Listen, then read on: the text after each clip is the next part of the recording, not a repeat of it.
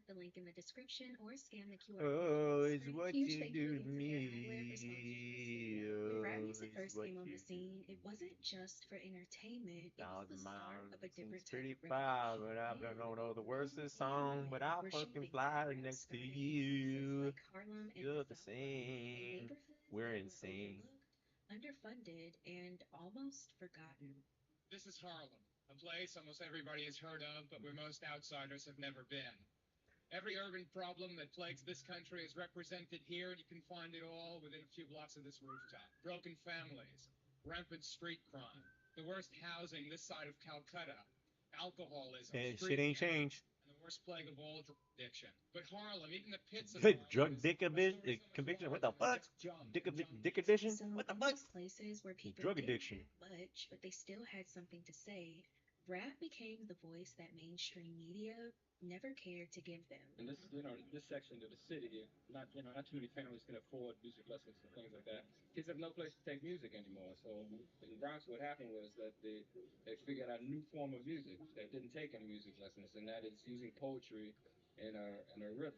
Their lyrics were filled with a range of topics from race, social class, and politics, and what made it powerful was that it felt lived in. I think it was Chuck D who said, it's the CNN of the black community. It's actually reporting on all of these things that we've experienced in poetry form and musical form.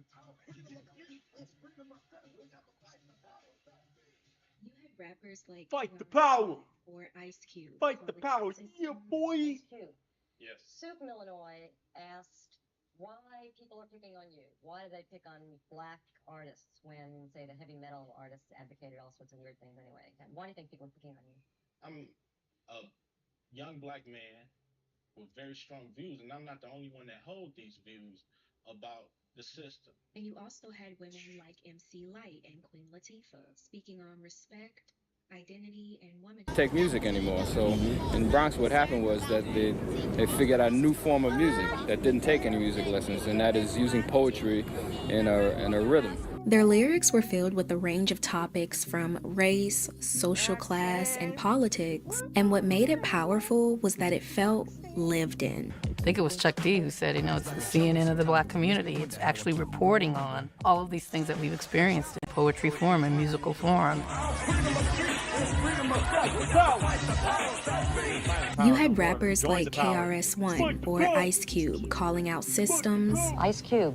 Yes. Sue from Illinois asked why people are picking on you. Why do they pick on black artists when, say, the heavy metal artists advocated all sorts of weird things anyway? And why do you think people are picking on you? I'm a young black man with very strong views, and I'm not the only one that hold these views about the system. And you also had women like MC Light and Queen Latifah speaking on respect, identity, and womanhood. While we're familiar with Salt and Pepper, Roxanne, Shantae, and MC Light, there's a long list of ladies who helped set the foundation for others. The founding female MCs of hip-hop were investing their sweat and rhymes alongside their male counterparts to create a new subgenre within the culture. And you weren't just hearing what they thought, but you were hearing what they'd been through. Now, as more ears were able to experience rap, that's when things started to change. Fast forward to the 90s, and rap had started to grow from a neighborhood sound to a cultural movement. Within a few years, it had become an underground cultural movement, and its distribution was homemade. You couldn't purchase albums or records, and you couldn't hear hip-hop on the radio. The only way that you could participate in the culture musically was through these cassette tapes, which would circulate all throughout the city. As its influence deepened and broadened, the music spread from the underground onto the radio. As rap got bigger, it got more commercial. The stories were still raw, they were still coming from the streets, but now the world was watching and adapting. This is also when artists like Lauryn Hill and Nas stepped onto the scene. Lauryn even won Album of the Year at the Grammys, which was unheard of at the time for a rapper. And the Album of the Year is The Miseducation of Lauryn Hill. Lauryn Hill. Amen. Wow, this is crazy because this is hip hop music, and you know what I mean? It's like You know, Rappers were getting record deals. Music videos were hitting TV stations like MTV and BET. And labels started realizing there was real money in this. But with that kind of attention came an image. The industry started pushing what a rapper was supposed to look and sound like. And that's when things really started to shift, especially for women rappers. She didn't look like a typical music star. you look at TV and you like, okay, I don't see no big woman on this TV, you know, where the big girls at? Yet Missy Elliott became one of the industry's most successful figures. Artists like Missy Elliott came onto the scene and she pushed the boundaries without hypersexualizing herself. But a lot of artists were still trapped in that marketable look that labels knew would sell. The men were pushed to be flashier, more aggressive, controversial, even sometimes violent. Everybody gotta be a dope boy, you feel me? Everybody gotta be a everybody gotta be a gangster, and everybody gotta be hard. All I'm doing is being real. The women were pushed to be more provocative, glamorous, and seductive. Lil' Kim may have cracked the door open, but by the late 2000s, Nicki Minaj kicked it down. She started turning sex appeal into a brand strategy. She became the blueprint that a lot of female artists seem like they have to follow today. Although Nicki's lyrics could get as raunchy as any female rapper, she kind of pioneered sexual raunch on a record in service of her, as opposed to servicing others. I think if you go back and listen to Lil' Kim's raunchy work and her presentation of on record, Kim mostly positions herself as a object and a receiver of sexual desire by her male fans and male peers. But Nicki was like, no, you all are here to please me and are here for my pleasure, which was transgressive at the time. So it wasn't just about the music anymore, it was the full package. Labels wanted songs that could chart, but rappers had to be more than just rappers. They had to sell the whole image. You had to have the big chains, the big butts. And suddenly it wasn't just about what you were saying, it was about how you looked saying it. And that was the turning point, because labels started figuring out what could sell. So over time, rap stopped feeling like a testimony and started to become a product to sell. I think a lot of it has to do with the rap game. I think rap music kind of like sold out the culture in a whole. A lot of rappers would be mad at me for saying this, but I don't care. The time I start hearing rappers tell me, yo, I don't rap for the sake of the culture. I don't rap for the art. Man, I rap for the dollars. That's, to me, a bad state to be in. Today, rap is still one of the most popular genres of music, but when you really stop and listen, you start to question why. Now, the sound and the blueprint of rap have mainly stayed the same over the years. Men rap about money, power, and women. Women rap about confidence, womanhood, and sexiness. But as the years go on and the tracks continue to be produced, the message starts to get a little repetitive. Everybody trying to rap the same style with the, I don't know who created it, if it was Future or Migos, but all them sound the same.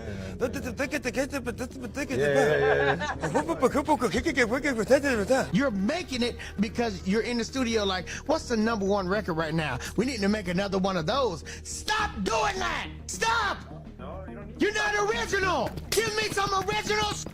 A new song will drop and it's about getting money, just like the last 20. Another verse about taking someone's girl or sleeping with another woman's man, maybe having the nicest clothes or body in the room. Like every single sentence is about booty, having leaking, flipping, twerking, and hunching. I mean, can we get real rap? Can we get real bars? It's prostitute rap. I really mean this with no shade at all, but don't y'all get tired of rapping about like drugs and drinking? It's the same topics like every single time. don't y'all be living actual lives? Like, I know you have something more to rap about other than that. Here's a quick thought from me, because I feel like a lot of people, they listen to music and they listen to the lyrics more than the music. And some people want to listen to those lyrics and they still want to relate in a sense, right? So when every rapper or even pop stars are speaking about their 10 cars and their jewelry worth millions of dollars, I mean, read the room. Do you see the times we're living in? I'm not saying that these types of lyrics shouldn't be in these songs. I can't control these people. God forbid if these rappers couldn't talk about how much money they made and their status. What are they gonna talk about? World peace? Rap music today feels so familiar that you probably already know what the rapper is gonna say before you hit play. Okay, playlist for new rap music that's done drop. Let's see what they talking about. I caught 17 bodies last night. Shot them all in the head. Ain't nobody catch me. Okay, I hope you get caught soon, my brother. Female rapper? Yeah, Okay. smack me, bend me over, run the train, choo choo, scream my name. I just my sister in Christ. You might well just do porn. Whether it's about stacking money or taking someone's man, sliding on an op, people know what to expect, and the result is people are tired. Now, if you watch my videos, you know that I really don't talk about trending topics. Most of the time, there's a trendy topic in my video, but I'm always more focused on the bigger picture and how it affects society and the culture. Well, this time, Megan Thee Stallion has the people talking. So let's pull up a chair for her. So if you're not familiar with Megan Thee Stallion, she has become one of the biggest female rappers of this time. Her songs center around being confident, sexy, and in control, and she's definitely built herself a brand. A real hot girl know how to keep it heated. If somebody try to play with me 9 times out of 10, they gonna get their feelings hurt. You wanna make me jealous? Not gonna work. I'm a bad bitch. Where you going after this? So when she released her new song, Lover Girl, I'm pretty sure some people were expecting one thing, but a lot of people were expecting something different and new, especially since she's in this new relationship and she just looks so in love and so happy and not like the typical hot girl. Well, critics and fans listened and they were not happy. We know that your body's tea. We know that you have good poom poom. We know that your is bodacious and to die for. Like, we get it. We know, Megan. Please talk about something else. They're trying to figure out where was the love in Lover Girl by Megan Thee Stallion, because the way she was talking in that song was not her being a lover girl. That was her being a freaky girl, which we already know that she is, which is why I was hoping that maybe I would hear something a little bit different from her from this song, considering that the song is Lover Girl and she sampled Kissing You by Total. Like, Kim, Keisha, and Pam did not sing on that ballad so softly and lovingly for Megan to talk about patting the poom poom and popping the poom poom and 30 years later. That's not what Total did that for. Megan, try it again. Go back and redo that. Cause ain't no way you had us in a frenzy. Ain't no way. I didn't want to hear no sexy red. I wanted to hear this is a healthy relationship. This is a mature relationship. I don't want to hear no pop that, pop that, pop that. You in a healthy relationship, leave that to them. Megan Thee Stallion has so much appeal, no doubt. But I feel like she would pop so much more if she left some things to the imagination. I want more from her so bad, but at the same time, it's like I understand Hollywood and the agendas that they have to push. Even though the song does tap into her being a lover girl and being in love, it still sounds like the raunchy, degrading lyrics we hear today. And it's really interesting to me that whenever anyone points this out, I've seen countless TikToks talking about what a lot of female rappers speak about today, which is, you know, their private parts and so on. There's always a bunch of comments of people being like, if it was a guy, y'all wouldn't care, y'all don't say anything. When it's men, y'all don't have the same energy for male rappers. Well, hello, you're in the right spot because I have that energy. Rap music today is starting to become more hurtful than impactful, and it's definitely not one-sided. Male rappers set the tone years ago. We say things that other MCs wish they could say and want to say, scared to say, because the record companies won't let them say it.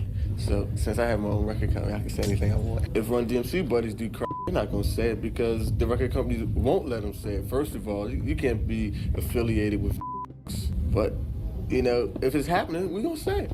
And it's only getting stronger today. Whether it's casual mentions of what's in the double cup, what's being rolled up or popped, maybe it's the flexing, the detachment in relationships, and the casual cheating. Or we could even talk about the revenge and the territorial natures. Drill is based on the chaotic nature and frequent incidents of violence in certain neighborhoods on the south side of Chicago, especially in the Woodlawn area, also known as Dro City.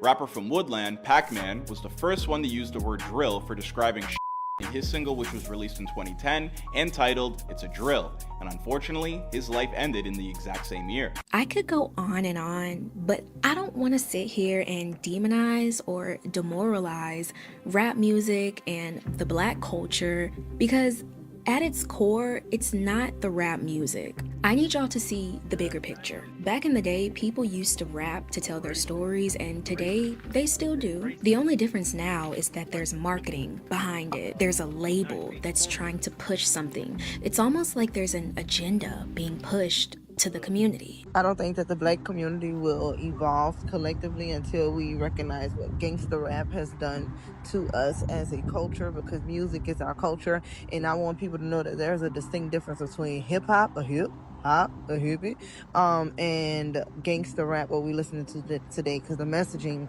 in the music is so negative. It does nothing positive for the community. It's not even empowering. It's not even like, don't worry, little black dude, you're gonna get out the hood. It's not even that. It's like, do illegal substances, your women, have some mix, do illegal substances, praise money.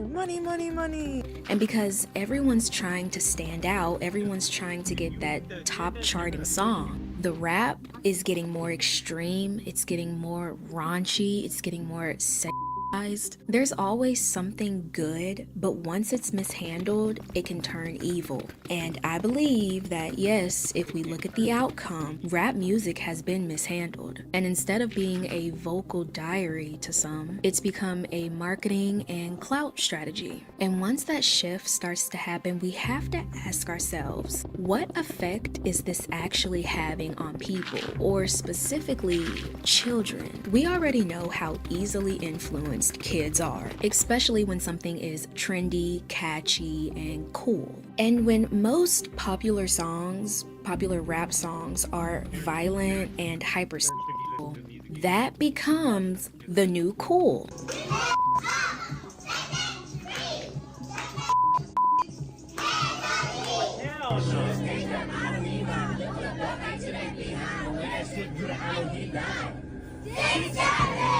It almost seems like music, but not limited to just that, is shaping how these kids act and speak and how they want to be seen. You trying to get on, man?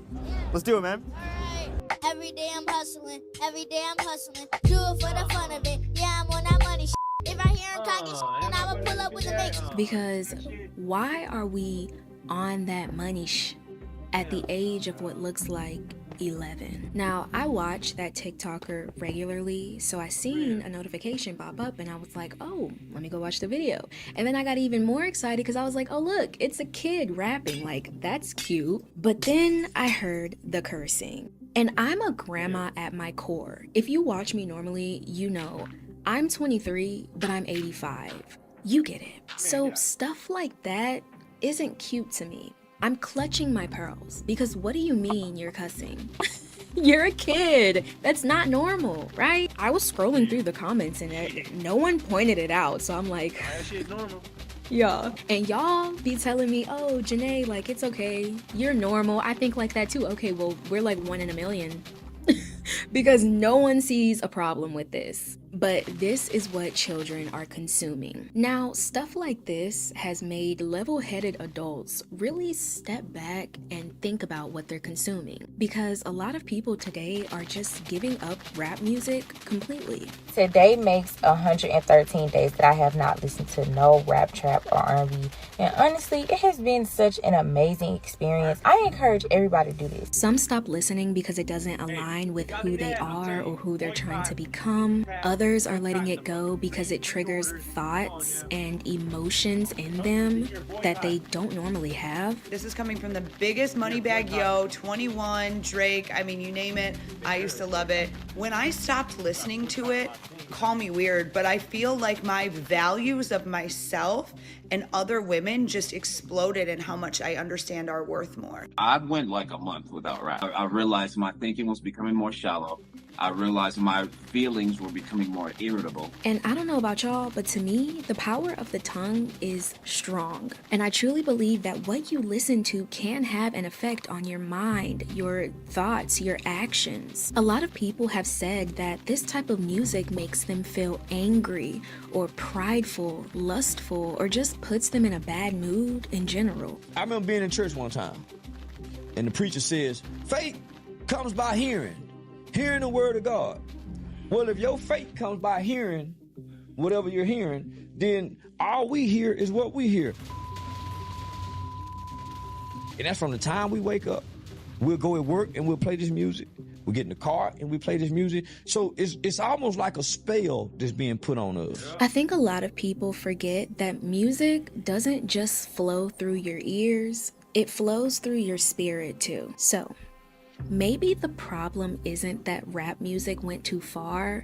Maybe it just lost its direction. Because rapping back in the day used to be personal and vulnerable. But now it seems like it's pushing an agenda. And I know all rap music isn't like this. But isn't it crazy that the most degrading ones are the ones that's being pushed on us the most? Thank you for tuning into the Girl Talk You Didn't Know You Needed. I would love to hear your classy thoughts down below. Do you think rap music is not about the music anymore? Do you listen to rap music? If not, why? Me personally, I used to listen to a little bit of it back in the day, but now I don't, because I'm not gonna hold y'all, the lyrics can be a bit too much for a Christian woman like me. If you like this video, don't forget to subscribe, comment, like, share, whatever classy people like you do before heading to the next video, and I will see y'all in my next one. Bye. Now, some of y'all may be thinking, Janae, what's the occasion? You got your cardigan? The curls are looking a little extra juicy today?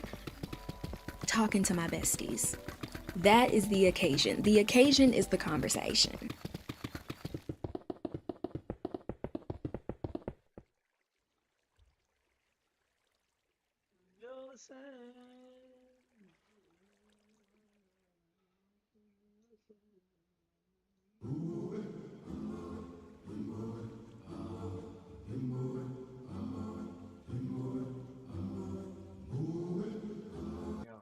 Try to copyright my bitch ass. Even that's probably copyrighted, the fucking Paramount symbol thing.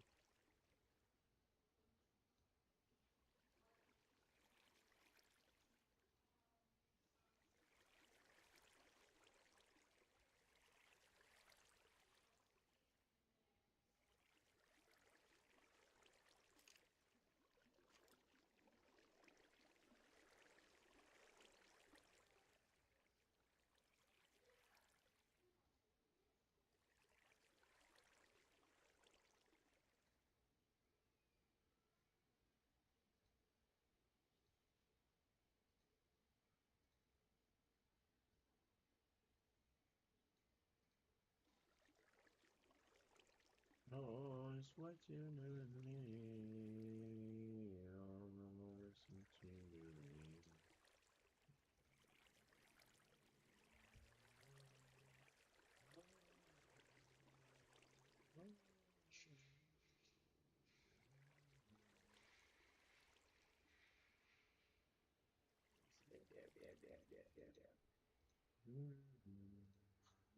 At Babyjesse963 said, "Go turquoise white horns elbow cough elbow cough." I just saw the trend of people like flipping the camera on people.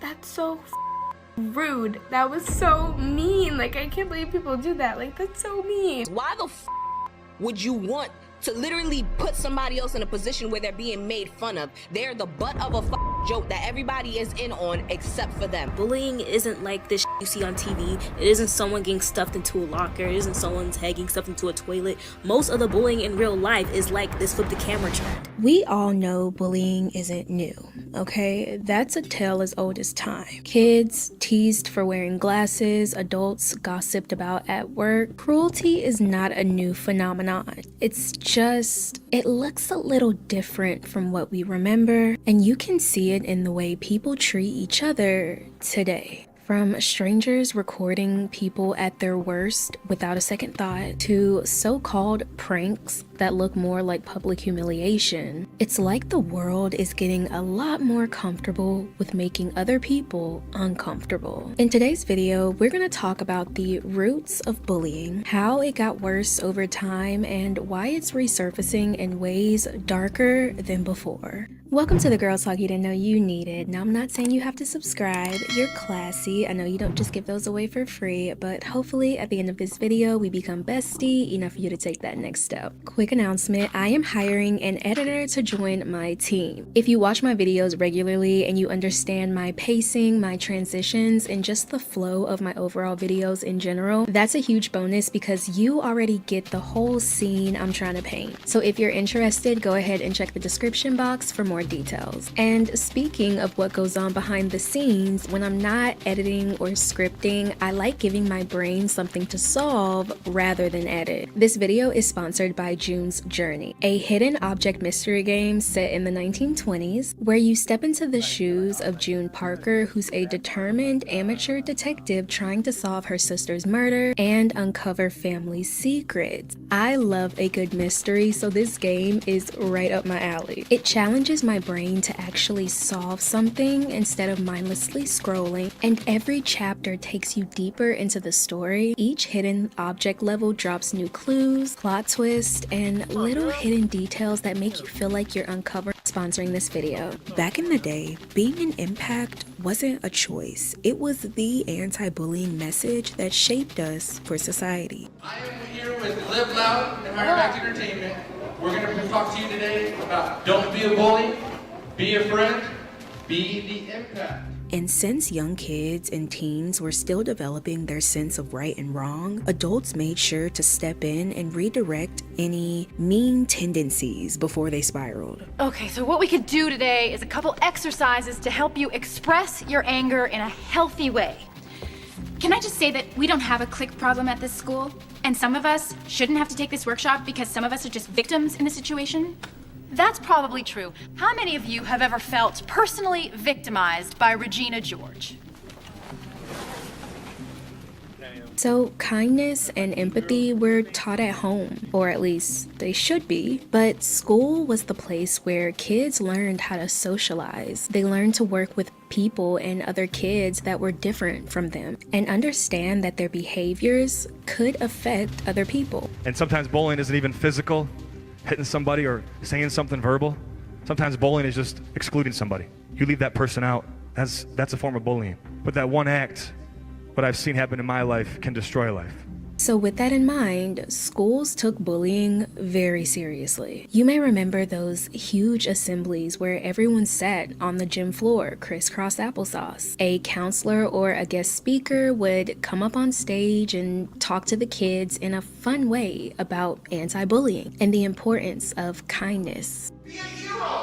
How can I do that? I can't fly. Yeah, I don't have laser vision. I don't even have a cape. Be a good friend. Worksheets were passed out, posters were in the hallway, reminding kids to think before they acted. And if you didn't have anything nice to say, don't say it at all. And for the most part, children listened. It wasn't cool to be a bully. Even our favorite TV shows reinforced that message. TV networks like Nickelodeon, Disney Channel, and Cartoon Network would run anti-bullying campaigns that shaped an entire generation to understand that bullying had consequences. It wasn't until the social media started to adapt a little faster than the programs could handle. While schools were drilling this anti-bullying message into kids, under the surface, there was a new kind of interaction bubbling. And a lot of schools and parents were not prepared for it. So what is a parent to do? How could they possibly keep up with all this changing technology? I think that's really one of the main challenges parents have, is that technology is constantly changing. 2 years ago it was FormSpring, and now it's Ask.fm and these other applications that are on a phone. And it really is impossible for parents to keep up. Social media started popping around the early 2000s with platforms like MySpace, Facebook, and Tumblr. So for the first time, kids and teens were socializing online in ways parents and teachers couldn't monitor. Local parents say cyberbullying is much worse than most people think. A local mother contacted us to share her personal story. Heather says she would have never known about all the Facebook pages if it wasn't for her daughter bringing it to her attention. And by the 2010s, cyberbullying became a national issue, eventually leading to updated school policies, state laws, and massive media coverage. Investigators in Alamance County have arrested half a dozen students on charges of cyberbullying. They're accused of using Facebook to bully 3 of their fellow classmates at Southern Alamance High School in Graham. This was also around the time that ABC Family released the movie that rewired the brains of millennials and older Gen Z all around the world. Raise your hand if you were personally victimized by this movie right here. So this is the 2011 film Cyberbully, and I feel like it was a canon event for us late millennials, early Gen Z, because I feel like all of us watched this and kind of traumatized us. The movie Cyberbully showed how damaging online bullying could be. That movie had me in a chokehold at the ripe age of 9, and as traumatizing as that movie was, we all needed to see the effects of cyberbullying. Kids needed to see that even if you're behind an anonymous username, your words can potentially kill. That movie was our Gen Z millennial horror movie in real time. It was the first time a mainstream film dared to expose the cruelty of online cyberbullying. It literally was a mirror reflecting back to us what was happening in our everyday lives as Gen Z and millennials were being exposed to online digital spaces with MySpace, with the rise of Facebook, with the rise of Tumblr and Twitter. Now, as most of the harm was happening online rather than face-to-face, it still hit people in an entirely different way. And look, I'm not gonna sit here and undermine or compare face-to-face bullying versus cyberbullying. Both are horrible in the same way. But when it comes to online bullying, let's be honest, you can close your laptop, you can step outside, you can touch grass for a little bit and breathe in and out. So I think cyberbullying is worse because it can really spread and go viral and basically be heard by the world. Face-to-face could be more harmful since you experience it firsthand. If it's a public account, you can make it private. There's ways of, avoiding it. Even if it didn't completely fix the problem, there was a way to disconnect. Well, what if I told you that the bullying we're seeing today is extremely different? Because the cruelty is happening online and face-to-face. And that mix is way darker than anything we've ever dealt with before. Over the years, bullying has never really changed. We talked about face-to-face bullying, and then eventually cyberbullying came onto the scene. But y'all, I don't know what to call this new form of bullying that's taking place today. There's a new trend.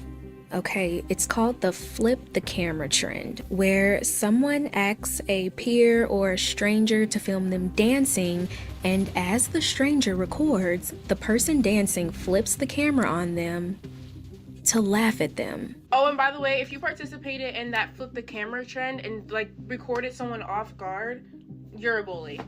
You're a bully. You're a bully. I can't even believe I am watching grown people cry. Sobbing tears from a trend on here. That person was probably happy just to be seen, overjoyed to feel included. And then those kids who are bullying have the nerve to take the kindness of that person and flip the camera in showcasing that they are the ugly person. I think that whole flipping the camera trend is genuinely one of the worst trends to ever come out of this app. The group of girls or boys or whoever is doing the trend is just having that dude record them so they can make fun of them. I don't know. I'm still trying to find the joke here, but the thing that makes it unsettling is This type of bullying isn't being done behind a username, and it's not being done face to face. It's this weird hybrid mix of both, where someone is getting humiliated in public and then they have a phone shoved in their face, and then they're posted online for millions of people to see and make fun of them there too. My husband's friends did the flip the camera challenge on me, which if you're not aware is a horrible trend where you flip the camera to mock the appearance of the person filming you. He had his friends over to watch the game. He goes to replenish their drinks. While he's gone, they asked me to film a dancing video of them.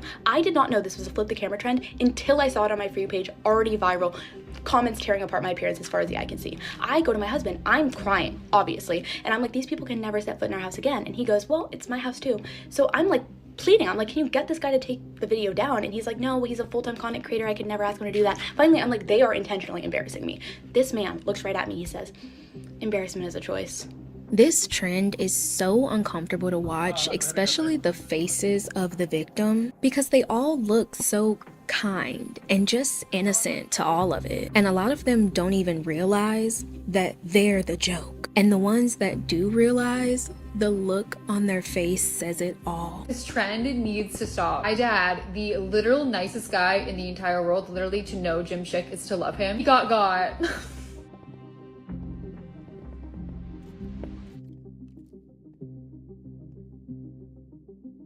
He smiled. I am just not mentally equipped to see stuff like this. I don't even know how I'm gonna sleep tonight. We live in a world where that learned kindness, it doesn't matter as much as the attention you could get online. And it says a lot about where we are culturally when someone else's discomfort has become entertainment. Now, there's one huge movement that I believe started it all, and that's prank culture. Pranks used to be silly, harmless things that people would do with family and friends. It wasn't until the camera started rolling that pranks went from harmless to harmful pretty quickly. At one point, the 31-year-old Coley shoves the phone out of his face.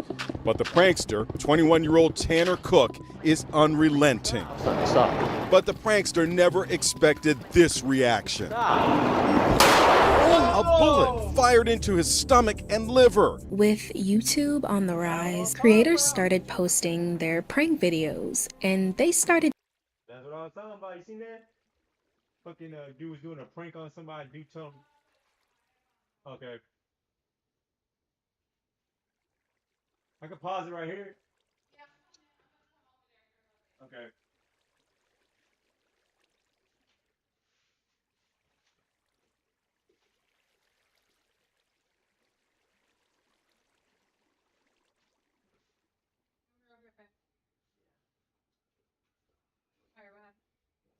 Rest outside.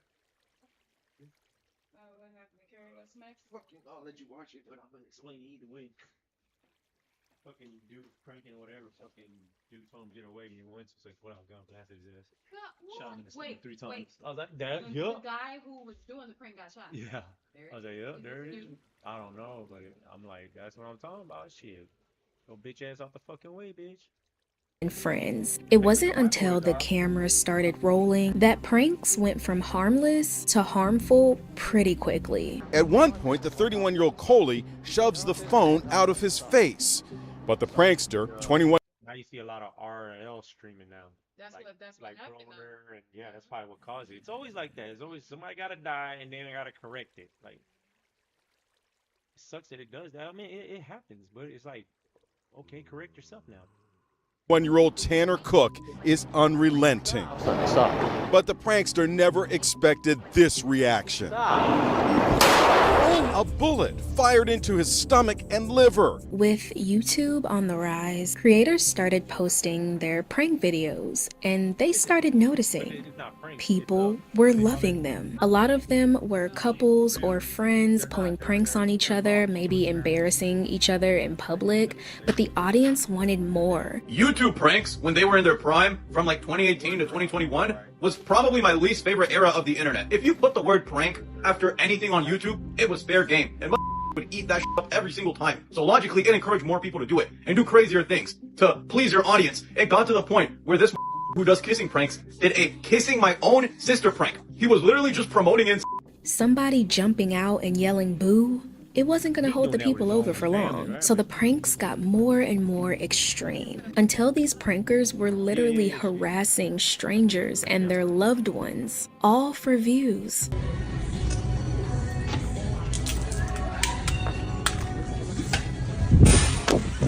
I play too much. As you commit vandalism and potentially felony assault if that hits somebody. It's like these straight up stick a firecracker into a glass jar and just like roll it into a target or something and just watch chaos unfold and just be like, that's hilarious. Prank ya. Do you want to help me get a nut off? Get the away from me. A lot of these pranks are harassment, like this one. Hello guys, today I'm filming a crazy prank. I met these two Viners a couple of weeks ago and I've arranged to meet them to talk about filming a video with them. Kobe is in on the prank and Sam is getting pranked. Let's see how he reacts to his best friend of 5 years being in front of him. Hear me out, okay? This is Janae's take. If you're making someone angry, uncomfortable, or distraught just to make other people laugh, is that not bullying? Hey babe, I got your frosting. Oh, thanks. Mm-hmm. Here's the difference. A good prank is when you make them feel bewildered, confused, and a bad prank is when you make them feel angry, ashamed, frustrated, embarrassed. The truth is, a lot of people don't even realize that they're being bullied because bullying looks so different today. This isn't that old school type of bullying where someone would shove you into a locker. I need y'all to please realize that bullying isn't like this you see on TV. It isn't someone getting stuffed into a locker. It isn't someone's head getting stuffed into a toilet. Most of the bullying in real life is like this flip the camera trend. This type of humiliation is now a part of your digital footprint. It's replayed thousands of times, and it just might become a meme that people use for the next 10 years. The song, it's called Friday. It's about an 8th grader who's getting ready for the weekend, getting ready to party. It's obviously made Rebecca Black an instant hit. She is now totally famous, but it's also made her a target for extreme hatred and cyberbullying. People should be able to tell the difference between humor and humiliation, but that's becoming less and less common. And the reason it's becoming less and less common is because something in our culture has shifted completely. Instead of people looking at people like actual people, they look at them as potential content. And once someone becomes content, everything after that feels fair game to the person holding the camera and typing on the keyboard. Yo bro, I don't have any change, but if I did, I would give it to you. Yeah, no problem, man. Have a good one. Have a blessed day. Y'all too comfortable recording people. Everybody's so hell-bent trying to make some content, trying to get a bag off this TikTok to go viral, trying to get them, make their meaningless life feel important for the little bit of TikTok fame. Like, bruh, but y'all be quick to record and put somebody's bitch. That's the fuck. Y'all need to start getting slapped in y'all. Recording strangers has become so normalized that people do it without thinking twice. A stranger could be minding their business at the gym, maybe on the bus, or just doing something that's none of our business, and people will just, pop up their phone and broadcast it to the world. And don't let the video go viral. Now thousands of people feel like they have permission to make fun of you. Is it me, or has everybody gotten like insanely mean? I have a friend who's afraid to like post pictures of her online and do stuff online because of how mean people are. She posted a picture of herself one time on Twitter and she has about like 300 followers, and for some reason like that picture blew up, and she's a heavyset girl, and like the comments were crazy, but she sent me like a picture of her DM. Somebody told her to herself because she's heavyset. And once one person makes a joke, 10 more people start piling on. I don't know if y'all peeped this, but for a lot of people, tearing someone else down feels like a bonding moment. Let's say, for instance, you have a friend or you hang out with a group of friends, and every time y'all get together, they want to talk about someone else or they want to gossip about someone. People bond over bullying. Not to be dramatic, but nothing bonds two people faster than hating the same person. Like, we could go from strangers to soulmates in 0.3 seconds if I find out you dislike the same person I do. Suddenly, we're speaking in eye contact, we have our own language, our own timeline, our own enemy. That's friendship. It's not the small talk, it's not the shared hobbies, it's not the childhood nostalgia. It's, you don't like them either? Say less. It becomes this weird group activity that brings those people closer, but you're also bringing someone down. And it also happens in these comment sections too. In a past video, we talked about pack mentality bullying. If someone is being bullied in a TikTok video, people are going to be in that comment section having a good laugh. And then I got washed cleaned all the pans, and I got the little piece of steak meat. Yeah, So yeah, I I heard told her that. I have that in the oven right now to defrost it. And then once that's defrosted, then I'll start making the chorizo. But the chorizo is also thawing out right now, so I'm just letting that do its thing while the sweet potatoes boil. Because eggs and the egg fryers just gonna be real quick. Then I'll make some toast to go with that. God damn. Sounds like a meal dinner. Yeah, They put it, you gonna go in the backyard or front yard? It's up to you. Front yard's good, but right there where the porch is at, but them motherfucking mosquitoes.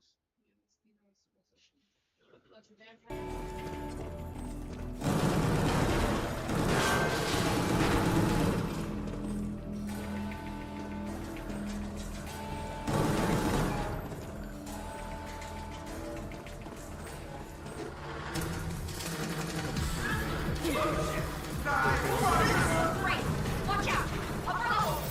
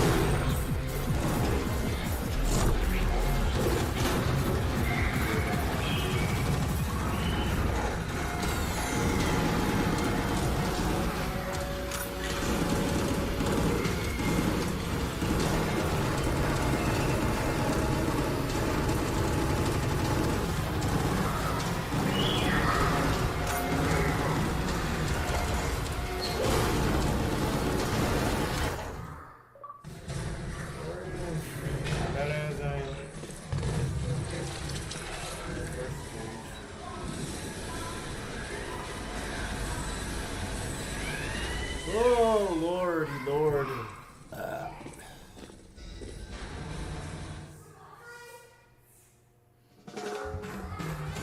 See, there it is. That's where I like. When you finish the stage and you get judged on it, and that's it. Now I know where to stop it at. Get you. No, I don't. That's it. Until next time, we play with this emo guy again.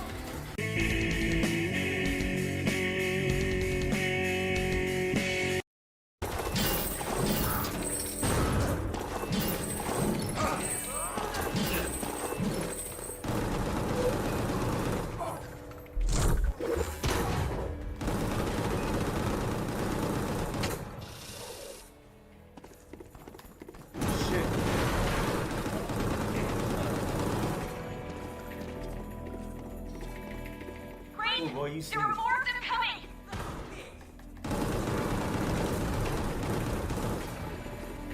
Holy shit!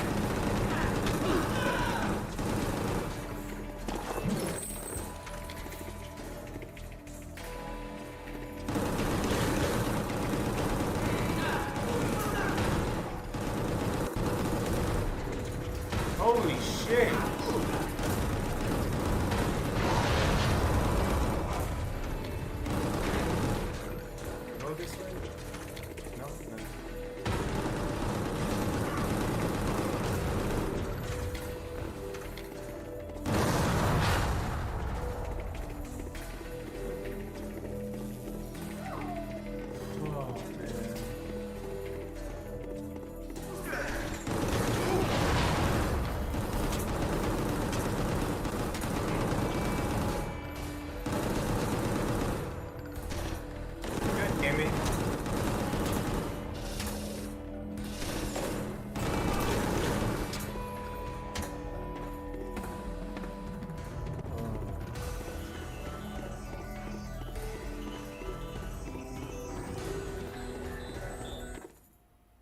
Okay, got cutscene, cutscene.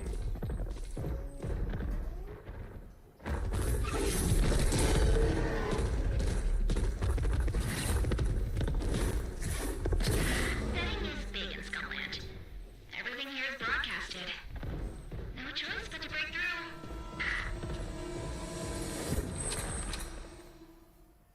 Man, this dude here. Rafe, watch out! Raven's land forces!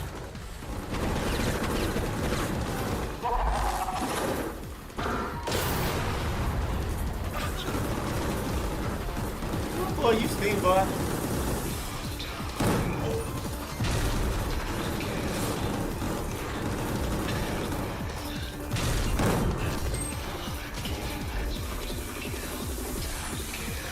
Time to kill!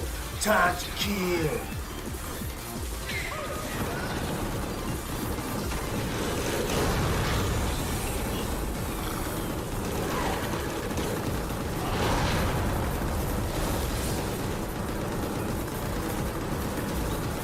Yeah, can you shoot that fucker?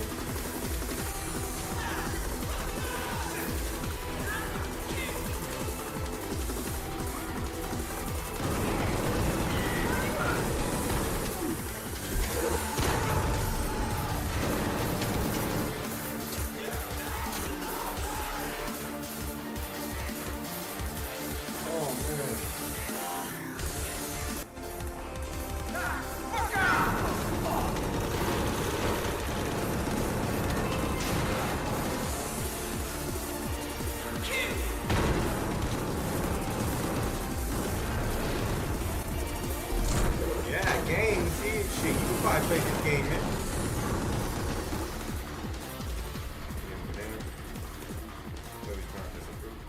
Oh shit! Look. Do I really have to go in there and fight these things?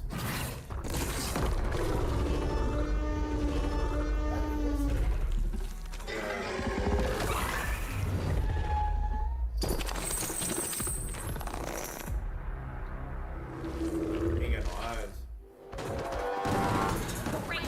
You need to fight it!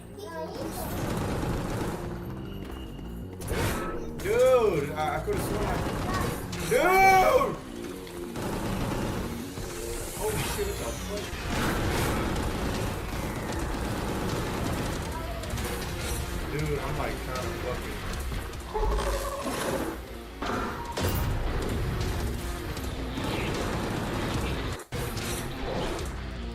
Ain't got no damn stuff.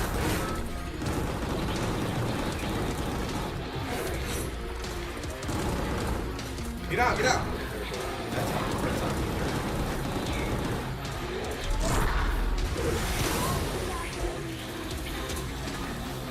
can't move. I can't move. That ice breath.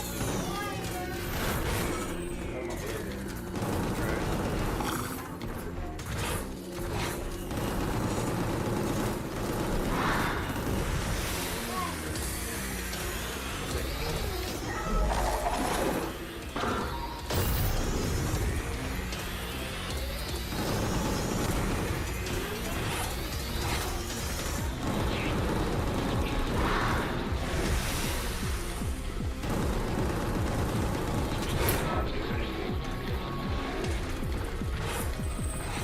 Dude, I'm trying to dodge.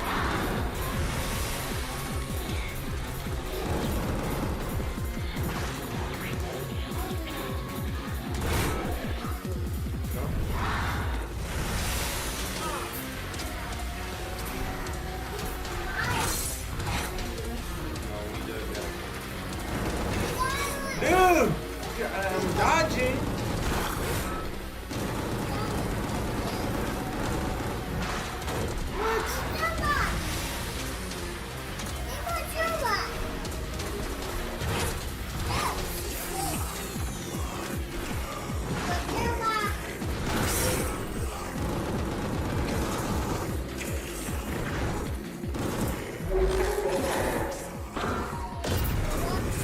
That hit him?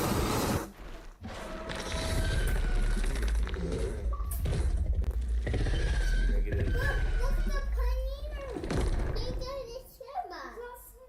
You like it, Daddy? I saw that. Nothing on your paneer. This is that one. Right there. Girl, you got too many kids, girl. Did you say kids? Hmm? Did you say kids? Yeah, I said kids. Alright, results. I'm about to say they don't got no letters no more. Kill rate. What is it? Life remaining. I did A on those. I did a D on.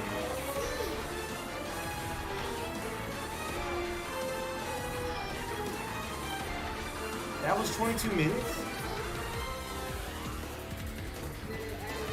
Yeah, I know. With the other one, it was 10 minutes. Remember, it was 22 to 10 minutes plus whatever that just had fucked up. Man, whatever. You got anything you want to say? You like this game? It looks like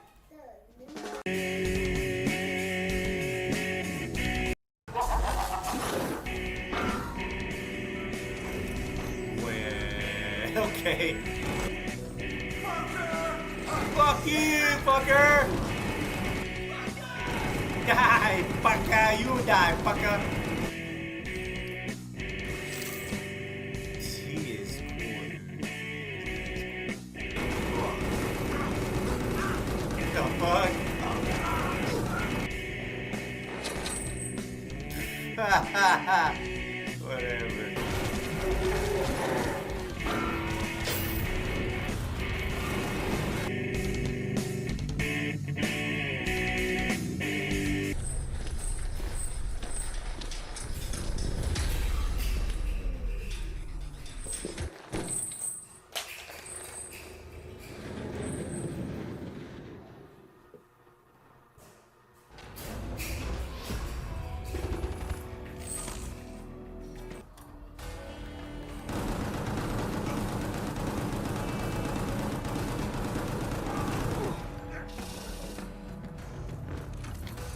Well, we established there's no secret, so I'm not gonna be searching every fucking part.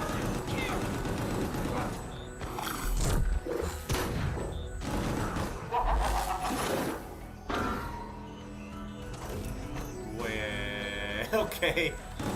Oh, man.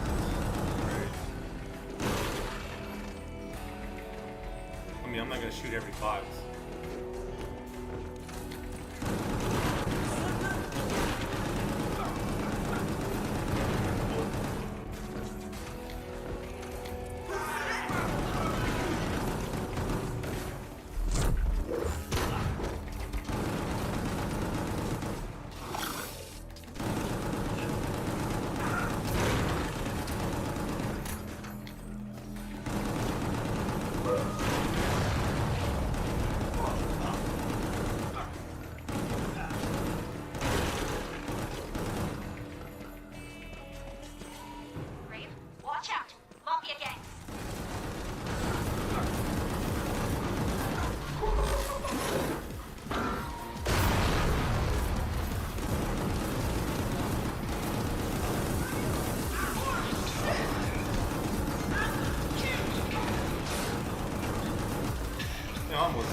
like a fucking rocket.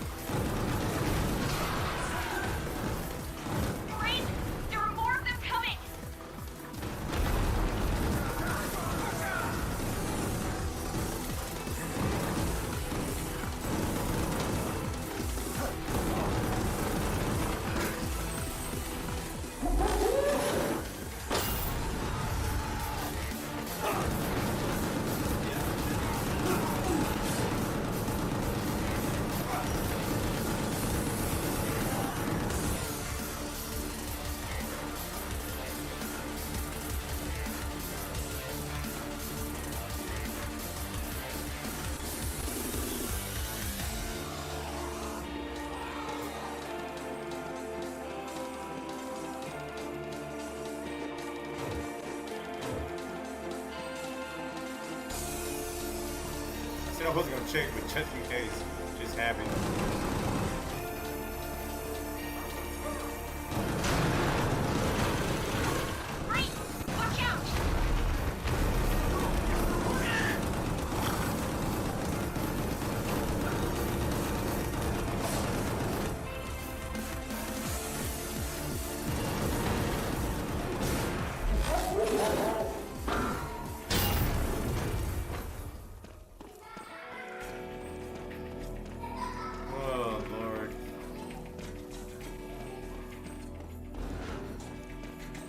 Shut it behind me. Shit,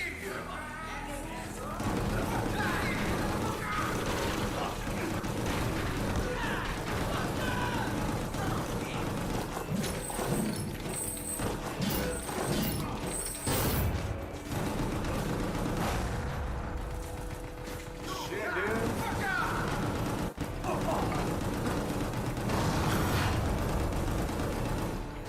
Now I don't know if that dude just appeared there, but that's right.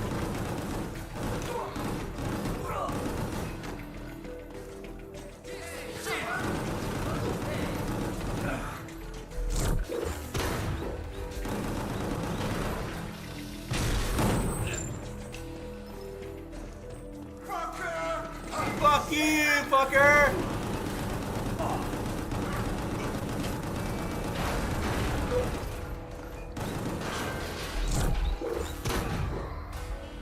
Damn, look at his legs.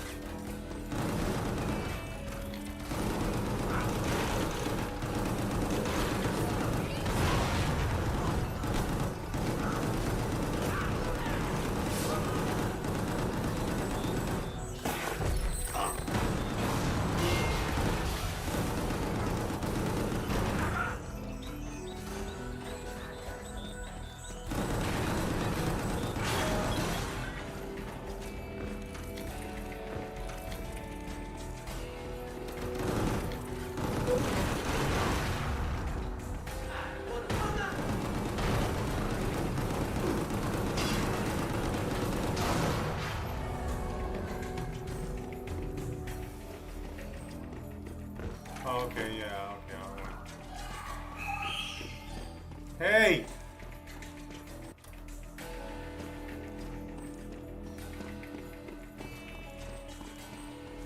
Stop screaming, both of y'all. What the fuck?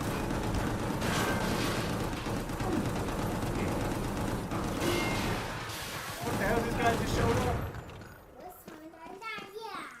Yes, get something.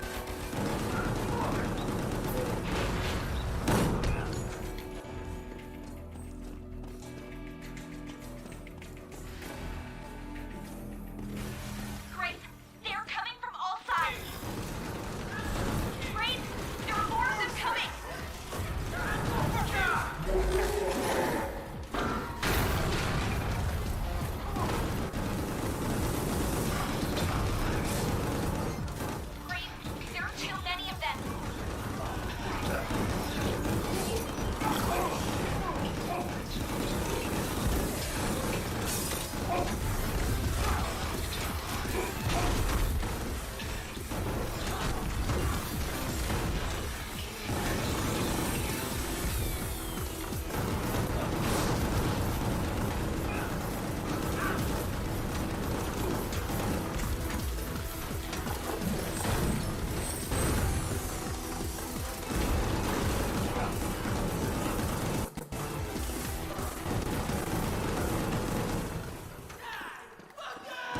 Die, fucker! You die, fucker!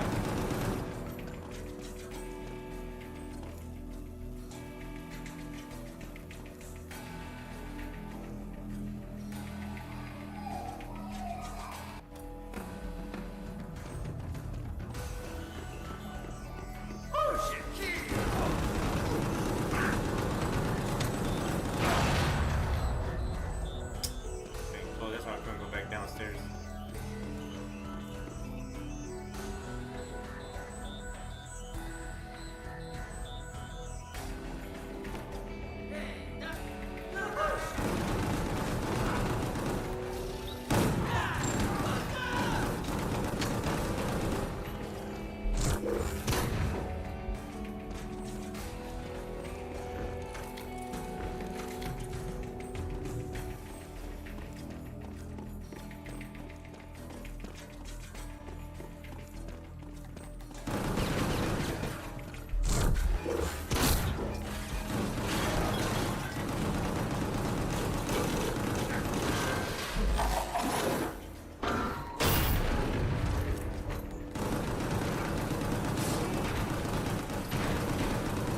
What the fuck was that about?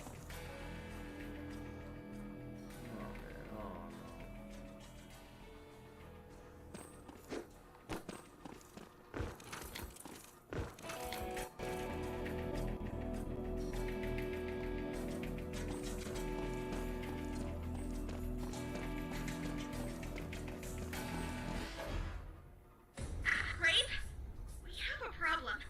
Mika and her team are pinned down in front of the refinery. They're ambushed by Raven Clan forces. It looks like someone was expecting us. You'll need to reach them fast. Let's see if they're expecting you. Give them hell!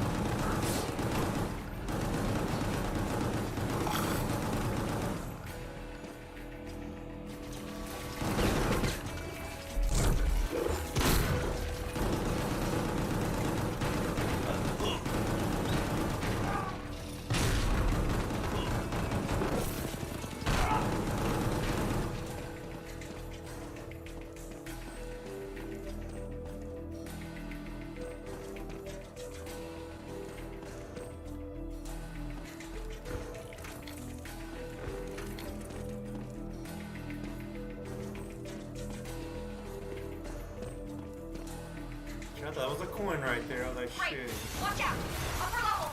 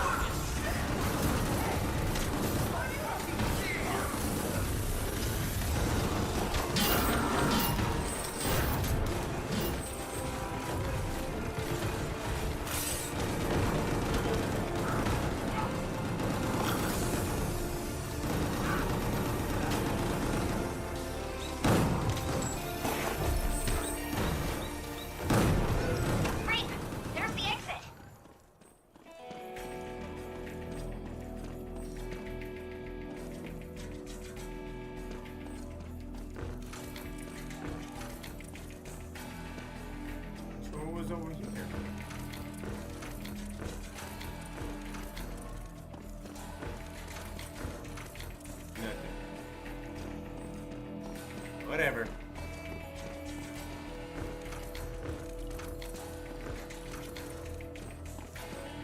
You would think they had some type of secret stuff, but I guess not.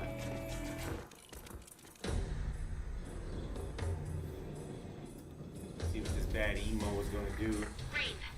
Hit the train. Jump. That's the fastest way to Mika's location. Jump. He is fucking awesome. 12 minutes?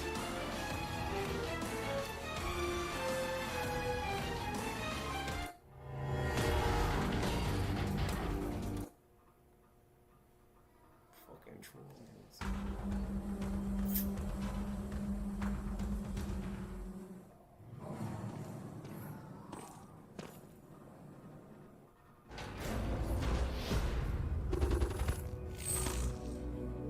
Crane, they're coming for the doors. Well, shit, that does me good, because then I can just shoot them.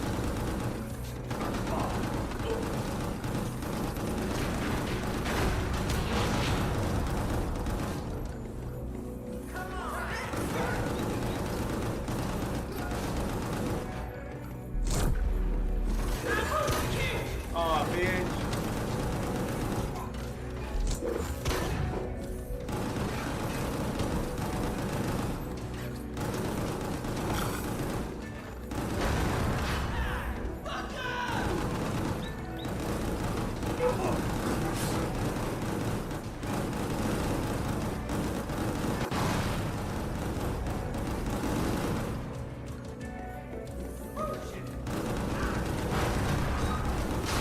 Oh man, what the fuck?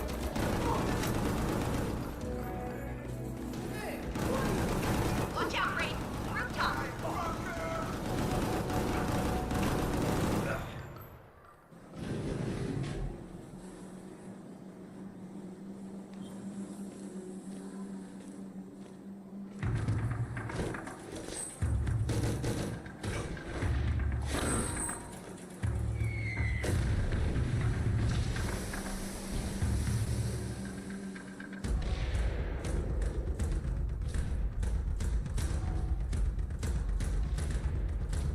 The train I jumped on so happened to be where the enemies were on it. Oh, hey, okay. Rape, are you okay? Watch your head, Rape.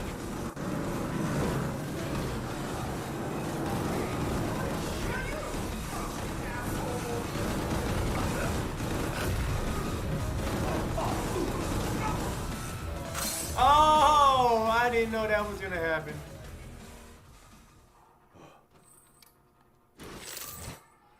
He is cool, dude. This dude is cool.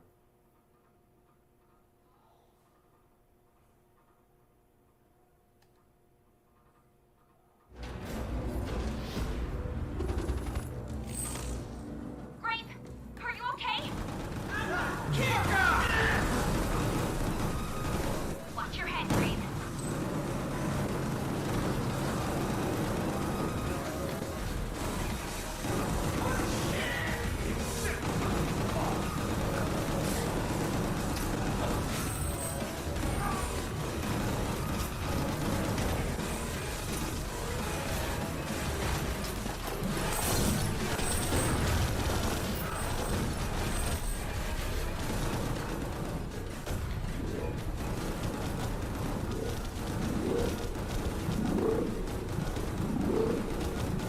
Damn. Okay, then now we got us a game going on here. The fuck was that about?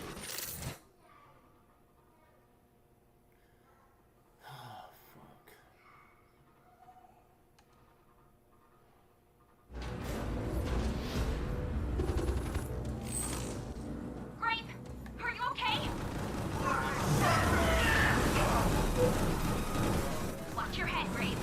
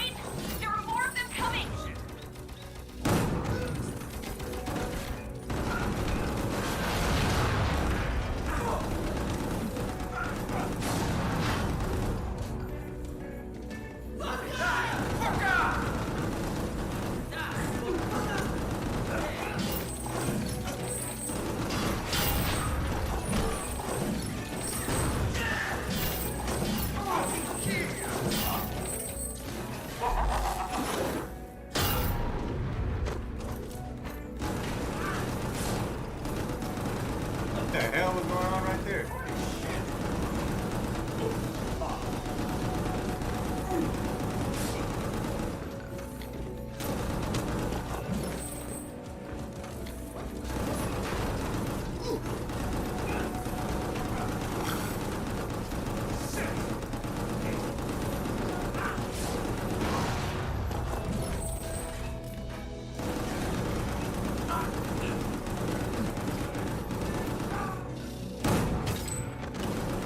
That was stupid.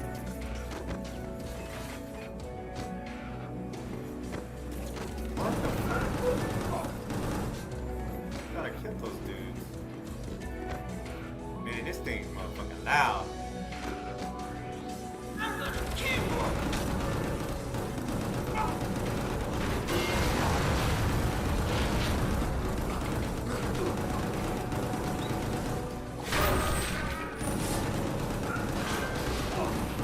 Oh, that's what happened. He jumped on my head.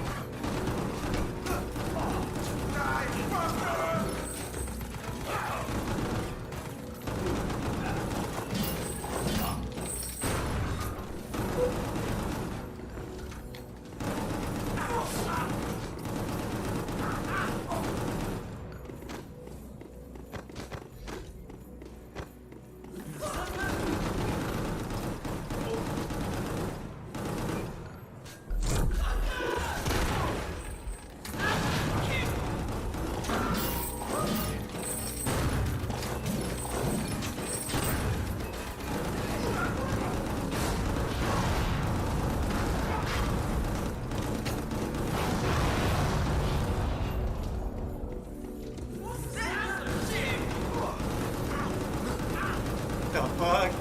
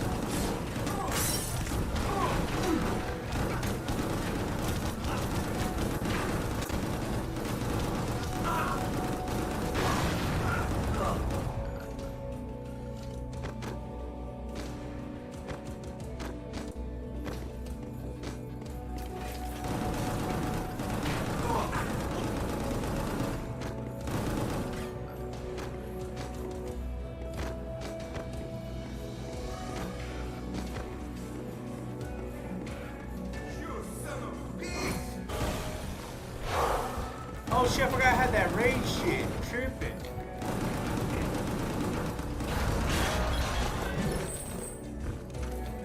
Oh man, I wasted that. They're coming from the side.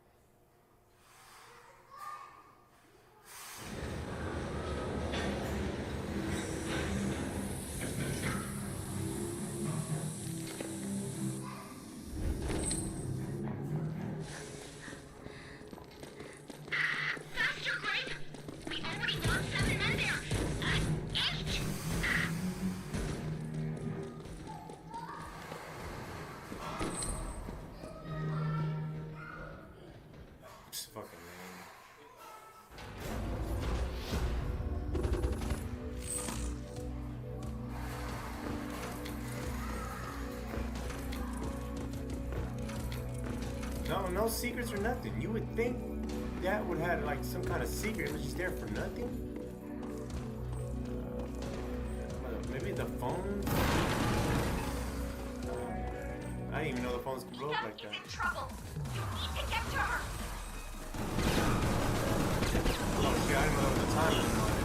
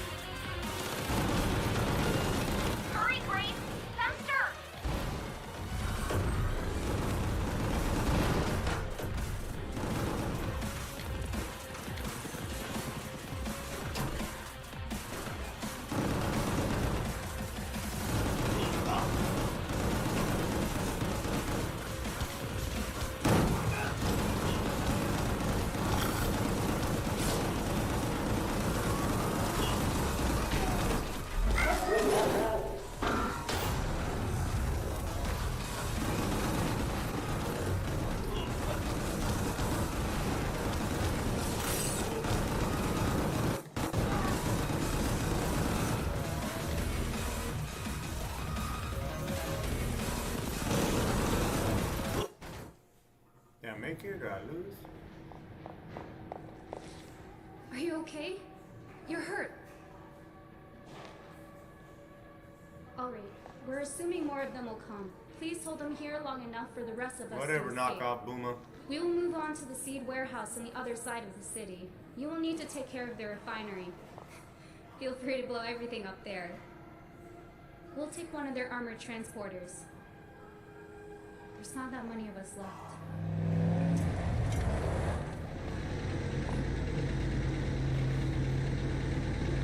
Good luck.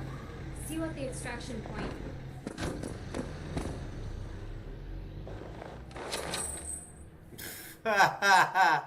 Whatever. Defend this area, Graves.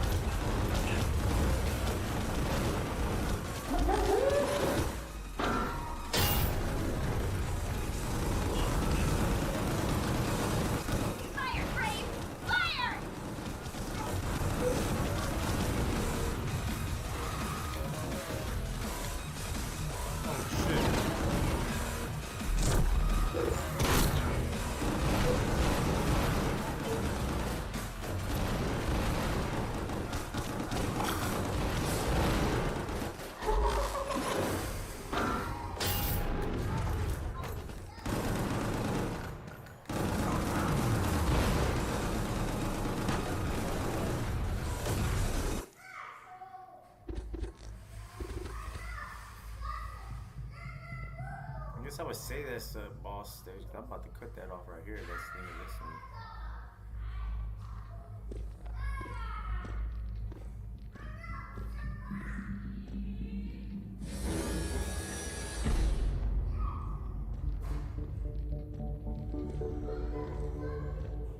What the fuck is that?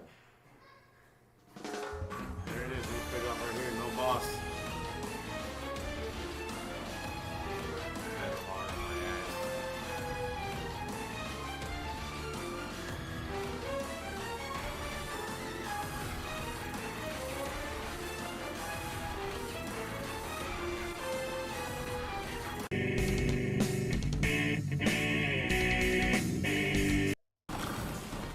I think hurting my game does not make it a good game.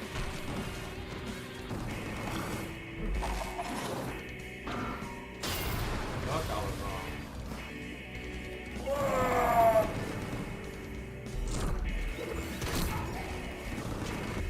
Abomination. He got a bat wing, man. This dude's tripping.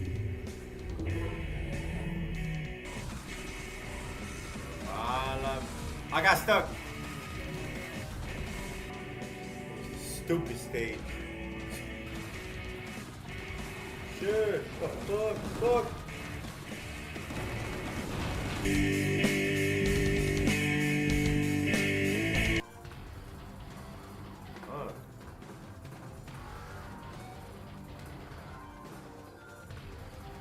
Motherfucker was loud. Get it, this game is badass.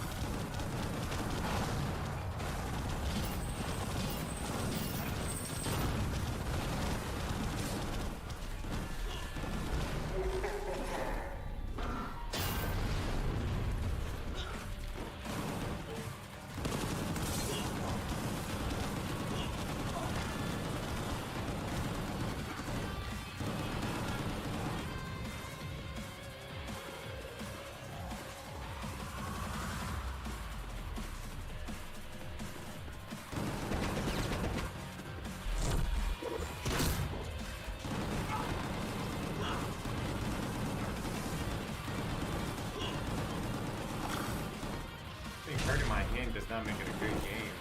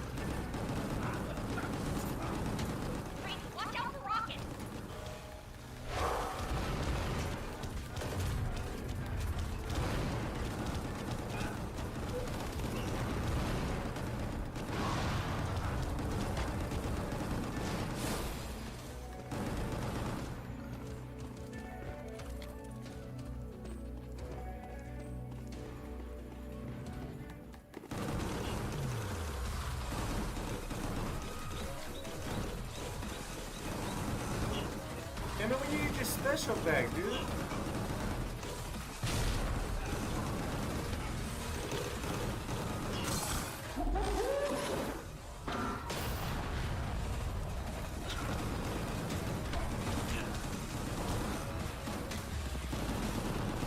My hand got tired.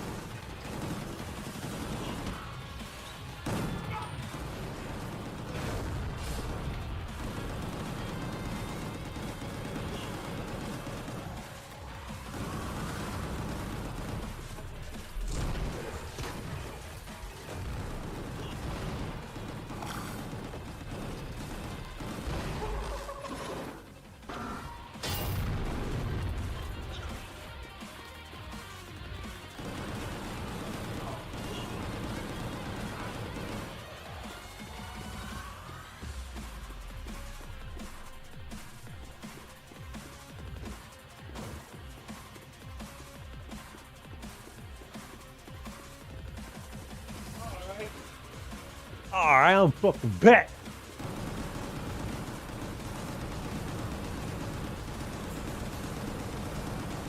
I'm back, I'm back.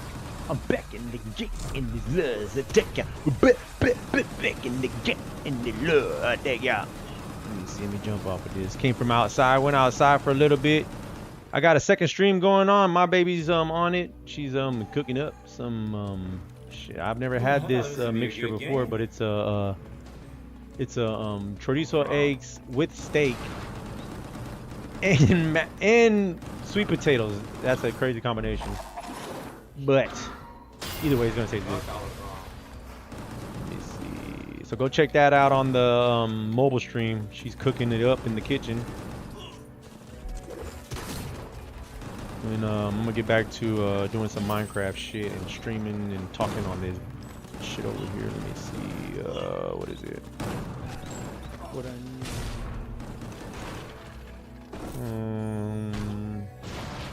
Okay, this one. All right, we take this off. Take this off. This off.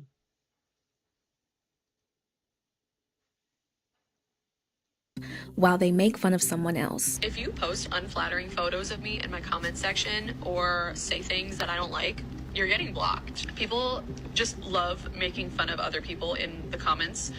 I'm not sure why so many people love making fun of me. I don't get it. That's so weird to me. Like, there is something wrong with you. Seriously, what did you think was gonna happen when you tell people, hey, don't bully me? I mean, if people already do that without you saying that, when you bring attention to it, when you dedicate a video to it, it's your choice. But did you honestly think people were still not going to do just this? Have y'all ever noticed bullies rarely bully alone? Think about it. There's always a group behind them. There's always somebody on side of them, because these bullies need backup to feel bold. They're cowards that hide behind each other so that no one else can single them out like they're singling out the victim. Y'all, okay, what I do is not we're on these bullies' neck. but I need to know y'all's opinion about this topic. How do y'all feel about this flip the camera trend? Because I cannot believe picking on the person. I'm like calling him out on his lies. But then again, stop look at lying. the world we live in. Thanks for tuning into the Girl Talk you didn't know you needed. If you enjoyed this video, don't forget to like, comment, share, subscribe, whatever classy people like you do before heading to the next video. Also, if you want a little mystery in your life, don't yeah, it made me have some content on my show. I appreciate it. Let me see what Ja's doing. What's he playing? Call of Duty? Oh, he playing Modern Warfare 4.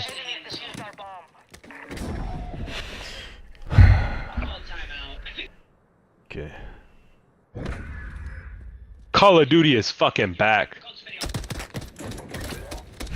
Bro, it's not T-Dog.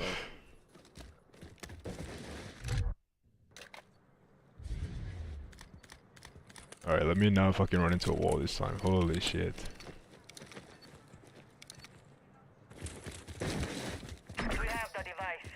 Holy shit. Semtex up.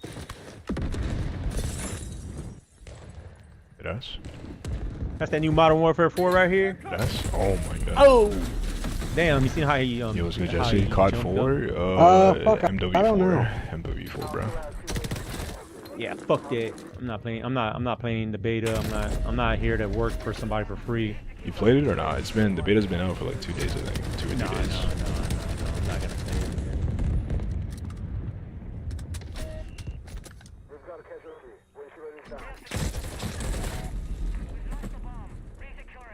Shit on it. Yeah, I love those proxies. You're my one day walk.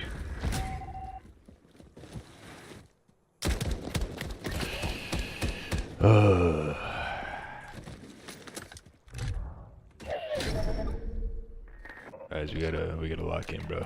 We gotta lock in, boys. We gotta lock in. Not getting it. Why? Yo, I barely started playing today and it feels nice. Yeah, it's nice, but the hackers will start coming out. I ain't got time for that shit, man. Once they get rid of that, once they start improving on hacking and all that shit, I'll come back to multiplayer. I'm just not right now playing multiplayer, especially Call of Duty, because of the fucking like the ranking systems and then the fucking hacks and that, man. It's just, I don't like the way their ranking system is. Yo, green. Oh, they took off the lean off. I think they took the lean off from the Call of Duty 4.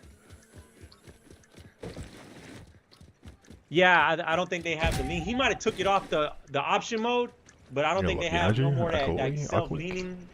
Left? On your left? On bottom left? He's playing Call of Duty 4 right now. Nah, Ja. Yo, I don't even know what that calls me. Ja Hill? Freaking dude, bro.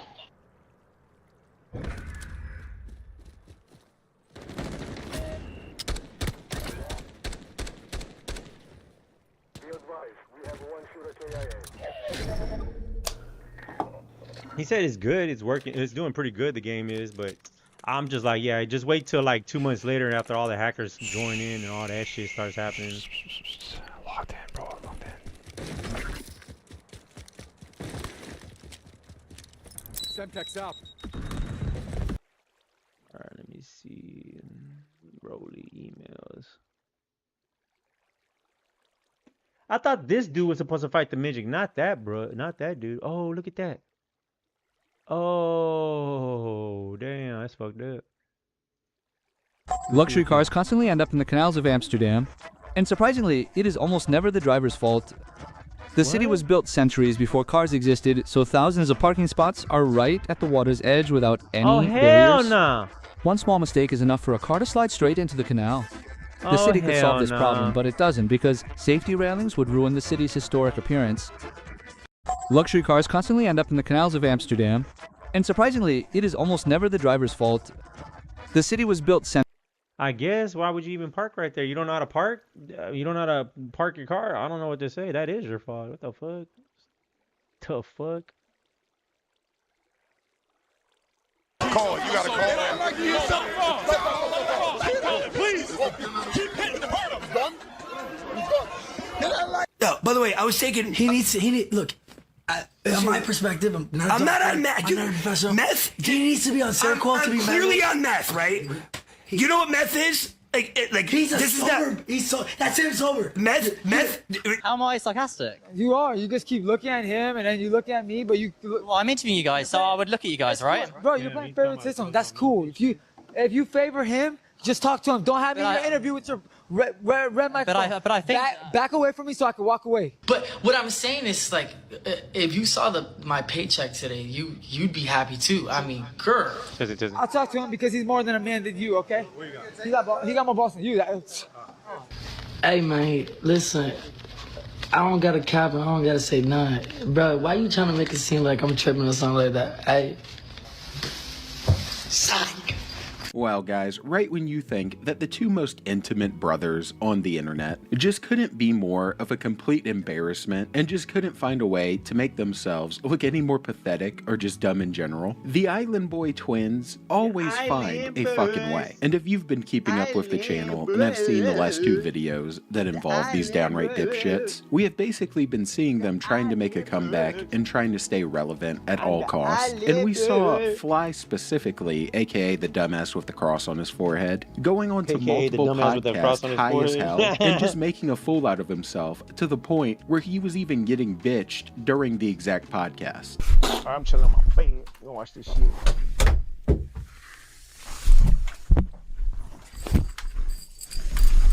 Stop. Better relax. Stop. I caught your punch. You better relax. I'm not trying to punch for real. Stop.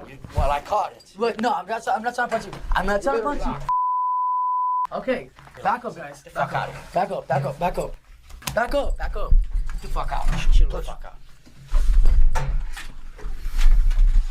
You're a little more of a bitch than you thought, huh? And after witnessing that purely just pathetic ass moment where he noodle armed his punch over there, fell in the process, and then got caught before getting called a bitch to his face, I thought that it couldn't get any worse. I thought that we had just hit the absolute peak when it comes to looking like a punk and just looking pathetic while trying to enforce yourself in a physical way on somebody else. But you see, his brother Red, aka the dumbass with the eagle on his forehead, said, "Hold my fucking beer, I'm about to take this shit to a new level when it comes to self-sabotage and self-embarrassment," because he decided that he was going to take this fight right here in this matchup right here in Aiden Ross's event. All right, Red, good luck, man. You guys come a little closer. You come a little closer. You guys got any last words for one another? Looking forward tomorrow. Just have a good fight, fair fight. That's it. Let's get it.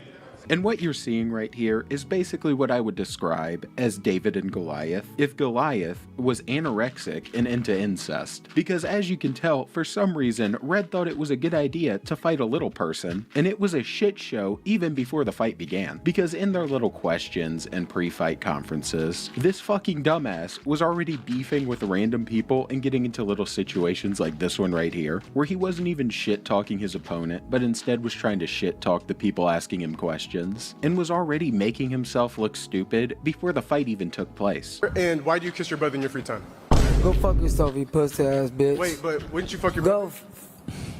Okay. Go fuck yourself. Oh, tight. You look ugly as the fuck, bitch. Type shit. I can't even see your I ass got no right cut now. right now, but it's still better than your face. I ain't gonna lie. Yeah. That shit. The only thing I can see is your teeth, and that But shit is that's still okay, cheesy though. as fuck. That's okay though. Alright, you know what I'm saying? Yeah. You got them black fucking big head glasses, ugly as the fuck, Norbit looking at. My thing is, you're talking about me being black, but all your tats are. I never brought a color. I ain't bringing a color. I don't know. I ain't bringing a color. Is that what you really trying to pull? So yeah, clearly, it just wasn't making any type of sense, where he was just mad that he was getting made fun of for kissing his brother and doing all types of freaky deaky shit with him, and his response was to basically just call him black, say all he could see is his teeth, and then get mad when the guy points that out. So the fight wasn't even taking place yet, and he was already just getting made fun of and looking stupid as hell. But then, the moment he stepped in this ring, he was getting his ass whooped from start to finish. Wait, why? Why'd he break it up? He told him, oh! Yeah! Come on, little man! Don't get tired, don't get tired. You got it. Oh! Oh my God! Oh! Oh my God! What? Holy shit! Stop. If Jeremy can get 1 second. Oh! Come on, bro. Oh my God! Oh, and he said he's talking shit. Shit! Leon, you go in there. Give me him that. He hit hard. Yeah! He's done. He ain't like he hitting something.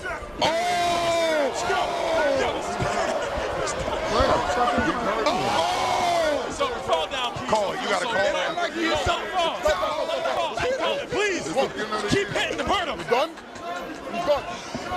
And I have got to say, this is some of the most embarrassing shit that I've ever seen in my life. He was lighting Red up pretty much nonstop, just getting in there like a little mini Mike Tyson, and was whooping his ass so bad that Red was hanging over the ropes, completely half out the ring, bent over, just receiving basically back shots in the middle of that shit. This man was hanging on the ropes just fucking dying, and had to have the fight called because he's getting his ass whooped by literally somebody half his size. And the only thing he could do to fight back was to lunge onto the guy, grab him, and fall to the ground. So obviously it wasn't working out too well, but it then continued to get embarrassing and got even more embarrassing after the fight because he gave a little after fight interview in the middle of the ring, and his excuses were even worse than his fighting skill. How you feel about this fight and how it turned out? Cause what the fuck? I knew he was strong as fuck for his size, but he's too low. His head and his face too low to the, like kind of low, you know what I'm saying? I'm punching him. He knows how to duck. And He knows how to duck. Shit. He was a good fight. Is y'all booing him? Well, I'm glad you got there. It take heart to come out here and fight a little nigga like this, cause he not pussy. But was that the first round?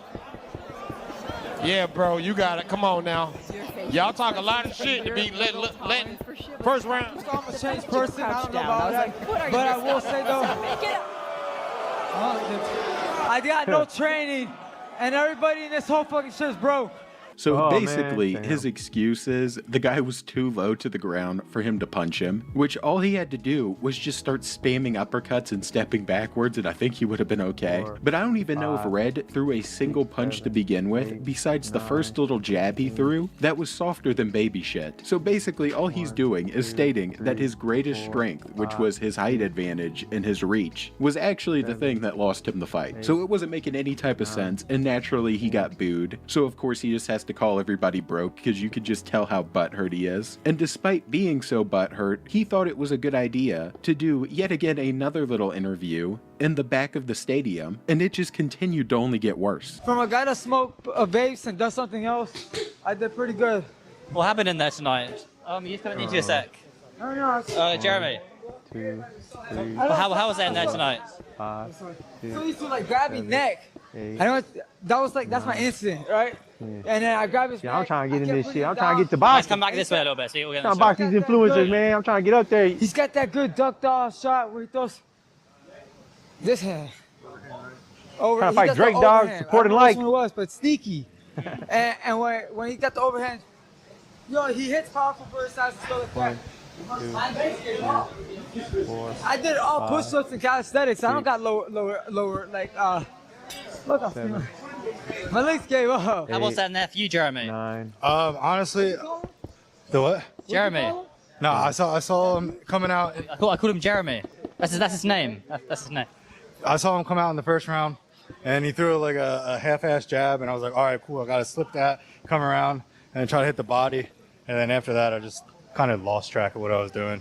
I just saw red. And what he means to say is after that, he proceeded to whoop his ass, bend him over the ropes, and just give him a punishment for even trying to come out and fight. And I don't believe for a second that Red did a single ounce of any type of calisthenics or workout in general. There is no way this man can even do a push-up. So clearly, he's just coping. But that cope started to build into rage because for some reason, he started getting mad at the interviewer and started beefing with him because he was asking both of them questions and was looking at both of them when he was talking to fuck him. you, dog. So he was getting mad about some dumb shit, and it just made no sense. Do you think you want a rematch? Do you reckon you can take him out in a rematch? I think we should do a rematch and we should have it more planned. We should do MMA.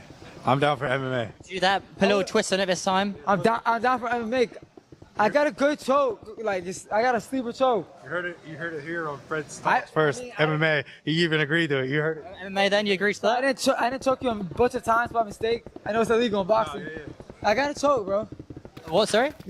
Arm wrestle me right now, I bet you'll lose. I know, Jeremy looks pretty strong. Pretty good, so it's all good. Yo, Jeremy, I asked him. I know he's talking, I know what he's saying. Oh, you want me to arm wrestle you? Honest with me, I bet you won't. You do all that you do all that talking on the camera. You post all these fucking stupid. Fred's the man, though. The man. Wait, what's the issue? Do you have an issue, Island Boy? I just feel like you're just a sarcastic person. I don't think you're. Wait, how am I sarcastic? You are. You just keep looking at him and then you look at me, but you. Well, I'm interviewing you guys, so I would look at you guys, right? Bro, you're playing No, favoritism. That's cool. I know what he's doing. Yeah, if you he's favor right him, about what he's saying. just talk to him. Don't have me in your interview with Yeah, fuck you, dog. I believe what he says right there. Yeah, I'm on his side right there. Walk away. Well, you can walk Nah, away fuck here. that. Bro, you could. Yeah, back up with the mic. Push his bitch ass out the way. It's here. Wait, what's the issue? Are you okay? You okay? What is the issue? I don't understand. No, you just play favoritism. Get the mic away from me. You can hold it right there. Be respectful. I don't want that big ass thing. You might like it in your mouth, not me. Well, but you and your brother did a lot of that. I'll talk to him because he's more than a man than you, okay? He got more balls than you. So we go do MMA next time. I'm gonna be disrespectful. No, what he's gonna say, I do with my brother, make $6 million kissing. I don't want to be disrespectful. Yeah, while you still he's making in cuffs. complimentary, you're still not more famous. I understand. What is your issue, though? We're here to celebrate the win, the fight, the... Bro, if anything, I dapped him up more than this now. You're playing favoritism with him the whole time. When we did our interview, our pre-fight interview... You didn't just do it with him, you do it with everyone else. Who do I do it with? If you have a hate train for me... I don't. I actually think you're... I think it's best if you go change your room. It is best. It is best. On your way. To ask me questions. On your way. So yeah, I do not know what the fuck this interaction was or why he was getting mad. Apparently he was playing favoritism by allowing Jimmy to speak when he was asked a question, and by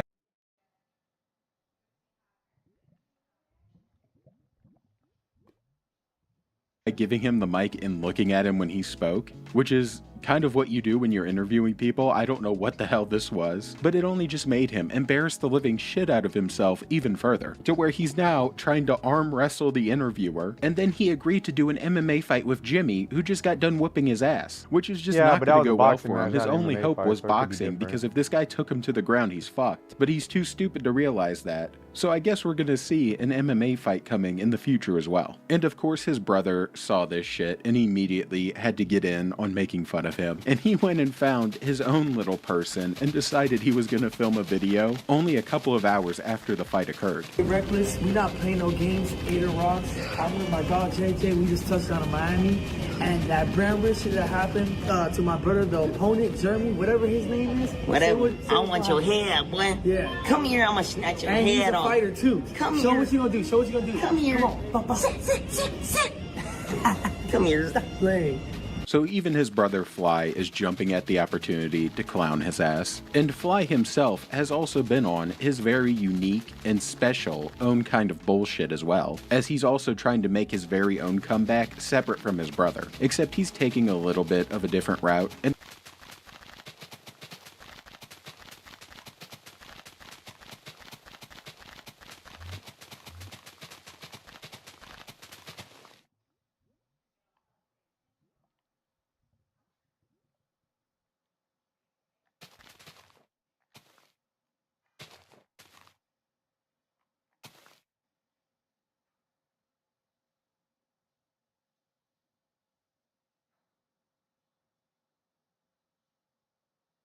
Hey guys, I hope all is well. Welcome back to the Truth Talk podcast. I'm back here with D. Hi everybody, I hope you guys are having a great day. In today's episode, we're going to be talking about Will Smith's dark past being exposed. Let's get right into it. Will Smith is one of the biggest movie stars to ever grace the big screen. Known for massive roles in ultra-successful movies like Independence Day, Pursuit of Happiness, Hancock, and Men in Black. He is also known for his mega-hit sitcom The Fresh Prince of Bel-Air, the show that launched his acting career, a show that many grew up watching. There is no doubt in anyone's mind that Smith is a legendary actor, but being in Hollywood for so long almost always leads to corruption of the soul. This is exactly what we have seen with Will Smith. Hollywood is the closest place to hell on earth. The things that these celebrities have to do for a taste of fame are unbelievable. So just imagine what a man like Will had to do to have such a massive career. It is alleged that Will paid a dark price for his success, something all too common in the world of Hollywood. While Will Smith is a massive success in today's world, back before The Fresh Prince, he was an artist that was starting to fall off. According to Will himself, before The Fresh Prince, even though he was a successful rapper, he still was struggling financially. He did make a lot of money in the music industry, but he spent all his money on luxurious items and then dropped an album that ended up flopping. After this, he ended up owing the IRS money for unpaid taxes. During these days, Smith was in a tough spot and needed a big opportunity to save his career. Back then, Will was quoted saying, "We released our next album and it was like a flop. It was a tragedy. It went like double plastic. I had spent all my money and I didn't forget, but I didn't pay the IRS. In my mind, I wasn't trying to like avoid taxes. I was just like, ah, damn, they need their money. The IRS took all that stuff, so I was like broke. Being famous and broke is a messed up combination because you're still famous and people still recognize you, but they recognize you while you're sitting next to them on the bus. Will Smith was going through it. He was famous but broke and owed back taxes, a recipe for disaster. All this would change one night when he met Benny Medina, the creator of the Fresh Prince show, who was in the middle of trying to get the show greenlit. Will and Benny hit it off, and Will would end up being invited to Quincy Jones' birthday party. Quincy Jones was the man who would be able to greenlight the Fresh Prince show, as he was the executive Will with that Smith was power. at Quincy At Jones' this private party? Hollywood party for celebrities and top executives is where Will Smith's life changed forever. But it is rumored it was at a very dark price. According to Will, when Benny introduced him to Quincy, he was excited to meet him since he was a big fan. The moment he saw Will, he cleared out the party and told him to audition for the Fresh Prince role right there and then at the party. Will did just that and earned the role right on the spot. But it is rumored that Will did way more than just audition for his role. It is believed this is when Will was initiated and he had to please Quincy Jones to be able to get this role. It is actually alleged by many in the industry that not only did Quincy turn Will gay, but that he also did the same to Tupac. But that's a different story for another day. For the longest, this all remained just an industry rumor like many others. What makes things even more disturbing is that Benny Medina, who is now a big-time music and Hollywood manager, and the very man who introduced Will to Quincy, himself was accused of R-wording two men. One man that pressed charges against him back in 2004, but actually passed away suspiciously after filing the charges, making the DA drop the charges before things got serious. Another man by the name of Jason Dotley also accused Benny of R-wording him back in 2008 at a Hollywood mansion party. According to Dotley, he met Medina on the day the alleged incident occurred, around late December 2008, when he was staying at the Abbey in West Hollywood. Medina approached him and started making conversation, ultimately inviting him to his house. At this house, Dotley claims Medina grabbed him and pushed him to the bed, telling him he was going to be his. According to Dotley, he pleaded to let him go as he was married. Medina was the man that gave Will his second chance, the man who made Will a star again when he was on the way out. Looking at pictures of the two, you see how Medina seemed way too interested in Will. And I wouldn't be surprised if Medina made Will do some things he didn't want to do to get him that role. But with the recent information that was revealed about Will Smith, seems to change everything. A couple days back, a man claiming to be Will Smith's former personal assistant made some shocking claims on the Tasha K podcast. According to this man who worked for Smith for years, Will Smith is a secret gay man. He claims that he walked in on Will and another actor, Dwayne Martin. According to this man, he claims that both Will and Dwayne were doing the deed, claiming he saw Will Smith receiving love from Dwayne. You see the hundreds of celebrities that I've done business with, done things with. And during the latter years of our relationship, Will was not my friend. I was his friend. I could tell you what goes on the inside. Everybody else is just speculation. And then I saw acts that I walked in on. Who'd you walk in on? Him and Dwayne Martin. Door to Dwayne's dressing room, and that's when I see Dwayne and having sex with Will. There was a couch, and Will was bent over on the couch, and Dwayne was standing up, killing. Like, damn. It was there. Gay as fuck. These allegations shocked all who heard them, as they weren't expecting that. Will and Jada both denied the allegations, but people aren't convinced with their responses. Now, it was already rumored that Will was into men for the longest on the down low, but this interview just seems to confirm it. To me, this explains Will Smith and Jada's open relationship and why Jada often embarrasses Will Smith. Some people also think that this is the reason Will doesn't leave Jada after all the embarrassment she causes, because she knows all of his dark secrets. Now, I myself believe these rumors are more than likely true, and Quincy really turned Will out at that party. What all this seems to confirm to me is that Will is truly the one behind his children's gender-bending image. If you take a look at Will and Jada's kids, Jaden and Willow Smith, you see exactly what I mean. First, Will and Jada named their kids after him, but instead of naming their son after Will, they named him after Jada and named his daughter after Will. This is obvious proof of the inversion from the very beginning. Then if we look at these two siblings, we notice that Willow is usually dressed as a boy, while Jaden can often be seen dressed as a girl. This is obviously done to push the Lil Nas X agenda. Will seems to have sold his children to Hollywood so they can be used to push the destructive agendas. Will Smith definitely took the oath. He has been showing signs of this his entire career. We can find Will doing the one-eye symbolism on many occasions. We can also see him doing the Masonic hidden hand pose early in his career, which points to him being a master Mason. He even did this pose during the Oscars where he attacked Chris Rock. Will and his family are obviously being used to push very destructive agendas. This is why they are so successful. Will and Jada are also being used to destroy the values of marriage. The sick people who run our world want to redesign God's holy marriage, corrupting and turning it into a joke. Just like we saw Adam and Lena do, get married just to disrespect God. And those were Adam's words, not mine. My wife don't believe in God and we got married. Seems like that's kind of confusing to some people. For business strat. That's why you guys got married. No, because we wanted to celebrate. You guys talked about it when you got married. You guys talked about, imagine destroy the sanctity of the Bible. That was a satanic demoralization, alchemic ritual. I like the way that you're thinking. Because, yeah, I don't believe in God. Maybe what better way to spit in the face of God? Better way to spit in the face of God than to get married. Well, hold on. And then let her a large man. Adam 22 literally has a show right now where he has men competing for a chance to sleep with his wife. You think this is done just for content? No. Adam is being instructed to push agendas through his platform. This and the gang agenda is what Adam is obviously pushing. It's the same with Will and Jada, who publicly air their disturbing ways out for the masses to see, and they're often trying to justify it. Right in front of us, they're reshaping God's given morals. This family is nothing but a bunch of sellouts. So am I truly surprised that Will got exposed by his assistant for doing these strange activities? Not at all. This is the same price of fame we saw Diddy had to go through, the same doors, and they paid the same price. Now, Diddy is going around doing the same to others, and that speaks for itself. I know most people heard this story and they instantly started laughing because people thought it was funny, but this is actually a serious situation. This is what goes on behind the scenes. All of these actors are made to do the same thing. If it's not them wearing a dress or doing a scene that they feel uncomfortable with another guy in a movie, it's doing private party activities like Will Smith did, like P. Diddy does. This is what the industry is truly about. Jada Pinkett was obviously a cover-up for Will Smith, and many people already believe this. You know, they think that Will Smith only got with Jada to hide the fact that he was into men. And many people do this in the industry. They do things like this behind the scenes and joke about it in front of everybody, and no one even realizes it. That is a man hand. That's a man hand. Hey, the pressure changed, do y'all? Only a man knows what a man needs.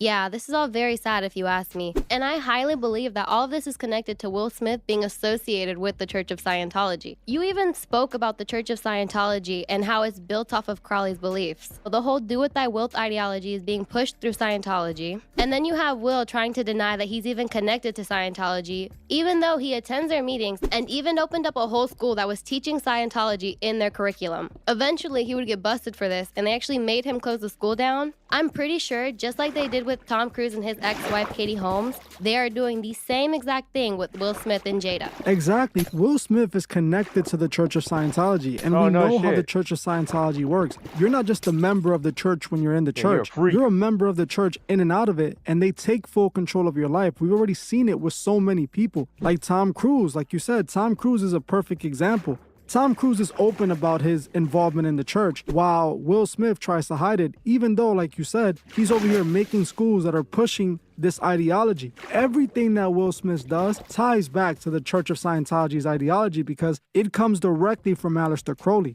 L. Ron Hubbard was actually a devout follower of Crowley and based his entire religion off the ideology he learned from Crowley's teachings. So, of course, I believe they have a hand in this marriage. I believe they're the ones making this marriage act the way they do.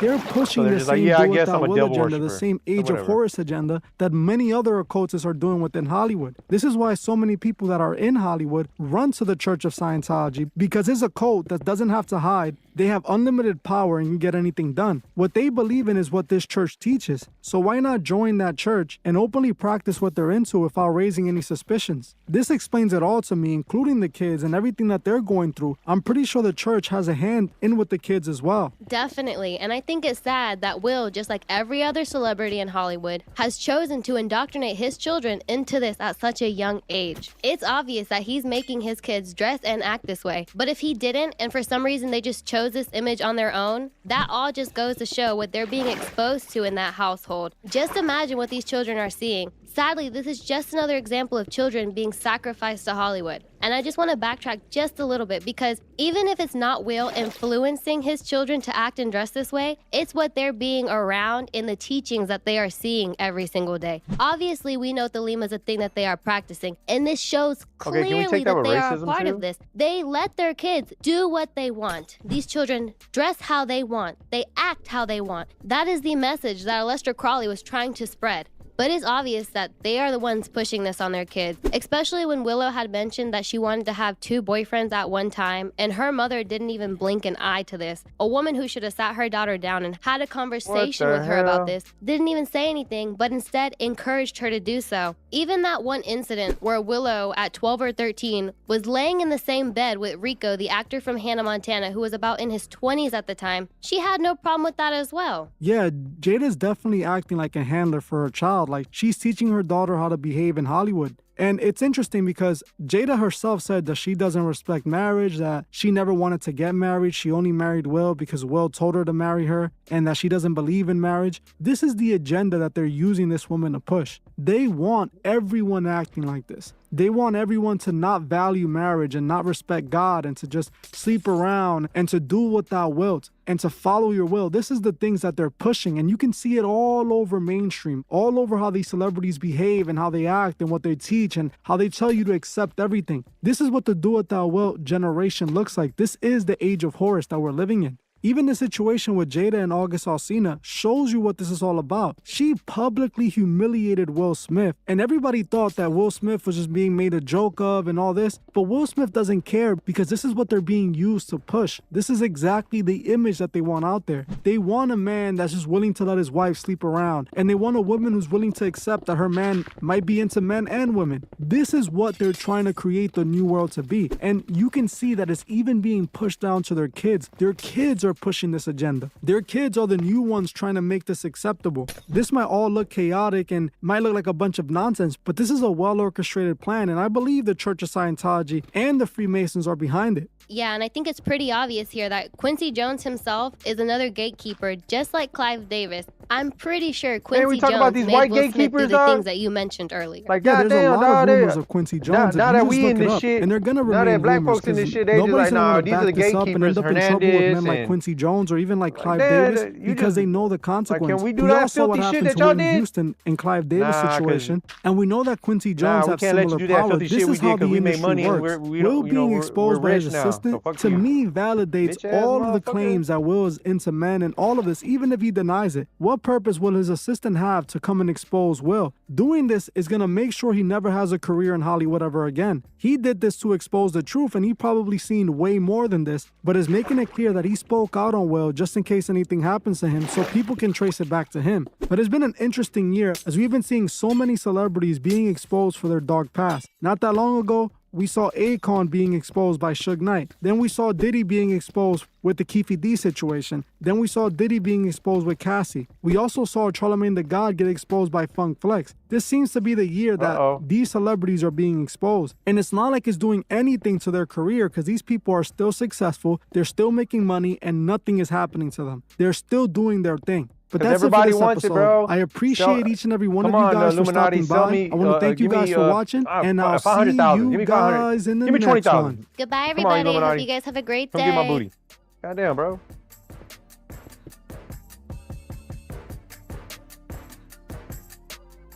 Motherfucker goes to work and shit. He wondering why everybody else on their ass. Hell out of here. You go to work, jackass. That's their job. Dr. Doom is the greatest villain ever created, because this guy has done everything. He's displayed these acts of pettiness that are so incredible that it shows you how low this man is willing to stoop. But at the same time, he's been a multiversal conqueror. I mean, to give you a display of some of this pettiness that Dr. Doom has been engaged in, there was one point when he hired Luke Cage to track down Doombots that had gone rogue in New York City, and he was going to pay Luke Cage $200 to do it. Now, Luke Cage agrees, he finds the robots, and then Doom just just ghosts him, Nah, he stiffing too him out of all comfortable. this He always money. trying to eat in my And this room is the and same shit. Doom that's one of the richest men in the world. So Luke Cage gets a fantastic car, travels to Latveria, gives Dr. Doom the business, and if you can ever believe it or not, What? actually convinces You Doom okay to with him in hand the the room? money over. It's a crazy situation. go eat Another right there. incredible act of pettiness that's also telling him to come eat over here hilarious then. is right after the death of Johnny Storm. So in order to stop Annihilus, Johnny Storm had locked off a portal and stayed on the other side in the negative zone to essentially sacrifice himself in order to try to beat Annihilus's forces. Shortly after this, and with everybody believing that Johnny Storm's dead, Reed asked Dr. Doom to join the Right there where Fantastic my remote Four control's without at. He's telling right the there. thing. So when Ben walks in and he sees Doom, he immediately becomes aggressive. Like, he's pissed off because he thinks Doom is, doing some villainous stuff. And Dr. Doom humbles this guy with one of the most vicious verbal attacks I've ever seen. He asked Ben if it's true that while Johnny Storm was valiantly sacrificing his life against the forces of Annihilus, if it was true that Ben Grimm, surrounded by crying children, simply just watched. How very brave. I mean, you have to be an incredibly petty dick to take this opportunity to twist the knife into somebody who was still mourning the death of their best friend. No. But in addition to these admittedly hilarious acts of pettiness, Doom has also showcased a capacity for incredibly nefarious stuff. For example, he was offered a deal by demons that would grant him incredible mystical power in exchange for something irreplaceable. So Doom willingly offers up the life of Valeria, a woman that he'd been deeply in love with for most of his life. Doom even goes to Valeria under the guise of renouncing science if she would agree to come back to him. And once she does agree, the demonic spell activates, killing her and flaying off her flesh. Doom then incorporates it into his armor. And later in that same story arc, Dr. Doom imprisons Franklin Richards in hell just to torture his rival Reed Richards. And I should mention here, this is not adult Franklin Richards. This is when Franklin was a kid. Don't put it on in love because it's got Dr. that Doom steak on sent it. a Never kid mind. to hell just Put it to on the mess side. with his rival, which is one of the most evil things that I've ever heard of a person doing. But sending Franklin to hell wasn't the only way that he tortured the Fantastic Four. There was also kind of a funny way that he did it. He actually stole their powers and then gave them back in a mismatched way, like making Susan Storm burn like the Human Torch, or making Johnny Storm stretch like Mr. Fantastic and then placing him in a torture device. And on top of all of that, he possesses the mind of Valeria Richards, who was named after the woman that he had killed earlier in the story, just to make things suck a little bit more for the Fantastic Four. And so Dr. Doom is capable of doing some incredibly diabolical things. But believe it or not, what makes him so compelling is that he's actually the hero in his own mind, because we can kind of see where he's coming from to an extent. That in his mind, he's the opposite. That Dr. Doom truly believes that he is uniquely qualified to save humanity from itself. That Dr. Doom envisions a world where everyone lives in a near paradise, free from most of the problems that plague mankind today. But of course, in order for people to live in such a condition, they have to live under his rule. But as strange as it may sound, Doom's motivations to rule the world are somewhat understandable when you consider his tragic origin story. Because before Dr. Doom became Dr. Doom, he was simply just Victor Von Doom, born in Latveria to a Romani healer named Warner Von Doom and his wife Cynthia. Now Cynthia, who was a sorceress with an affinity for dark magic, basically sought to end the persecution of her people at the hands of the Baron of Latveria. So to achieve this, Cynthia made a deal with the demon Mephisto, exchanging her soul for power to deal with the Baron. Now, as deals with demons tend to go, this deal backfired when Mephisto gave her the power that she agreed to, but not the ability to control that power, which resulted in the loss of innocent lives, specifically the lives of a lot of the children within the Romani village, which happened when Cynthia attacked the Baron and his men. And so Cynthia fled into the woods and then died from the wounds she sustained during her battle, leaving her young son Victor without any kind of a mother.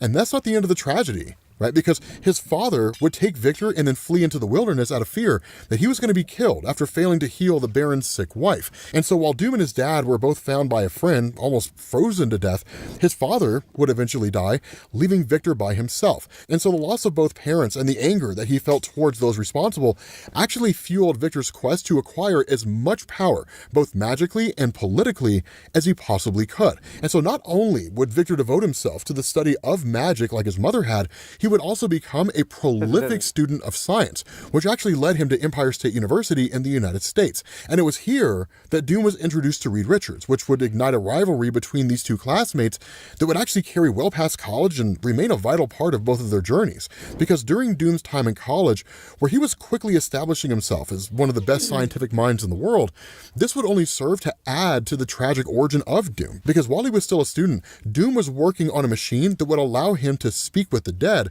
which he intended to use to rescue his mother's soul from Mephisto. Reed Richards noticed that there were flaws in Doom's design, but due to his arrogance and disdain for Reed, Doom ignored these warnings. And so when the machine was turned on, it literally blew up in Doom's face, causing permanent disfigurement. Now, Doom was so ashamed of the way that he looked after the accident that he donned his signature mask. Now, Doom was also expelled from the university after conducting this dangerous, unauthorized experiment, which only made his hatred for Richards even more intense because he blamed Richards for him being expelled, convincing himself that Reed had done something to his machine. But this accident was a pivotal moment in Doom's character development, and honestly, it symbolized a change from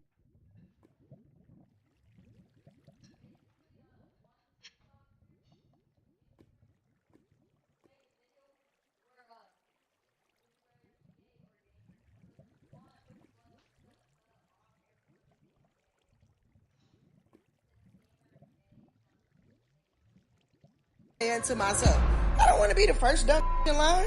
I don't think I have the mind capacity to be the only girlfriend. I need to make sure I'm in charge of scheduling you out to these other women. Could you share your man with somebody if he gave you everything you wanted?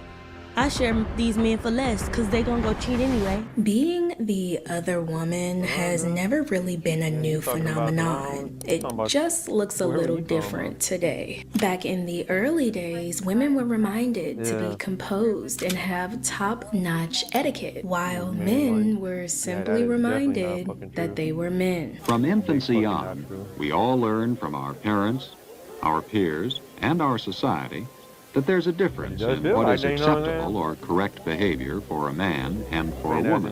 A girl is a girl. She's taught that these are the things that a girl does. She walks a certain way. She talks a certain way.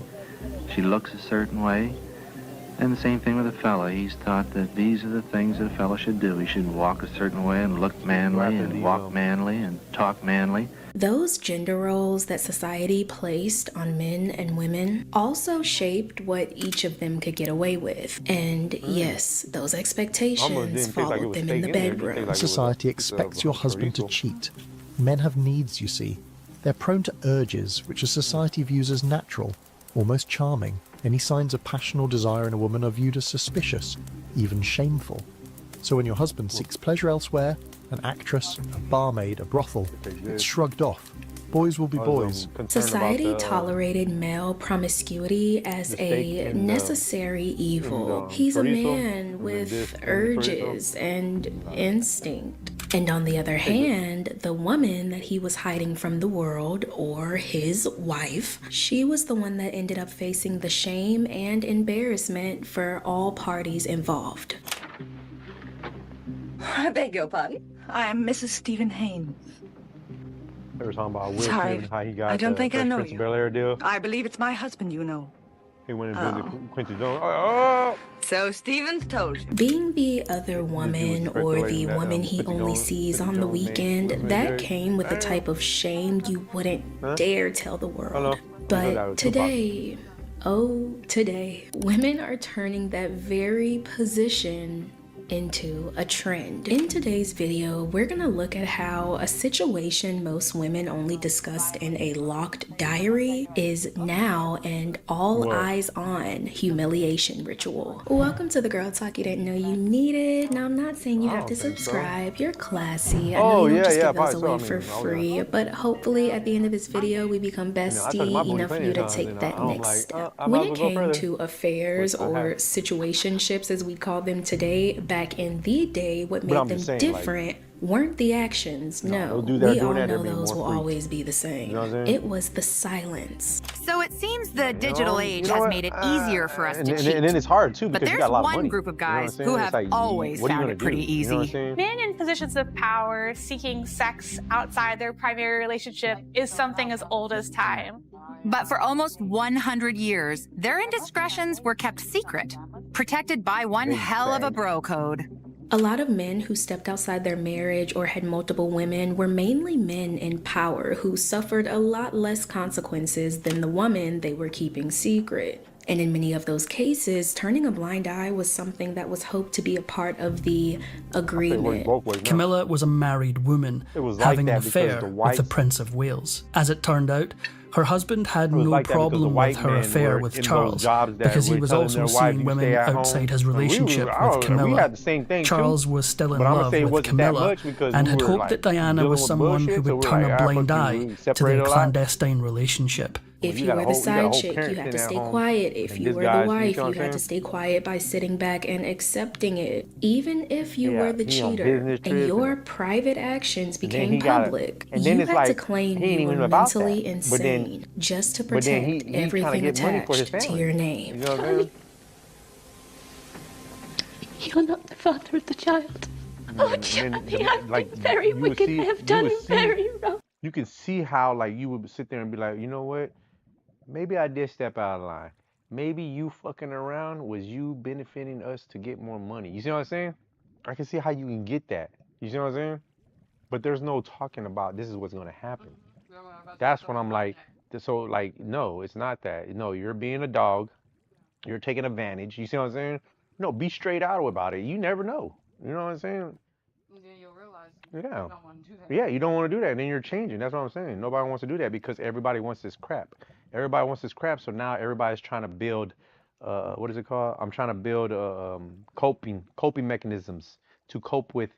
This is why I went to the army. This is why I fucking became a cop. This is why I'm in. This is why I'm gonna buy me this new Xbox 360s because there's a lot of coping that you're doing that's putting out a lot of pollution to cope with the unnatural stuff. Okay. When Sir Thomas, her father, went to see his daughter, they went straight upstairs and new iPhones, internet, VRs, going to space. Those are all coping mechanisms, especially for the elite because they're so scared and they're like, we got to figure out something. We're trying to control these people. I need to get to space. There's a comet coming. I'm scared. I'm a little bitch. You know, yeah, the little elites. I'm talking about the elites. So if you're listening, you're a bitch. And I know you're a little pussy-ass bitch. saw his daughter, came downstairs and said, poor thing, she's mad. They began to realize that this was the scheme, that if she could be proved to be mad, then she would never be able to stand up in a divorce court and give evidence. Harriet's father had determined to sacrifice his daughter for the sake of family honor by instructing her to feign madness. Now, as we're looking at all these affairs from the past, I want to quickly say that we're not romanticizing or reminiscing them. It's going to show you just how far we've come today. Because back then, it was the things that no one dared to talk about that tore lives apart. But today, it can be small, annoying things that can literally throw your whole week off. This video is sponsored by Clover, who lets you access up to $400 before payday with no interest, no credit check, and no hidden fees. Was there more? And that extra cash really comes in handy when you have a 2007 car that loves to surprise you at the worst times. So when the battery died, and then shortly after the alternator went out, Clover came in clutch by giving me that little bit of leverage my pockets were not prepared for. They really give me peace of mind knowing that I'm not scrambling or falling behind over something so small but so inconvenient. So if you've ever had groceries, gas, or random car problems pop up at the worst time, Clover can help you bridge that gap until payday. Access up to $400 with no credit check or late fees. Click the link in my description so they know I sent you. Thank you, Clover, for sponsoring today's video. She got three sponsors. From what I've seen on her channel, she had three different sponsors. So I'm like, no, you're following in complacement, you're following in line. That's why you're at what you're at, because you're feeding the beast. So all this shit, all this shit she's talking about on the I don't listen to rap music because it's so filthy and this and that. I'm like, shit, what you're doing is filthy. I don't get it. I don't know what's going on. I don't see what's the difference here. You're doing the same thing. No, it's different though. Nah. Yeah. No, you're doing it. Yeah, it's the same thing. Get up, put your makeup on, be a character. Yeah. Go into work. And then you dressing yourself up too on work. Up and away. Decades moved along and the culture started shifting. These situations were no longer something people had to whisper about. They stopped being something that could risk you and your entire They had a bloodline's tabloid that said reputation. Monica on there, Affairs said and my hidden life sucks. relationships started showing up more openly in movies and television, and not just as scandals. But in my opinion, I feel like they started to become romanticized. With her on it, Hollywood and it wants you said to my cheat life so sucks. bad, and it's kind of messed up. Have you ever noticed how many movies, especially romantic ones, just sneak infidelity into the plot like it's totally fine? Like, oh yeah, I know they're engaged or in a committed relationship, but have you seen the chemistry with this other person? Cheating in real life isn't a joke, and life it sucks. really bothers me All that in when one. TV and movie writers romanticize cheating. Because first of all, we cannot ignore how much influence media has on our perspective about life. So when these cheating scenes are added for effect or just for drama, it is actually not funny. So now that cheating and being the hidden lover is a bit more modern and quirky. So it's okay that I kind of cheated on him? With whom? Well, he was a guy from work, and it was nothing. You know me, it was just sex. It's also become braggable to be kept secret or to be with someone when you know you shouldn't. I'm a side chick. Of course I knew that man was married before I started dealing with him. I'm a side chick. Of course I sent him back home to be unhappily happy so he could come back to me and be. I'm a side chick. Of course I'm the authorized user on a credit card that you have no idea about. I'm a side chick. Of course I don't work because our husband pays all the bills. I knew, and y'all may think I'm reaching, and that's okay, but I knew when SZA came out with that song. That's when the conversation started changing. If you don't know what I'm talking about, it's The Weeknd by SZA, where she casually admits that she's not the main woman, she's the one he sees only on the weekends. Put the pieces together as you will. What I'm actually saying in the song is my man is your man. Like, we all share the same dude, saying that I'm aware, I don't care. I'm not trying to you're aware. I don't need to be his girl. Like, not even saying that you're his girl, saying that none of us are his girl. All of us are just out here trying to get different things for different reasons. And my particular reason is just get here and do what you said you was gonna do. I think it's like taking the power back. Yeah, it's funny. They Because all it's say like that shit, but then they all end up women married just somehow. are supposed to do End this of and their like life. cry and feel weird Wait. and like, oh my God, like That's I why don't say have no. you full of shit. He's Tell not her right my there, man. you full I of have shit, separate girl. Because I'm It telling you, doesn't when you matter. get to With that age, what do lyrics you that see? read, I seen like, Rick is you Ross. coming I done home? seen all of them Is with you- somebody. I'm sorry, I can't do this. fuck Are outta you here. out with her? Like, You're just in upset context, it and you're- makes and you're sense in mad. the song, but actually saying the grammar out But loud, now you're like, it you know just- what? it I'm gonna just stick it to doesn't these fit. men. I can't do it. I don't care long as you hear by women. 10:30, no later than. Get outta My here, man You're is just my throwing man a is fit, your bro. man. Like I said, Her, we're all it's her children in man this too. fucking society. Super Ain't catchy, no one's an adult super in society. toxic, sums They don't up take care of modern yourself. music today, The government right? takes Now, from care my of you. understanding, this is her story, You're not an this is adult. her experience, and We are I'm not not going to knock that for her. But what I will say is I do feel like this song conditioned a lot of women into thinking that this is normal. Man, it's like, But yeah, don't get but me wrong, I I like feel being like a side chick because I don't gotta deal with all that that's bullshit. where it's like Just that's how you go. see. I gotta, That's you how gotta I keep me feel happy like so it's I a bigger problem, because I'm like, that's why I'm like, it's the parents. But I have to look at it case by case, because I'm like, well, it depends on if that parent was there, was that parent needed to be there, all that shit. You see what I'm saying? Why are you working 2 jobs? I have to know all that shit. Then I can sit there and say, yeah, you neglect. You see what I'm saying? You wasn't the system didn't move you. You see what I'm saying? You knew at a certain point the system was moving you, and you kept letting it. Not kept letting it. You went with the system. That's what I have to look at to sit there and say, well, then this kid's parent didn't raise him right. You see what I'm saying? Because like I can't be around my kids all the time. I'm like, yeah, you can. Yeah, you can. Fucking animals are around their kids all day, every day. No, how about you get rid of the computers? How you get rid of the phones? You get rid of the house? You get rid of the cars? You get rid of the neighborhoods? You get back on the land, and you know everything that this family is doing at all times, because there's no kid that's gonna go away from you, no wife that's gonna go away from you, no mother, no, they're gonna be right there in that circle. So you know everything. there's something wrong that we're doing. That's why we can't keep our eyes on our family. What is it?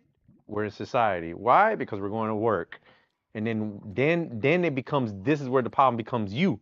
It's okay, well, I realize that. Now I have to pay these bills. Do I downsize or I keep doing this?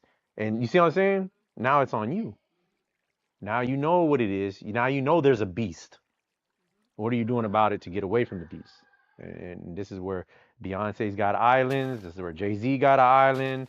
This is where all these motherfuckers trying to get away because they know like they fucked up. They're not willing to rectify it. Yep, they're not willing to rectify it even, and they can't rectify it either, even if they wanted to. Not even if they wanted to, they would have to die. Yeah, they can rectify it, but they would die. They would die. That's where you get that what is it called? Dick Gregory saying there. White people couldn't even help if they wanted to. Because they have to follow rules too. So if they have to follow rules, imagine what we have to do. Hey, well, whatever. There's no privileges. I'm gonna tell your girlfriend, so you gonna buy me that Birkin bag. You gonna give me that Birkin bag. Don't get me wrong. You can go home to your plane. You can leave here.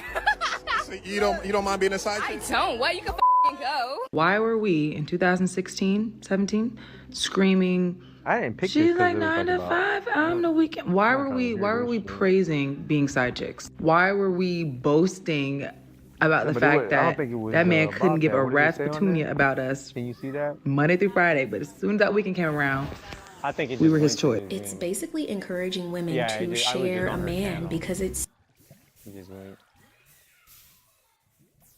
He's like, yeah, and then I hit her up.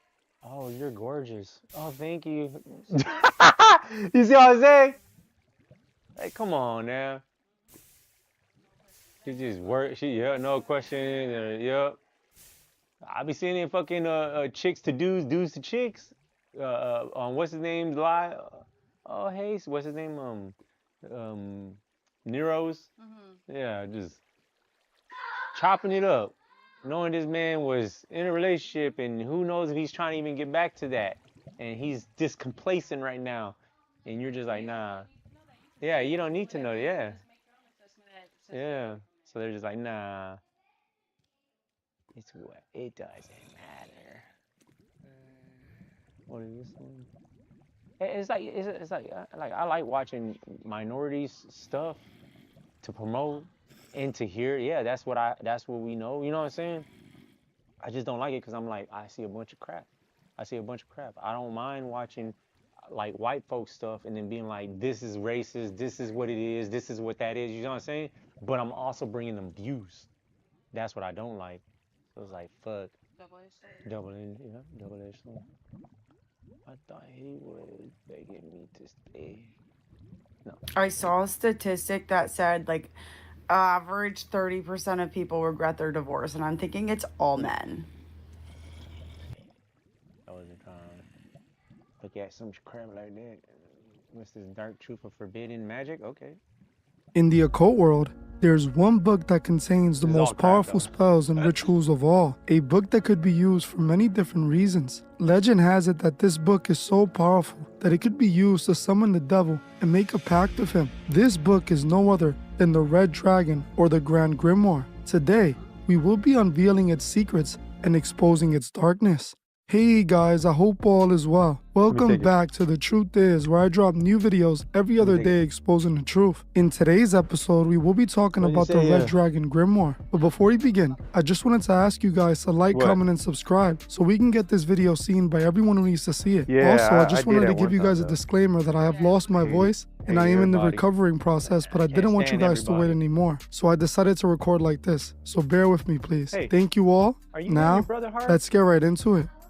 While most of the world doesn't believe in magic or the spiritual world, most of the influential leaders in the world always seem to. Whether it's the elite who are a part of a Masonic organization that practice ceremonial and ritual magic, or the upper levels of Hollywood that dabble in witchcraft and the esoteric teachings of ancient occultists, to them, magic is very real. And they believe that by using magic, they can harness spiritual power to reshape their reality. While today, magic is seen as fantasy that's only real in movies, in history, that wasn't the case, as magic was taken much more seriously in the past. In those days, magic was very real to people, and many people sought out ways to be able to harness it for their benefit. This is where the Grand Grimoire comes into play, believed to be one of the most powerful grimoires ever created. Now, for those who don't know what a grimoire is, a grimoire is a book of spells, incantations, and magical instructions that are used by witches and sorcerers. Grimoires also can include information on how to make magical accessories like amulets and talismans, and to perform charms, divination, and summon spirits, deities, and demons. The word grimoire comes from the French word grammaire, which means grammar book or learned work. The first real grimoire was thought to have appeared in the early Christian centuries by the 4th century AD. In those days, there were many grimoires with a good amount of them being fakes, books made by people trying to make money off vulnerable people who are looking for ways to use magic to better their circumstances. When it comes to the Red Dragon Grimoire, that isn't the case. It was believed to be an authentic grimoire that could be used to cast all kinds of spells and even control the forces of hell. The Grand Grimoire's origins are uncertain, with some dating it to 1421, 1521, or 1522. What we do know is that the introductory chapter was written by Antonio Venetina, who claimed to have gathered his information from the writings of King Solomon. We will be talking more about King Solomon in a bit. Legend has it that the original Grand Grimoire was discovered in King Solomon's tomb. Now, the spells in the book are rather dark and disturbing, and believed to be authentic spells, which I don't recommend and actually insist you don't try any of them, as using this book could be very dangerous.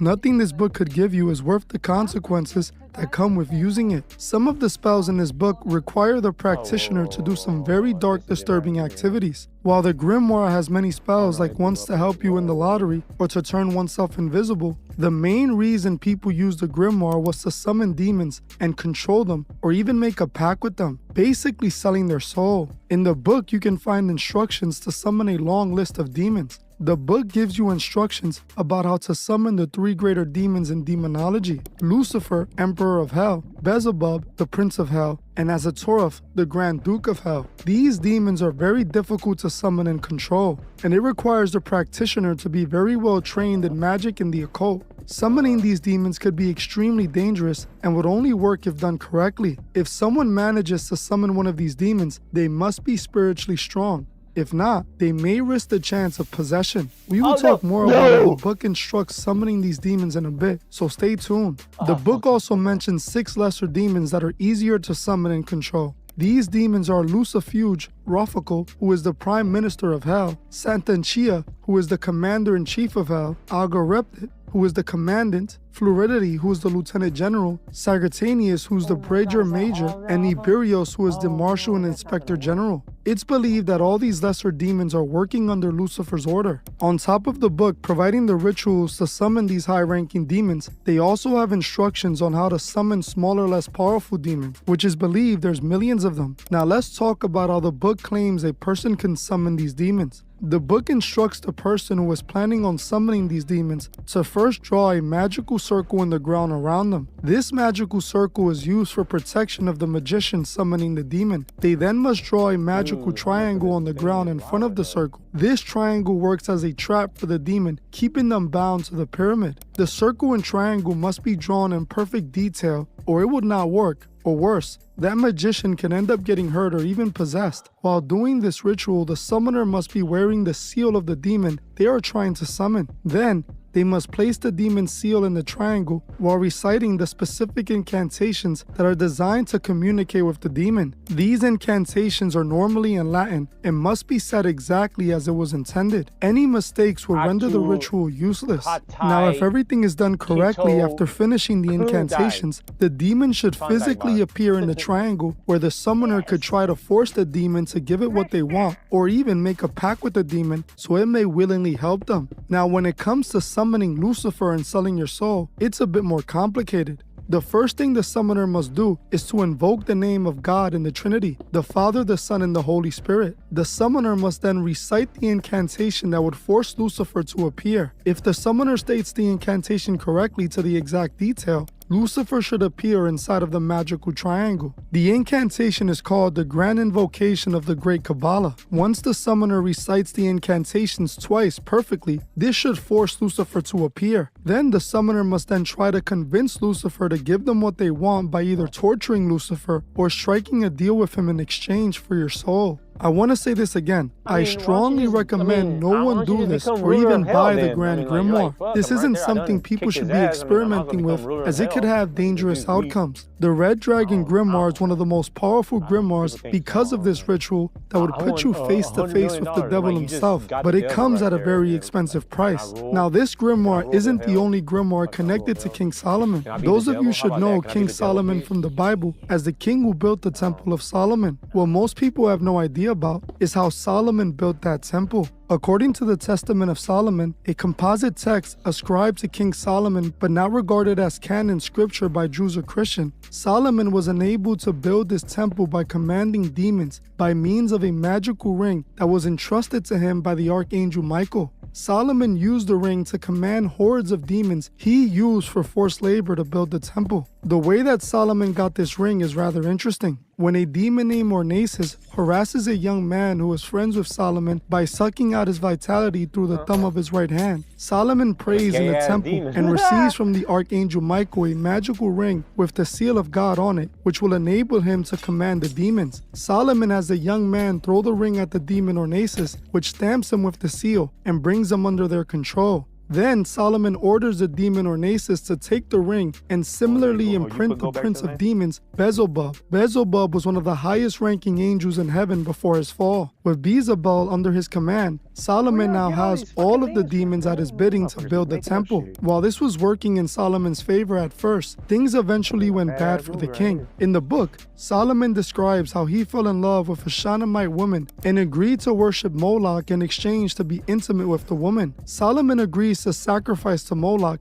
but at first only sacrifices 5 locusts by simply crushing them in his hand. Immediately, the Spirit of God departs from him, and he is made foolish, and his name becomes a joke to both humans and demons. Solomon concludes his text with a warning to readers. He tells them not to abandon their beliefs for sex like he did. This is all very interesting because Solomon is actually a very important figure in the occult world. The entire Masonic organization is built off the idea of the creation of Solomon's temple. It is believed that Solomon himself wrote his own grimoire, which are called the Greater Key and the Lesser Key of Solomon. Grimoires that are full of spells, rituals, and incantations used by many occultists to this very day. The Masons see themselves building their inner temple using the occult teachings of King Solomon. If you guys want me to make a full video on the story of King Solomon and his grimoire, comment King Solomon below. Something else that's quite interesting about the Red Dragon grimoire is that the original is believed to be kept in the Vatican's archives, hidden away with only the Pope and his closest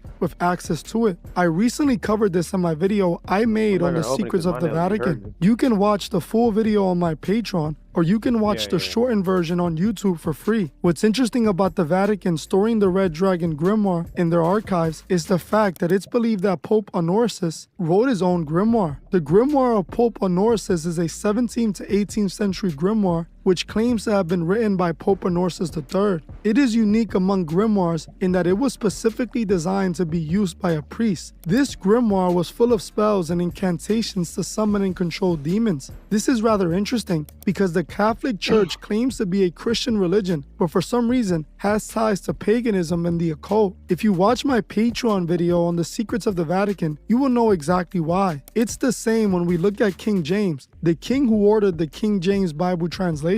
King James ordered the King James Bible translation when he was in power. The King James Bible is the most popular Bible today. What most people don't know about this is that King James purposely removed several books that were canon from the King James Bible and also altered several scriptures to best fit his rule. He then banned all other existing translations, forcing people to only read the King James Bible. This is why the King James Bible is so popular to this very day. King James did this because he wasn't truly a God-fearing man as most thought. Not only was King James a proud gay man with historical evidence to prove he was in a full-on relationship with a man, he was also a devout occultist who wrote his own grimoire-type book. Before King James had the Bible translated, he published a book on how to control demons called Demonology. showing just how deep into the occult he was. Like I said several times in this video, do not attempt to play with any of these books or grimoires. They only lead to destruction. I only covered this because it's important to know your enemy. This way you can prevent their attacks. Well, I'm gonna end this one here, but before you guys go, I would like to kindly ask you guys to subscribe if you're not.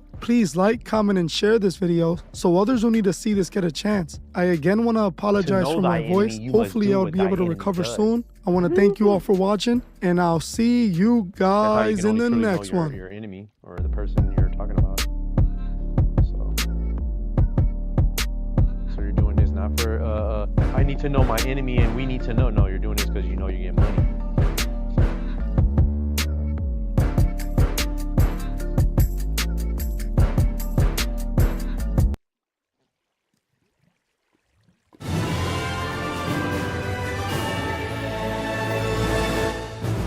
What's up, my comic comrades? Today we're continuing our complete origin.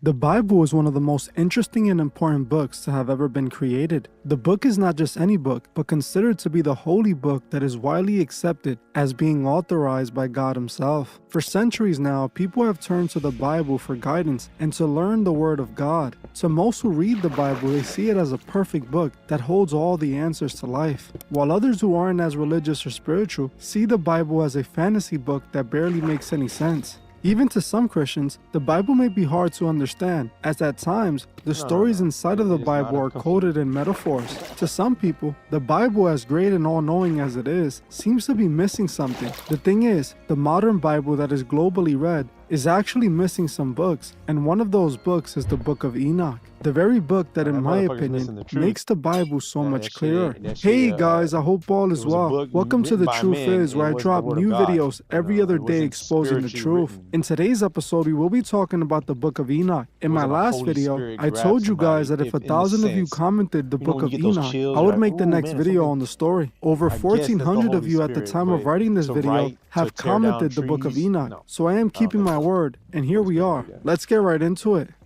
If you ask some Bible scholars about the Book of Enoch, you will be told that the book is one of the most important biblical texts that is not in the Bible. You may be asking yourself how a book that is not in the Bible can be considered biblical text. That just doesn't make sense. Well, the Book of Enoch at one point was actually a part of the Bible, but it was eventually removed. We will get into more of that in a bit. In today's Bible, even though the Book of Enoch has been removed, Enoch is still mentioned on a few occasions, at least 3. Enoch is referenced in the Gospel of Luke, the Epistle to the Hebrews, and the Epistle of Jude. Actually, we find out in the Bible that Enoch was the great-grandfather of the prophet Noah. In fact, the Bible lets us know that Enoch himself was a prophet of God as well, just like Noah. Not just any prophet either, as it is believed Enoch was one of God's favorite prophets, so favored by God that he was taken to heaven without having to die. In the Bible, it also makes it clear that God showed Enoch a vision of all that would happen to the world, even showing Enoch the birth and death of Christ, and even the apocalypse.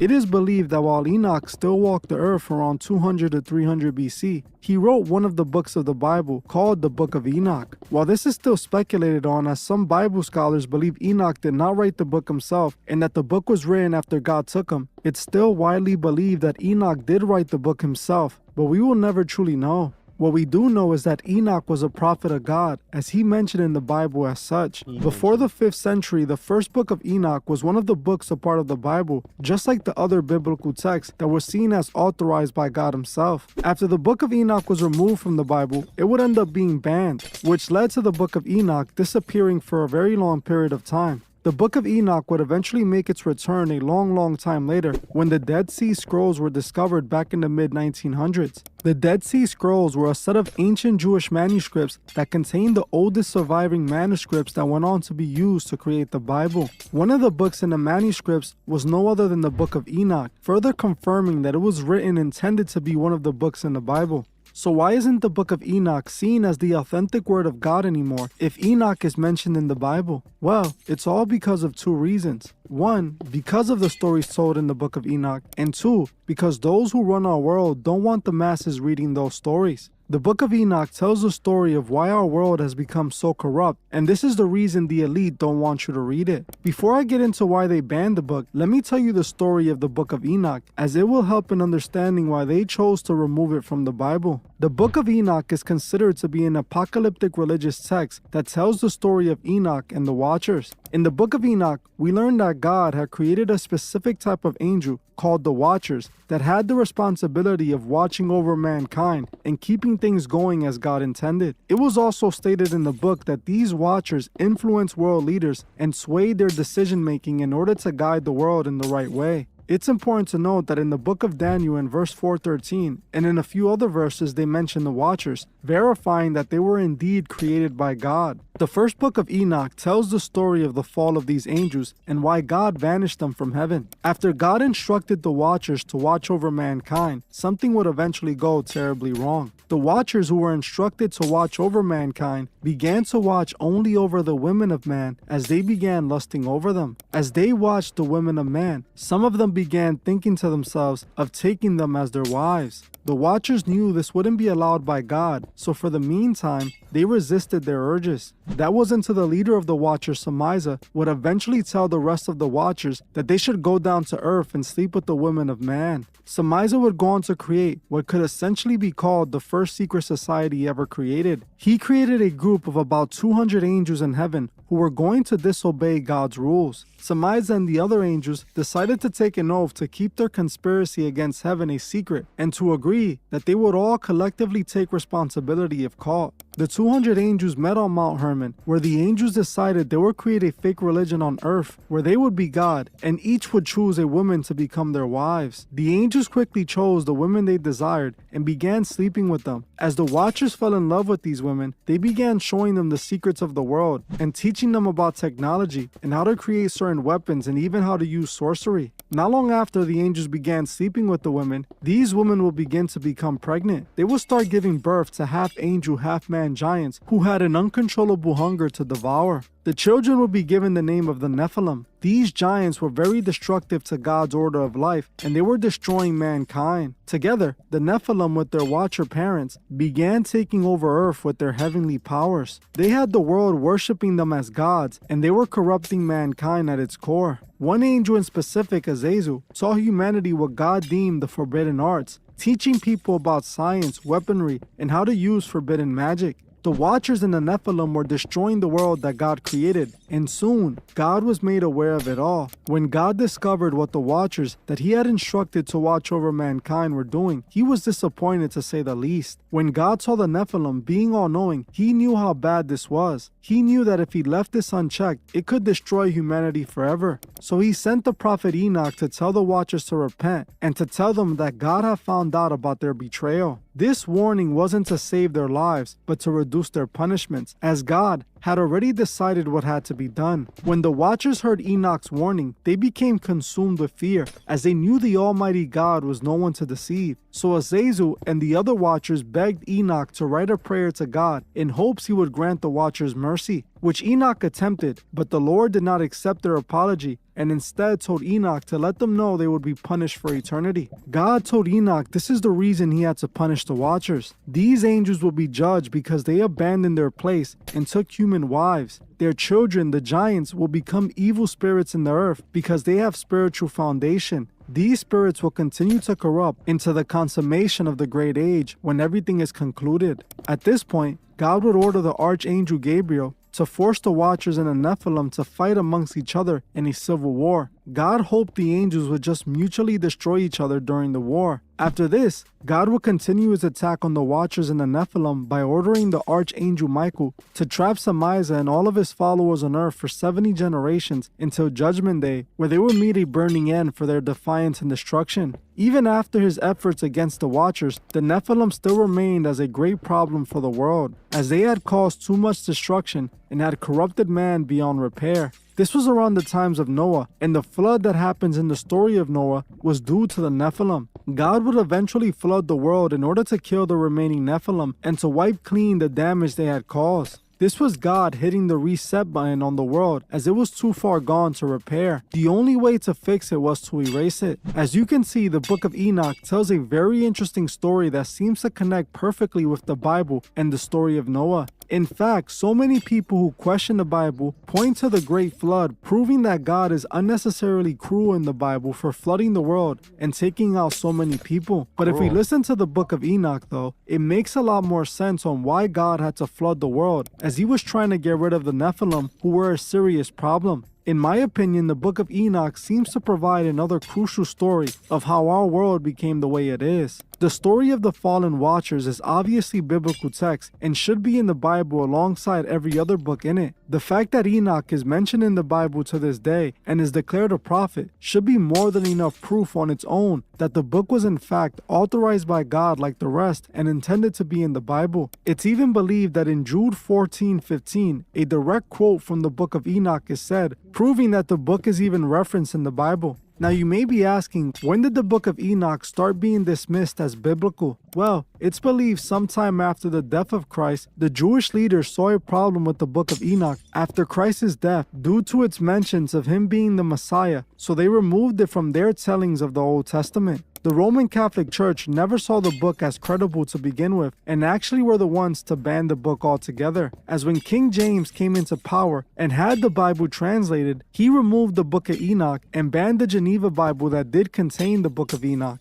The King James Bible became the everyday Bible for all Christians, even though it was ordered to be translated by a Roman Catholic who wasn't really into Christianity at all, but pretending for political reasons. There was actually reasons for the Roman Catholic Church to order the Book of Enoch to be removed and banned, as it challenged the Romans' true religion of the worship of the Roman gods. If you saw my video on the dark truth about Christmas, then you should already know the historical truth about how the Roman Catholic Church began. It all goes back to the Roman Emperor Constantine, who out of nowhere proclaimed he had a vision with Jesus Christ and claimed that Jesus promised him he would win the war he was in the middle of, as he was going to bless him and his army. Constantine would end up winning the war and claimed Christ was the reason. After this, Constantine declared himself a Christian and then was the main figure in converting Rome to Christianity, which led to the creation of the Roman Catholic Church. The thing is, Constantine was lying about everything, as he didn't even believe in Jesus. He was very much a pagan worshiper of the gods. He made the whole story up for political reasons and to preserve his pagan religion by secretly disguising their pagan religion with Christianity. The Roman Catholic Church is just a merger of Roman pagan beliefs and loose Christian beliefs. The Romans kept all their pagan festival rituals and changed their gods into saints. This is the reason in the Catholic religion they have holy saints that are not mentioned in the Bible. Constantine was a devout pagan and didn't believe in Jesus at all. Constantine made this shift in order to conduct his political propaganda. He wanted to be able to fool the Christians into obeying his will and keeping the Roman religion alive. The Book of Enoch went directly against the Roman gods, as it implied that their gods was nothing more than the fallen watchers and not gods at all. Something that is proven in the Book of Enoch, as it makes it clear these watchers came down and created false religions and taught the world forbidden knowledge. They make it clear that these watchers taught mankind about science and technology. What's interesting is that the Romans were seen as pioneers in science and technology, as they made many advancements in those fields. These were all the things the Book of Enoch claimed the watchers taught man. The Romans were also heavy on magic rituals, another thing the Book of Enoch claims the watchers taught man.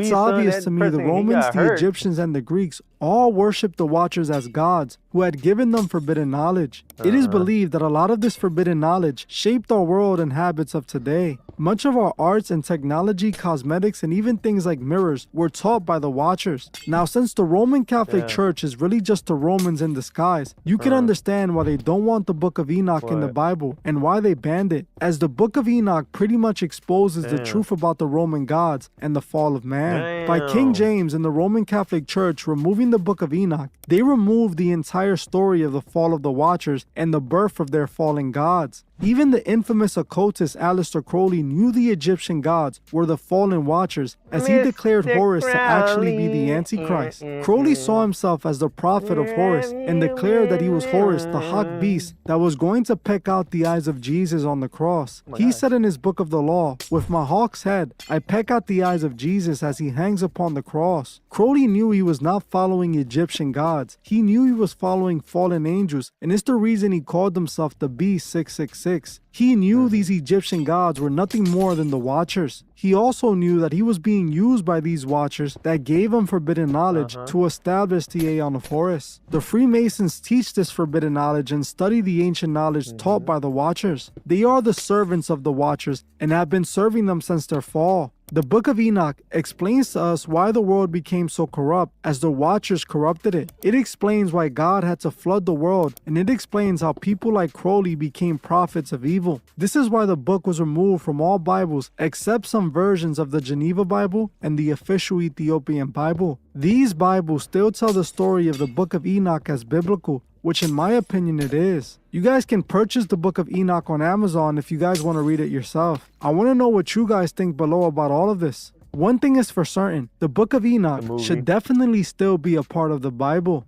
Well, I'm gonna end this one here, but before you guys go, make sure you guys like, comment, and share this video so that it'll be recommended to others. I want to thank you all for watching, and I'll see you guys in the next one.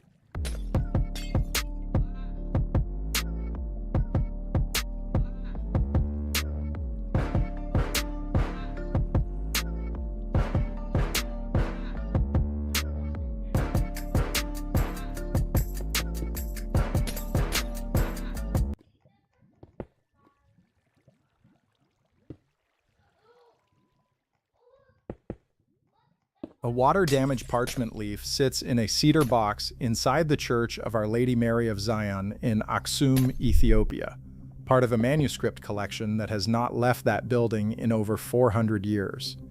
It contains chapters from the Book of Enoch. Church leaders voted Enoch out of Scripture in 364 CE, banned it, buried it, called it dangerous. For 17 centuries, it stayed that way. Then in 1947, 11 copies surfaced in the Dead Sea Scrolls at Qumran, more copies than were found of Deuteronomy, more than Exodus, more than most books that stayed in the Bible. Scholars who translated the oldest fragments found something no one expected.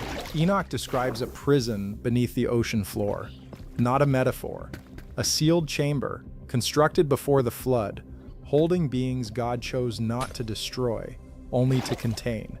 He names what's inside. He describes the door. He records why it cannot be opened until the final judgment. In the next several minutes, you will see what the text says, what modern deep-sea research has found in the same location, and why access to the relevant manuscripts has been restricted since 1974. If forbidden biblical history fascinates you, hit subscribe. Every week we uncover what was removed from Scripture. But here's what makes this stranger. The passage appears in two places. The first is Enoch chapters 17 through 19, part of the Book of the Watchers. The second is Enoch chapter 69 in the Parables section, fragment 4Q206, stored at the Israel Museum's Shrine of the Book in Jerusalem, contains Aramaic text from chapter 17 dated to around 100 BCE. The Ethiopian Ge'ez manuscript at Aksum contains the complete version of both sections. Dr. Michael Knibb, whose 1978 Oxford translation remains the standard English edition for scholars, identified chapter 17 as containing geographical language inconsistent with symbolic literature. He meant the text uses compass directions, depth measurements, specific terrain features, not the vague spiritual geography of apocalyptic writing. Something more like a survey report, the kind a geologist files after mapping a site. And this is where it gets disturbing. Chapter 17, verse 5, describes Enoch being taken to a place beyond the Great Sea, where the waters above and below converge. The Ge'ez uses Bahi Abi, the Great Sea, not a river, not a lake, an ocean. Verse 7 describes the floor of this place as dark stone, smooth and cold, unlike any stone found on land. Dark, smooth, cold. Enoch is describing basalt, the volcanic rock that forms the ocean floor. He had no way to know the ocean floor is paved in basalt. No ancient human had seen it. The deepest any ancient person could dive was perhaps but y'all also 100 said feet. The ocean dinosaurs floor was sits fucking 2 lizards, miles now they're down birds. on Okay, so average whatever. and nearly 7 miles deep at its go with lowest. that. Yet Enoch describes it accurately. What we're looking at is a 3-part description of what lies beneath. The text begins with the structure.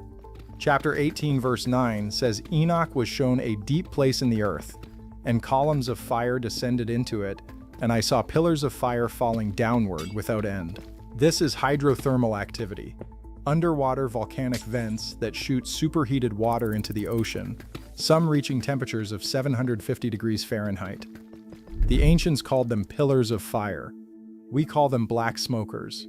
Same phenomenon, different century. But the text doesn't stop there. What follows in chapter 18, verse 11, is the prison itself. Enoch writes, "And beyond the pillars of fire I saw a great house built from stones of hail and ice, and it had walls of fire around it, and a door I could not open. A house of ice surrounded by fire, impenetrable." Chapter 19, verse 1 identifies what is inside. The angel Uriel tells Enoch, "Here shall the angels who cohabited with women stand. Their spirits, taking many forms, defile men and lead them astray to offer sacrifices to demons as to gods. These are not the same as the watchers imprisoned beneath the desert. These are different beings. Their spirits, the text says, are still active, still able to influence events on the surface, even while the bodies are sealed below. The prison contains their physical forms. Their influence escapes through the door." What follows in chapter 69 is stranger still. Enoch provides the name of the being who manages the seal. Verse 14 names him as Caspiel, described as the one who revealed the secret oath to the holy Michael. The oath is what keeps the door shut. Chapter 69, verse 15 records the oath itself. The oath Bika, sworn before creation. Before the ocean existed, before the floor was laid, the seal on this prison was agreed upon before the prison was built. It was planned. The containment of whatever lives beneath the ocean floor was not a response to an emergency. It was a design decision. The distinction matters. Enoch describes 2 separate categories of imprisoned beings. The Watchers under the Judean desert are awaiting trial. They are held in temporary detention before sentencing. But the beings beneath the ocean are described differently. Chapter 19, verse 3 adds a detail most Western translations drop entirely. The Ge'ez says their imprisonment is li'alam we'ale'em, for ages upon ages. That phrase appears elsewhere in Enoch, only in context describing permanent conditions. Not a holding cell, a permanent installation. Whatever is under the ocean floor was not detained to await judgment. It was removed from the world and sealed away from it indefinitely. What makes this detail unsettling is the reason given. God did not destroy these beings. He could have. The flood destroyed everything on the surface. But these beings were sealed rather than eliminated. Chapter 10, verse 9 records God's instruction, "Destroy all the souls of lust and the children of the Watchers." Surface beings, destroyed. But chapter 19 describes a different class of being that receives a different sentence: containment instead of destruction, sealing instead of annihilation. The text implies these beings could not simply be unmade, they had to be held. The architecture Enoch describes is worth slowing down on. He doesn't say a dark place, he gives materials. Chapter 18, verse 9 specifies the walls are made of stones of hail, ice compressed under enormous pressure, white, blue, and translucent. The floor is that dark basalt, smooth and cold to the touch. Fire burns along the perimeter walls but does not melt the ice.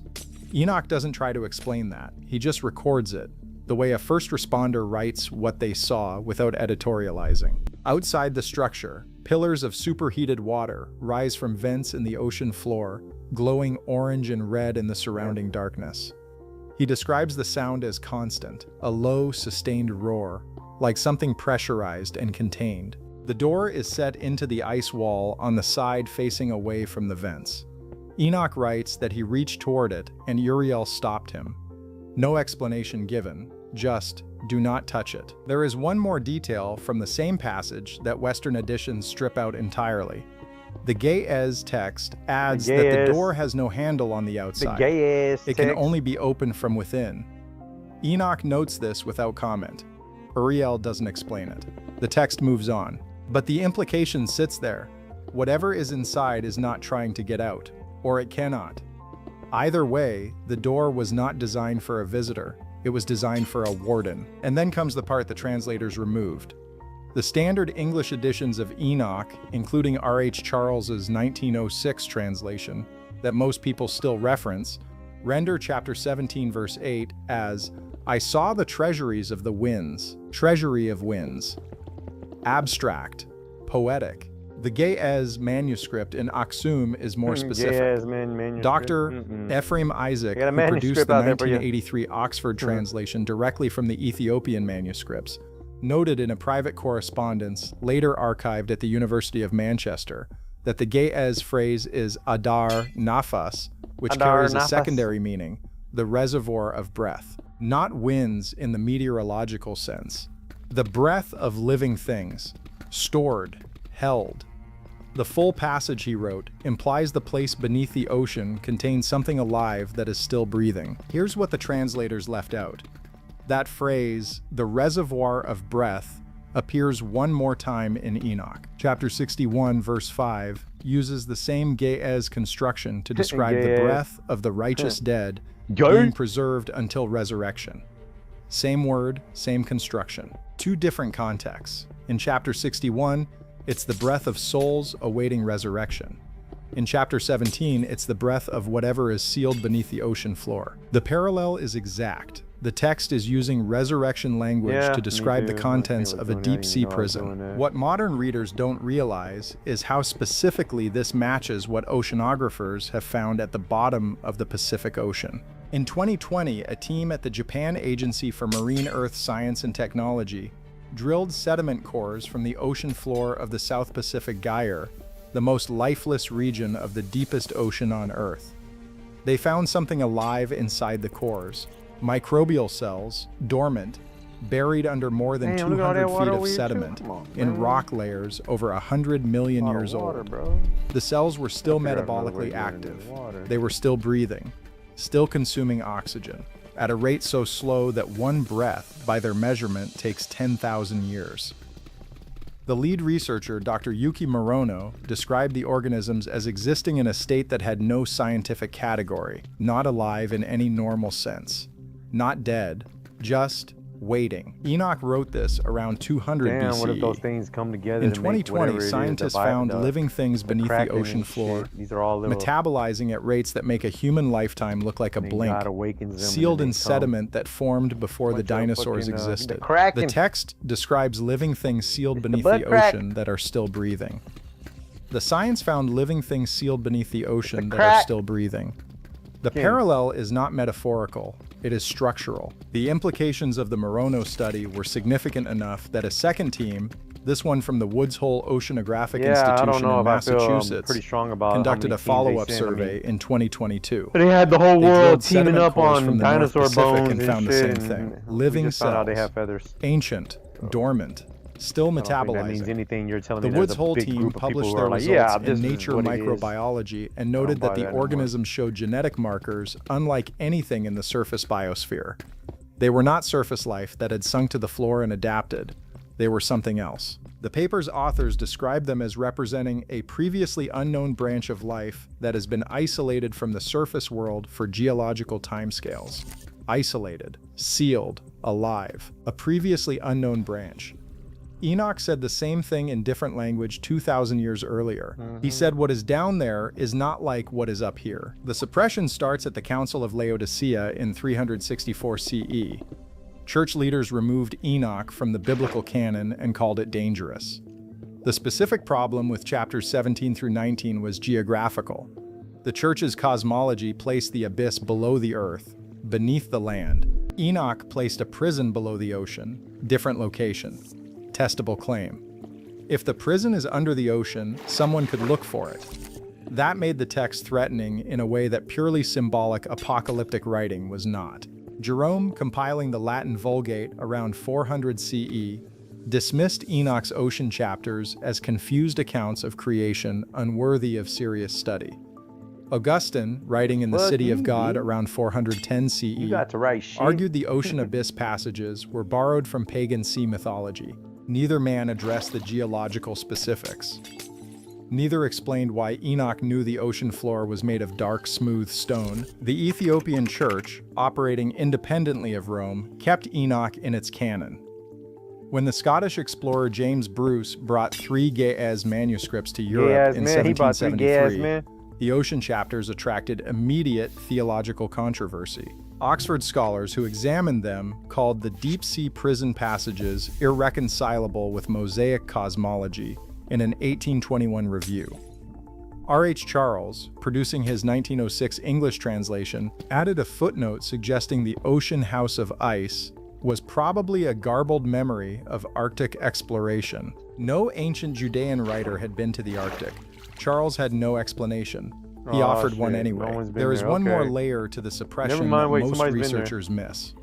When the Dead Sea Scrolls were first cataloged in the early 1950s, the ocean floor chapters of Enoch were assigned to the lowest publication priority. The scholars managing the scroll publication project, a team coordinated by the École Biblique in Jerusalem, divided the fragments into categories. Fragments touching on law, calendar, and community rules were published first. Fragments touching on cosmology, angelology, and geography were placed in the final category. The Enoch fragments describing the ocean prison sat unpublished for over 30 years after their discovery. They finally appeared in 1976, when Joseph Milik released his edition, and even then his commentary described the ocean floor passages as mythological elaborations without geographical content. The man who spent decades studying these texts dismissed the most specific geographical passage in the entire Enochic corpus as content-free mythology. But what the standard translation hides is this. The Aksum manuscript contains a passage in chapter 17 that does not appear in any Western edition. Access to the Aksum manuscripts was restricted after 1974, following the Ethiopian Revolution, when the new government classified church archives as national cultural property. Dr. James Vanderkam of the University of Notre Dame, one of the foremost living authorities on Enoch scholarship, applied for access in 1988, denied. He applied again in 1997, denied. In a 2001 interview with Biblical Archaeology Review, Vanderkam stated that at least 3 passages in the Ge'ez manuscript tradition are known to scholars through secondary references, but have not been available for direct examination in over 50 years. Now here's where it gets active. In 2019, a Norwegian oceanographic research vessel called the Kronprins Haakon, operated by the Institute of Marine Research, conducted a deep-sea survey of a geologically anomalous region in the South Atlantic, approximately 800 miles west of Namibia. The survey detected acoustic signatures at a depth of 4 miles that the ship's instruments could not classify. The lead researcher filed a preliminary report with the Norwegian Research Council, describing the signals as inconsistent with known geological or biological sources at that depth. The report was classified as a restricted internal document. A summary was published in 2021, with the acoustic data section redacted. 2 requests under Norwegian Freedom of Information law to access the full report have been declined. Now, let me be clear. I'm not saying there are ancient supernatural beings sitting in a palace of ice at the bottom of the Pacific, still breathing, waiting for the end of the world. The Book of Enoch is not a submersible mission briefing. But what the text describes when you read it carefully matches what modern deep ocean science keeps finding: living things in the deepest, darkest, coldest parts of the ocean floor, metabolizing in slow motion, sealed under layers of rock and sediment, not dead, not alive in any normal sense, just persisting. Enoch had no submersible, no sediment drill, no sonar, no way to know anything about the ocean below a few hundred feet. He should not describe a sealed structure on a dark stone floor with pillars of fire beside it, containing something that breathes. And yet the text sits there, in Ge'ez and Aramaic, in fragments found at Qumran, in manuscripts locked in a church in Aksum, saying what it has said for over 2,000 years. What we have to confront is the simplest explanation that fits the evidence. If the ocean floor is made of dark, smooth volcanic basalt, if hydrothermal vents shoot fire upward from that floor, if dormant living organisms exist sealed beneath centuries of sediment in the deepest ocean, and if a text written before the Roman Empire describes all of that in plain language alongside a sealed prison containing beings that are not I don't know dead, about plain language. then the text is not mythology. It is documentation.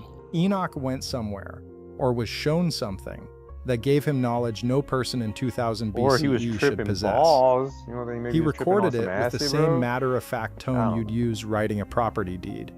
The chamber he describes, You ain't got no dark TV stone back in floor, those days. walls of fire, house of ice. The Man, door he that tripped. cannot be opened is either a symbol we have misread for 22 centuries, or it is exactly what Enoch says, a real structure in a real place, beneath the real ocean, containing something that is still sealed, still breathing, and still waiting for the moment the door opens. The manuscripts remain in Aksum, inaccessible behind church walls and government restriction.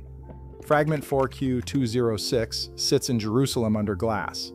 The sediment cores from the South Pacific Gyre are cataloged in a laboratory in Japan. The acoustic data from the South Atlantic sits in a redacted file in Oslo. And in a text the church removed from the Bible 17 centuries ago, a man named Enoch stands at the edge of a dark ocean floor, shown a sealed door by an angel, told it will not be opened until the judgment. The door is still there, the seal is still intact, and whatever is inside is still breathing, exactly the way Enoch said it was. Spooky. So while today is technically our classic DC day, we did Titan, so we have our classic DC video out of the way. I was only going to upload one, and then the teaser trailer dropped for Black Panther, and so now we're going to cover Doom War. This story is amazing. Doom War is so good. It's really one of my favorite stories, but there is a little bit of exposition that goes into this story in terms of setting things up. Now, technically there's a prelude. Shit up. Hannah Montana. Canceling Michaela because she's chopped in person is crazy. Crazy. Your favorite influencers that you look up to and you think that they're gorgeous most of the time are ugly. Does anyone else notice that the real pretty people on social media aren't that pretty in real life? Nobody looks the same online as they do in person. The internet is having a brutal conversation about how people look in person. Michaela Noguera's filter that she posted. Oh and then my what we God, saw that's on the not red her. carpet No way. Still What? is my I don't favorite even know who that is, dream but and my just the fucking paralysis picture is demon. fucking way And different. it's not just one that person. shit? It's becoming a pattern. The conversation usually starts with a clip of an talking to you. influencer or celebrity that wasn't filmed under their What control. would you see? And since Huh? it didn't come from their setup, their angles, or their What would you edits, see? What was it? we're seeing what happens when Okay, and what happened?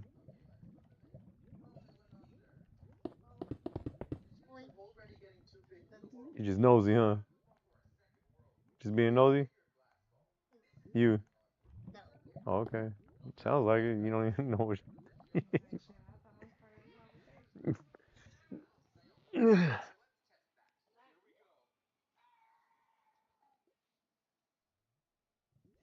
Get my charger, Junior. Get my charger, Junior. I got it.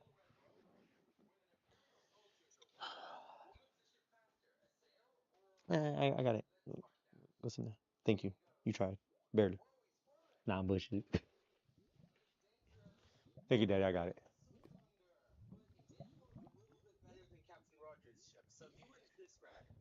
Ooh, keep you.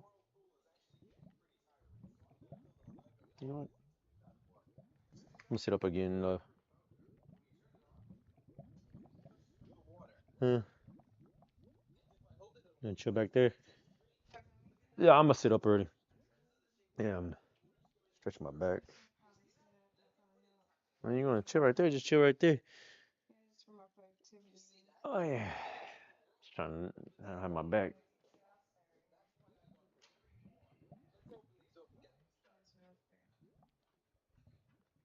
Damn. You said all that cancer up there, you talking about me?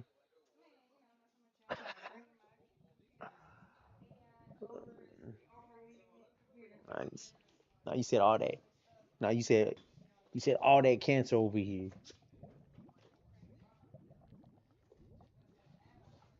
Oh. Test it. I can turn this microphone.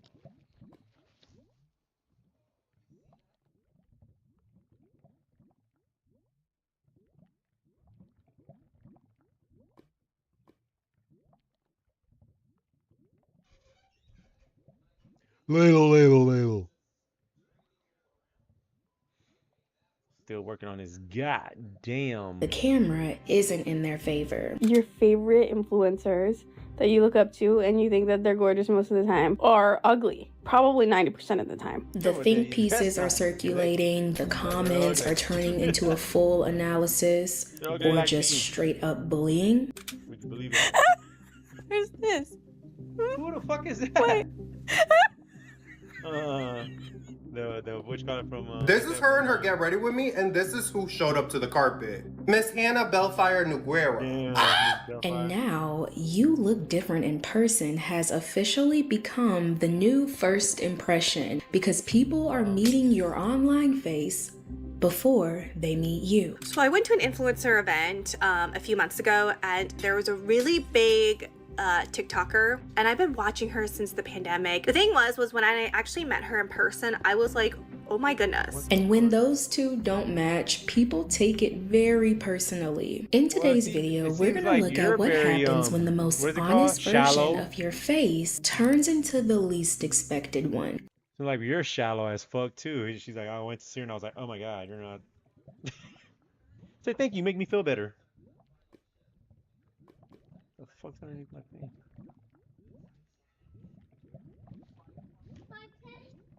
Man, you don't even know what the Titanic is, son. Quick disclaimer, I really don't like the idea of creating a video and discussing or critiquing only one person, in this case, Michaela Noguera. Hence why in every video where I'm talking about a celebrity or an influencer, I'll include 2, maybe 3 examples, because it never gave let's dogpile on one person. But in this situation, Michaela became such a strong example that once you see it, you won't need another one. So, as always, let's give grace, but we do run a very strict program over here, so let's keep the comments classy. Welcome to the Girl Talk you didn't know you needed. Now, I'm not saying you have to subscribe. You're classy. I know you don't just give those away for free, but hopefully we become bestie enough for you to take that next step. In the past, the idea of looking good for the camera was a tale as old as time. We've always wanted to be seen in our best light. It's just that back then, people used the lens to witness the person that they've already seen in person. When you're out with a beautiful girl, take her picture. You don't have to say anything, just aim and snap. She'll get the idea. Oh, snap. Taking somebody's picture is a really modern way to pay a compliment. And film didn't give you a second chance. There were no screens to check if you blinked, no delete button if you wanted to try that again. The pictures were grainy, sometimes a light leak washed out the whole shot, and you wouldn't even know until you got them days later. What a day! Let's take a lot of pictures, okay? Because your memories are important, and because they happen only once, they deserve quality processing. Let's mail the film tonight, okay? With convenient Kodak mailers. Just drop in your Kodak color film, stamp, mail to Kodak, and Kodak will mail your prints right to your home. What a shot! It was just a simple click that caught you exactly as you were. Because back then, you didn't have the option to go back and fix everything. But thanks to Clover, the sponsor of today's video, they help handle the unexpected without needing a redo. Clover is a financial app that lets you access up to $400 before you immediately capture the real you. On this week in 1987, Fuji entered the war against Kodak with its launch of a disposable camera. The concept was just new to Americans, and both companies were betting it would be the next big thing in photography. And not only could you conveniently capture the real you could conveniently capture the moments around you. People took them to the beach, weddings, family vacations, and overall, the camera was really about getting a decent picture instead of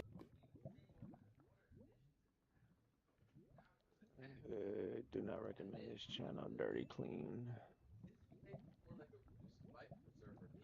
It is 3 in the morning in a quiet, highly affluent residential neighborhood in Luxembourg. The year is 1990. The streets are empty. Behind the heavy oak door of a luxury apartment, a man is awake. His name is Franklin Jurado. He holds a degree in economics from Harvard University, and he is currently managing the European wealth of the Cali cartel. Jurado has built a masterpiece of financial architecture. He has successfully moved tens of millions of dollars through a labyrinth of more than 100 European bank accounts. He has layered the funds through holding companies, structured the deposits to navigate around automated warnings, and utilized his elite education to outmaneuver the compliance frameworks of the Western banking sector. But inside the apartment, there is a sound. It is a low, rhythmic, mechanical whirring. It is a cash-counting machine. The physical reality of the street-level currency is simply too vast and too tedious to process by hand. The machine hums endlessly into the early hours of the morning. In the apartment next door, a neighbor is trying to sleep.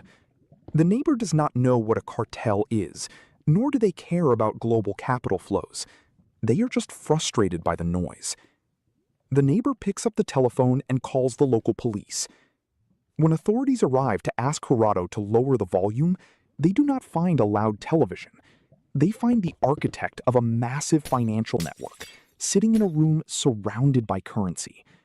A routine noise inquiry leads to wiretaps. The wiretaps eventually unravel the entire 100-account network. The man who navigated the complexities of the international banking system is brought down by the hum of a noisy motor. We are often told a very specific story about how dirty money works. We are told the term money laundering was coined by Al Capone because he used actual laundromats to mix his illicit cash with legitimate coins. It is a cinematic origin story, but it is a myth. Capone used cash-heavy businesses, but the phrase money laundering did not officially appear in print until 1973. It was used by journalists during the Watergate scandal to describe how political campaign contributions were routed through Mexico to obscure their origin. The term was popularized to describe political concealment, not street crime. And that distinction is the key to understanding how modern financial networks actually operate. Today, global financial institutions spend enormous sums annually on compliance software, analysts, and reporting protocols. Yet illicit finance remains notoriously difficult to intercept and recover. We often imagine money laundering as a purely criminal enterprise, operating entirely in the shadows. But modern money laundering succeeds not only through criminal sophistication, it succeeds through the staggering complexity, speed, incentives, and fragmentation of the legitimate economy. The deeper question is not how criminals hide. The question is how dirty money disappears inside legitimate economic activity. Moving illicit capital often requires breaking it down into unrecognizable fragments. Look at a university dormitory in Shenzhen, China. It is late in the evening. An engineering student is lying on his bed, looking at his smartphone. He is not a criminal operative. He is just a student who needs extra spending money. He logs into a Powfen platform, which translates to running points. With the press of a button, he temporarily rents out his personal WeChat Pay or Alipay QR code to a third-party service. For the next few hours, small, seemingly random deposits appear in his digital wallet. 50 yuan here, 100 yuan there. The platform immediately transfers that money out, passing it along to another destination. For allowing his account to be used as a temporary bridge, the student receives a tiny commission.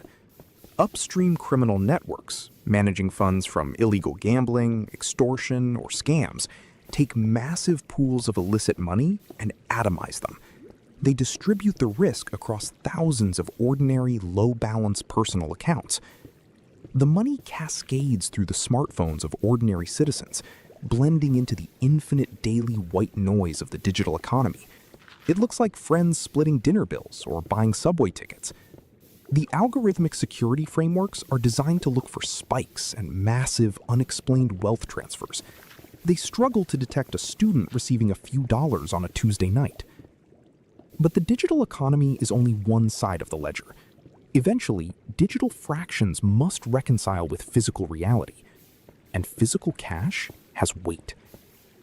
Walk into a currency exchange office in London in the year 2010. A businessman approaches the glass partition and slides a slim leather laptop bag across the counter. The teller unzips the bag. Inside is 1 million euros.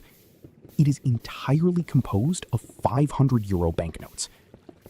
If this man had brought $1 million in standard American $100 bills, it would have weighed roughly 22 kilograms. It would have required a large, conspicuous suitcase. But €1 million in 500 euro notes weighs just over 2 kilograms. High value per note equals lower physical bulk. At the time, investigations by UK authorities suggested that a vast majority of these high-denomination notes circulating in the country were tied to the shadow economy. The bill was practically useless for normal commerce. Grocery stores rarely accepted it. Its primary functional purpose was to compress the physical footprint of illicit wealth, making it easier to transport across borders. The realization prompted UK currency wholesalers to stop supplying the note altogether. When criminal networks cannot compress their cash into high-denomination notes, they are left with a staggering logistical problem: warehouses of low-denomination bills. Money that cannot be deposited into a bank without triggering immediate suspicion. To solve this, the cash must enter legitimate commerce. Imagine a bustling commercial warehouse district in Miami. An electronics wholesaler is looking at his inventory. He has 2,000 refrigerators sitting in his lot. A broker walks through his door. The broker says he represents a buyer in Colombia who wants to purchase the entire lot of appliances. The wholesaler agrees to the price. The next day, the broker delivers the payment in physical American cash. It is street-level currency. The refrigerators are loaded onto a cargo ship bound for South America. When they arrive in Colombia, a legitimate local appliance store buys them from the broker, paying in clean, highly traceable Colombian pesos. The broker takes those clean pesos and hands them to the cartel. This is the black market peso exchange. The illicit US dollars never crossed the border. They never entered a wire transfer. They were simply used to purchase retail goods. The Miami wholesaler may not know he is facilitating a laundering operation. He is focused on moving inventory and hitting his quarterly targets. The incentive to make a large sale often outweighs the desire to ask aggressive questions about the source of the physical cash. This trade-based architecture is not limited to home appliances. Consider the network orchestrated by Ayman Juma, which moved staggering volumes of capital for Latin American cartels and other organizations. His operatives purchased tens of thousands of used cars from legitimate dealerships across the American Midwest and East Coast. The vehicles were shipped to massive, dusty parking lots in Cotonou, Benin, in West Africa. Buyers purchased the cars for cash, and that cash was subsequently smuggled into Lebanon and deposited into exchange houses. The cars were the currency. The American car dealers were not necessarily cartel members. They were salesmen. The infrastructure of global trade relies on people willing to process the transaction, file the paperwork, and move on to the next customer. Bureaucratic inertia is the silent engine of the laundering machine. Eventually, however, illicit capital must transition from physical goods back into the regulated financial sector, and that requires human intermediaries. In May of 1998, the desert heat beats down on the neon lights of Mesquite, Nevada. Inside a luxury casino, 22 bankers from Mexico and Venezuela are wearing tailored suits, smoking cigars, and drinking champagne. They have flown into the United States on private invitations to attend a highly exclusive financial conference. The invitations promised VIP treatment and a celebration of their successful banking relationships. They are men who help move capital for major cartels. As they raise their glasses, the doors swing open. The executives who sent the invitations are undercover agents for U.S. Customs. This was Operation Casablanca, one of the most ambitious money laundering stings of its era. The investigators did not simply trace wire transfers. They built trust. They created a facade of legitimate banking architecture, exploiting the confidence of intermediaries who felt insulated from the violence of the street. It demonstrated that financial networks are ultimately secured not by algorithms, but by human relationships. But even willing bankers face the friction of sovereign borders and geopolitical controls. Look across the Pacific to Macau. A wealthy businessman from mainland China sits in a private VIP room at a casino. He faces a strict regulatory environment. The Chinese government imposes hard limits on the amount of capital a citizen can transfer out of the country annually. He bypasses the bank wire entirely. Before leaving the mainland, he deposits funds with a shadow bank. Upon arriving in Macau, a VIP junket operator hands him the equivalent amount in dead chips, non-negotiable casino tokens that can only be used for gambling. He sits at a baccarat table, a game with an incredibly low house edge. He cycles through the chips, hand after hand. When he wins, he is paid in standard, transferable casino chips. At the end of the night, he takes the transferable chips to the cage and requests a payout in Hong Kong dollars or US currency. The structure exploits the gap between sovereign financial controls and casino gaming mechanics, utilizing the natural flow of the casino floor as a clearinghouse. For capital that has already crossed borders, the objective shifts from movement to preservation. And preservation often requires the purchase of physical assets through opaque corporate structures. For decades, certain jurisdictions within the United States offered corporate secrecy laws that were highly attractive to foreign capital. An anonymous LLC allows an individual to open bank accounts, transfer funds, and purchase assets without exposing their true identity to the public. Legitimate businesses use these structures every day for privacy and liability protection. But that same opacity can be leveraged to obscure the origin of illicit funds. Look at the luxury glass condominiums of Miami and Manhattan. In 2016, the Financial Crimes Enforcement Network, known as FinCEN, issued a geographic targeting order. The directive was simple. If a corporate entity wanted to buy luxury real estate in those specific markets entirely in cash, the title insurance company was legally required to record the name of the true human being, the beneficial owner behind the company. The government did not ban cash purchases. They merely asked for a name on a piece of paper. Following the order, corporate all-cash purchases in those targeted luxury markets dropped substantially. The data strongly suggested that a significant segment of the luxury housing market heavily valued absolute anonymity. When required to step into the light, that capital retreated. Yet, no matter how much wealth is parked in concrete and steel, the arteries of the global economy are ultimately controlled by major financial institutions. In 1999, a mid-level vice president at the Bank of New York named Lucy Edwards processed the paperwork for standard commercial accounts in Queens, New York. Over the next few years, billions of dollars in Russian capital flight moved through those accounts. It was not a highly sophisticated cyber intrusion. It was high-volume commercial banking operating with weak beneficial ownership verification. The bank processed the transactions because the accounts appeared to be standard corporate entities. The vulnerabilities exposed in the 1990s led to sweeping new regulations, but the core tension within banking remained unresolved. Between 2007 and 2015, a tiny branch of Danske Bank in Tallinn, Estonia, processed staggering volumes of suspicious wealth, primarily from Russia and former Soviet states. A British trading desk employee named Howard Wilkinson began noticing severe anomalies. A UK-registered shell company named Lantana Trade LLP was moving massive volumes of money through the branch daily, despite reporting zero revenue on its official UK filings. The underlying issue was not just a failure of compliance software. The Estonian branch generated substantial revenue for the parent bank. This created a difficult conflict between commercial incentives and effective scrutiny. When a division is highly profitable, aggressive internal investigations become culturally difficult. The inertia of profit often outpaces the mandate for compliance. When this tension scales from corporate profit to geopolitical strategy, the mathematics of evasion ascend to the sovereign level. In the mid-2010s, the United States enforced severe economic sanctions on Iran, heavily restricting its access to the global financial system. A businessman named Reza Zarrab utilized a humanitarian exemption in the sanctions regime, which legally permitted trade with Iran for food and medical supplies. Zarrab generated highly detailed customs paperwork, documenting massive shipments of wheat moving toward Iran. In exchange, frozen Iranian funds held in Turkish banks were released to pay for this aid. But the physical reality did not match the ledger. Zarrab later testified in a U.S. federal court that the shipments were fabricated.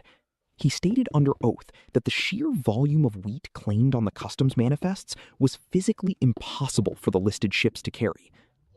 Nobody checked the physical boats. They only checked the paperwork.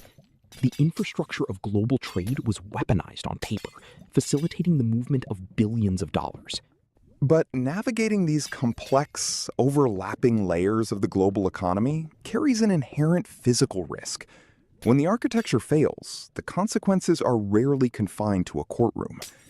In June 1982, a postman walking across Blackfriars Bridge in London looked down toward the River Thames. Hanging from the scaffolding was the body of Roberto Calvi.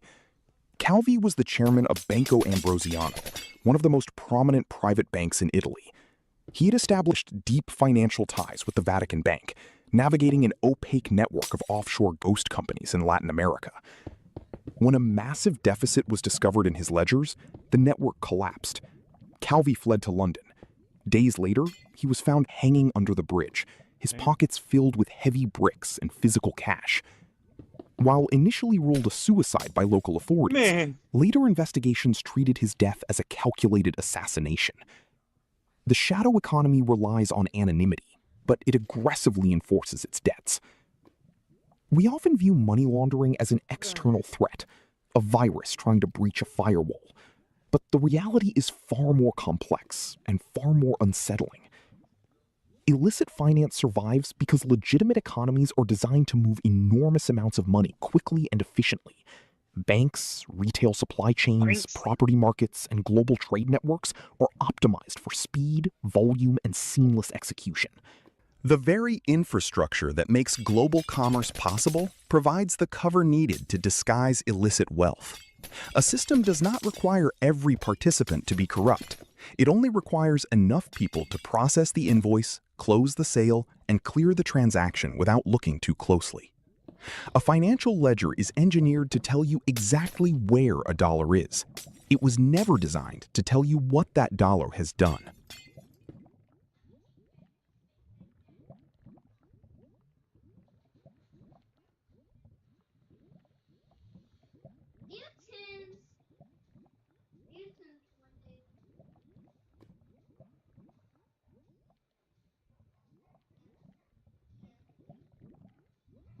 There's been a lot of talk recently about the Third Temple prophecy and how this prophecy is in the works of being fulfilled. This woman who lives in Jerusalem has been showing videos of the construction plans regarding this Third Temple. Now, we know that the Third Temple would have to be built in the same location that the Second Temple was at in Jerusalem on the Temple Mount, and that the Al-Aqsa Mosque and the Dome of the Rock currently sits on this Temple Mount.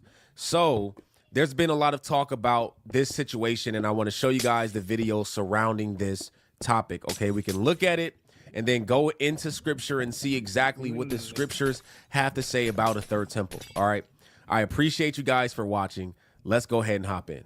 If you don't think that the third temple is being built right now, I have some news for you. There is already the infrastructure in place to support a very rapid, and they're already putting everything in place right now. Check this out. I live in Jerusalem, and I'm going to show you right now that it is happening. And in fact, what you see here is a elevator that they are putting in to the old city in Jerusalem. It's going to look like this. They're building a whole building. It's called the Kotel elevator. They're building a whole building to take people to the Temple Mount when the temple, the third temple, is there. And so they have this whole area under construction. They've had a wall there. You can hear the jackhammering during the day. The location of this elevator is right across from none other than the Temple Institute, which has for the past 40 years been getting everything together for the third temple. So it's going to be really easy for them to just roll everything out, take it down the elevator, and take it across to the third temple platform. So she's showing that there is construction plans that are put up regarding the Temple Mount, okay? And I've seen other videos of flags being put up. I've seen videos of people, both Christians, I believe Jews, but I've seen Christians that live in Jerusalem coming together, walking around the Temple Mount, praying, proclaiming that there will be another third temple built. Now, they're doing that because they understand that what prophecy says about the third temple. And I will say that we cannot usher in God's plans. It's going to happen when it happens, but they are preparing for a third temple. Now, every time that there's talk about a third temple, there's going to be people that say there's not going to be a third temple because we are the temple of God. The Holy Spirit resides in us, and Jesus Christ paid the ultimate sacrifice. So there's no need for sacrifice of animals. And all of that is true. But in this video, I'm going to show you guys the scripture that specifically speaks of end times sacrifice and end times temples, okay? That there's going to be a temple being built and sacrifices being offered in that temple in the end times. But first, I got to show you guys another clip. Let's check that out. I think one of the main reasons that people are not listening is because they still have to go to work. They still have to pay their bills. They still go to the grocery store. They run their errands, right? On the surface, life looks no different. It's still the monotonous routine with responsibilities that they've always had. But guess what? That's exactly what the enemy wants. The enemy doesn't want the world aware of what is actually going on, the biblical and spiritual reality of what is happening. Listen, y'all, right now, we have literally nothing but wars and rumors of wars. Y'all know it, like every other week. Every other week, we also have the president touting nothing but peace and security. We have signs in the sun, moon, and stars almost every other month, it feels like. We have massive earthquakes almost every other day. We have the love of many growing cold. Nay, it's not growing cold, it has grown cold. Right? Nobody cares for one another anymore. All you see is everybody going at each other's throats, families. It's an absolute mess. We have demonic technology, AI, literally taking over our entire world. She didn't say cell phone. And now this. In the Bible, God warns about a third temple being built. He warns that the Antichrist will sit in this temple and he will declare himself to be God after he ends the sacrifices that have resumed. Now, this third temple will be built in the same place that the first and the second were, and that is the Temple Mount. Currently on the Temple Mount, Jews do not have freedom. They cannot go and just freely worship, freely practice their religion. They are restricted. This is saying that is about to change. So at the end of July, more than 2,000 Israelis stormed the area, stormed the Temple Mount, and they prayed and performed rituals all around the compound in what Jordanian officials said was the worst violation in modern history. Now, they say that this is an imminent threat with the potential to trigger a religious conflict, and a lot of people believe that in order for that third temple to be built, the Dome of the Rock has to be attacked. It has to be taken down. Now, Israel taking over the Temple Mount or whatever that looks like in order to build the third temple will absolutely happen because that's what the Word of God tells us. But we also see this playing out in real time and have been for a while. This article is from May. It says U.S. and Israel actively working to strip Jordan of custodianship. Again, chess pieces being moved into place. So I'm pretty sure you guys know her, but her name is I think Ashley Hayes. She does a lot of videos on news and prophecy and market of beast, things like that, right? And I do agree with her in her response to seeing everything happening in the world. These are videos that I've done as well, seeing the weathering events that have taken place in the world, seeing the wars and rumors of wars. So I agree. You know, we got to definitely pay attention to these things. And when you see things happening, like people like to throw in fear mongering. I think there could be a some type of way that you bring these videos that could be fear mongering, but the news is the news, and that's how we have to take it, right? When things are happening and we make a video about it and we say, look, this looks like what the Bible's talking about. That's not necessarily fear mongering because it's actually taking place. Now, if you want to make it sound more charismatic as He was like, why are you than what it this if is, it's or if gonna you want to happen? try You're to not make gonna it prepare for what? bigger than what it is, then yes, that could be happen. like something that, you know, we can avoid, so that we're not just making every single thing look like it's like, hey, Jesus is coming tomorrow type thing, right? For real, that's what I'm saying. But If you that yes, scared, I you can agree go back with to the land, what dog. she's saying, and Go I'll sit your ass in the leave cave or the something. links to these videos in my description. Now, I want to show you guys this real quick, because anytime, like I said, when we talk about prophecy, the third temple prophecy,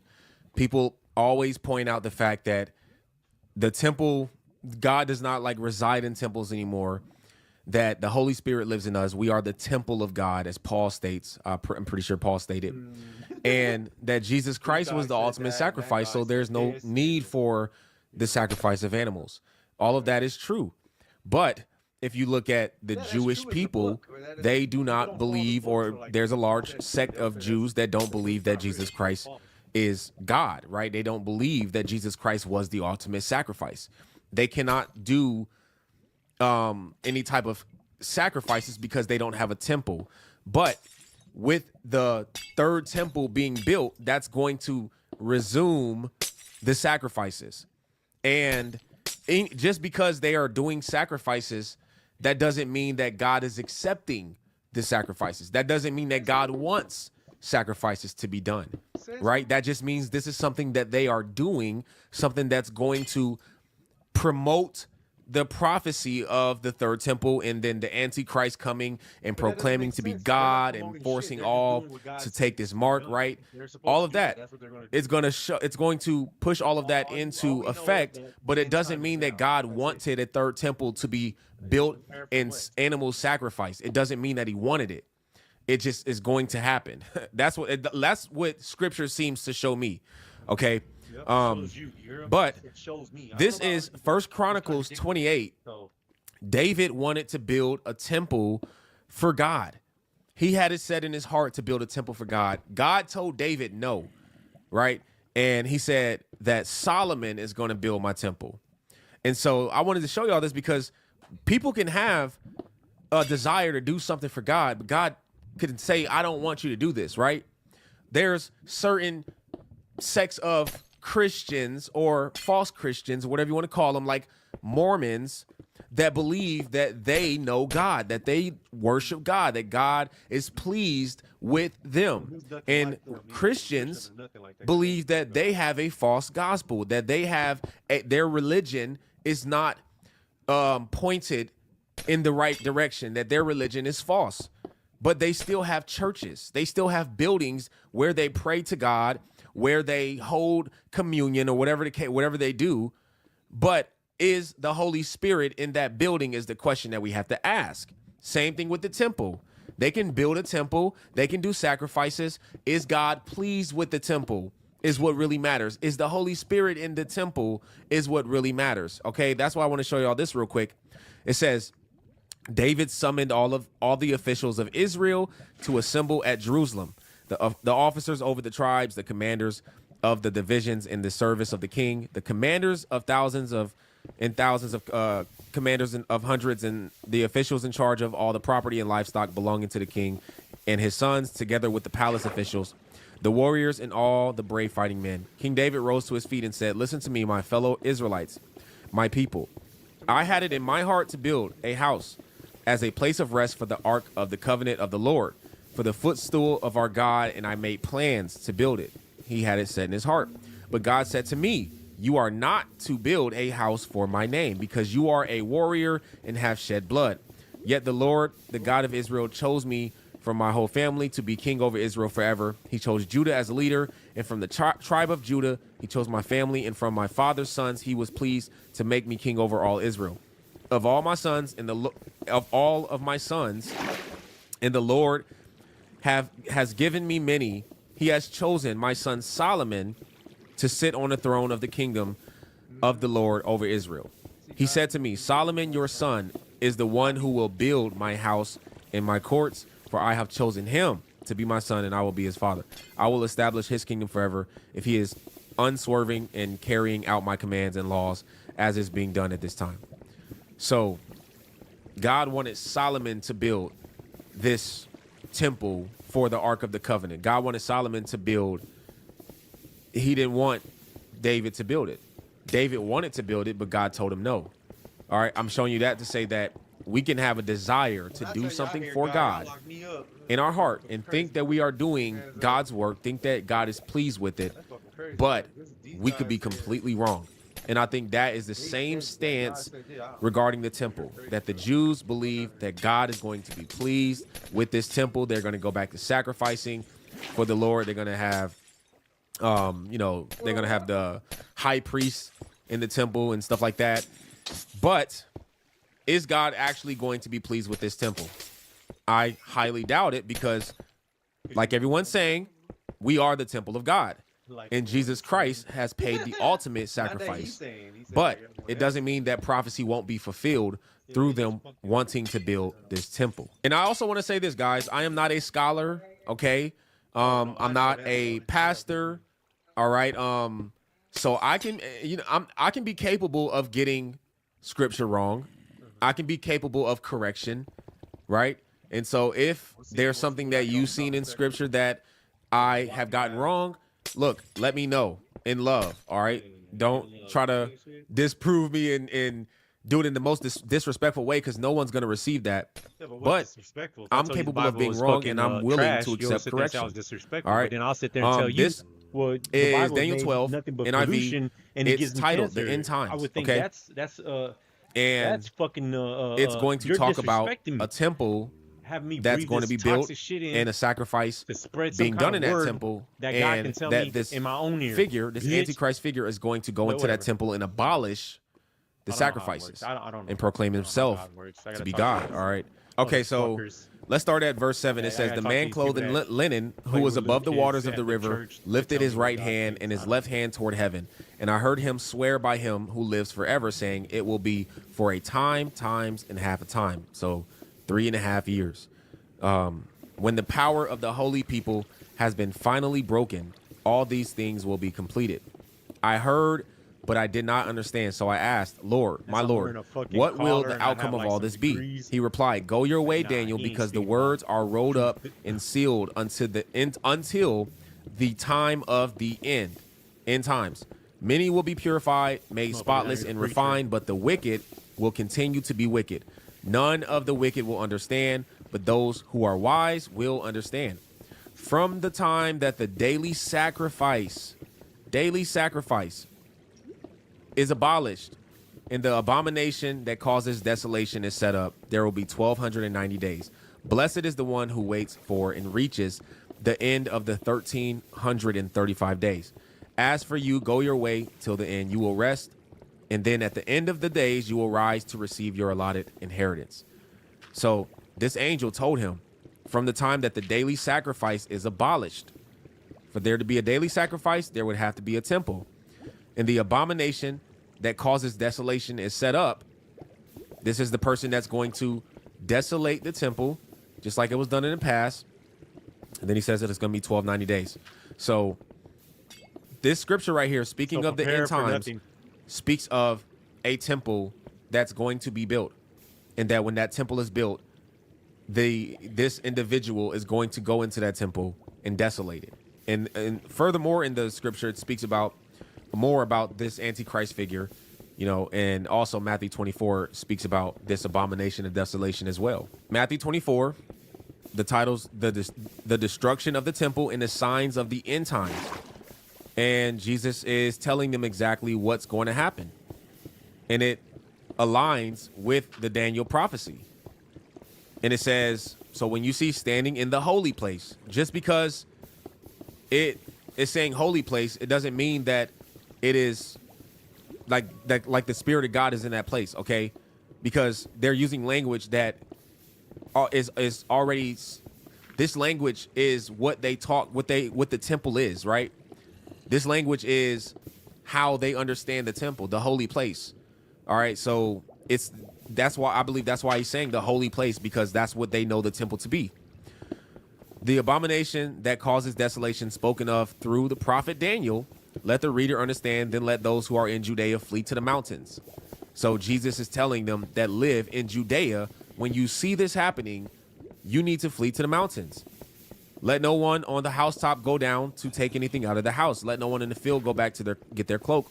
How dreadful it will be in those days for pregnant women and nursing mothers.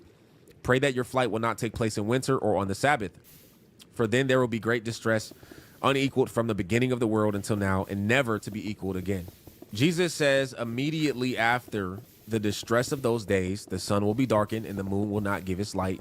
The stars will fall from the sky and the heavenly bodies will be shaken. Okay. Whether that is descriptive or whether it symbolizes something else, it's a debate about that. Okay.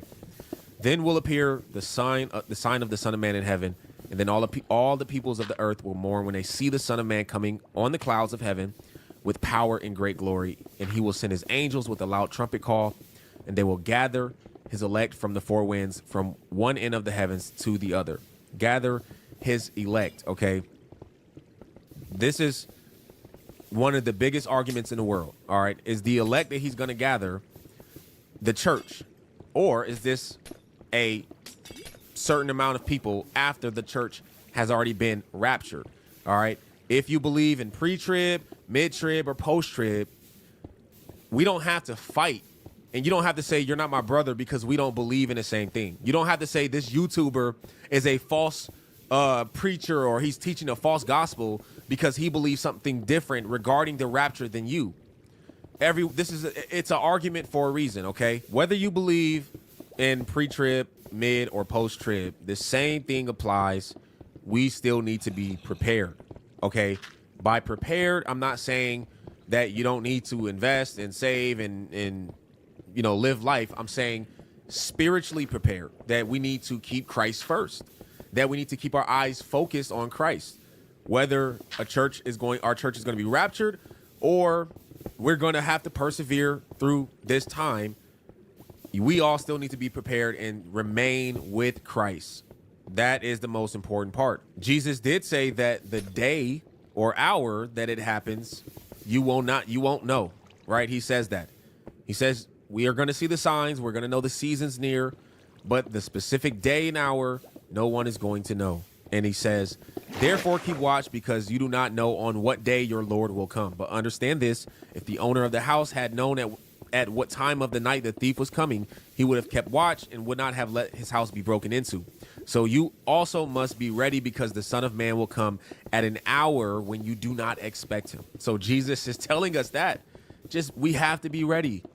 Whether he comes after the temple, whether he comes for the church before the temple, before the Antichrist is revealed, the same thing applies. We got to be ready. We're going to see the signs, because we are seeing signs, right? We're seeing a lot of the things the Bible talk about happen. The most important thing for a Christian is not to be fearful, not to worry, seeing signs, right? To be ready spiritually. Jesus Christ is truly in control. Paul said that nothing can separate us from the love of God through Christ. The Bible said that so. Through life and death, through everything that could possibly happen, right, guys? Nothing can separate us from God's love. So whether we are to persevere this or God's gonna scoop us up before it all happens, we got to be ready, and Jesus Christ is going to be in control through it all. That's the part that Christians need to remember. Let me know how you guys feel about this video in the comment section, okay? If you're new to the channel and you like what you see, I encourage you to hit that subscribe button and hit the post notification bell so you do not miss another video. My name's Aaron Page. I'll catch y'all on the next video. Until next time, I'm out. Until next time, my kitties.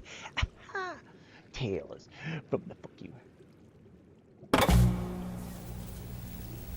What's this one?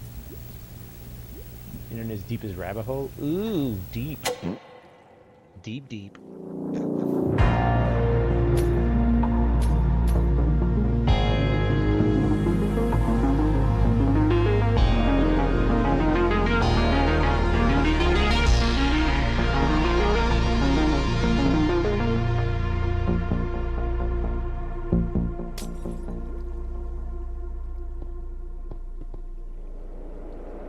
Saturday.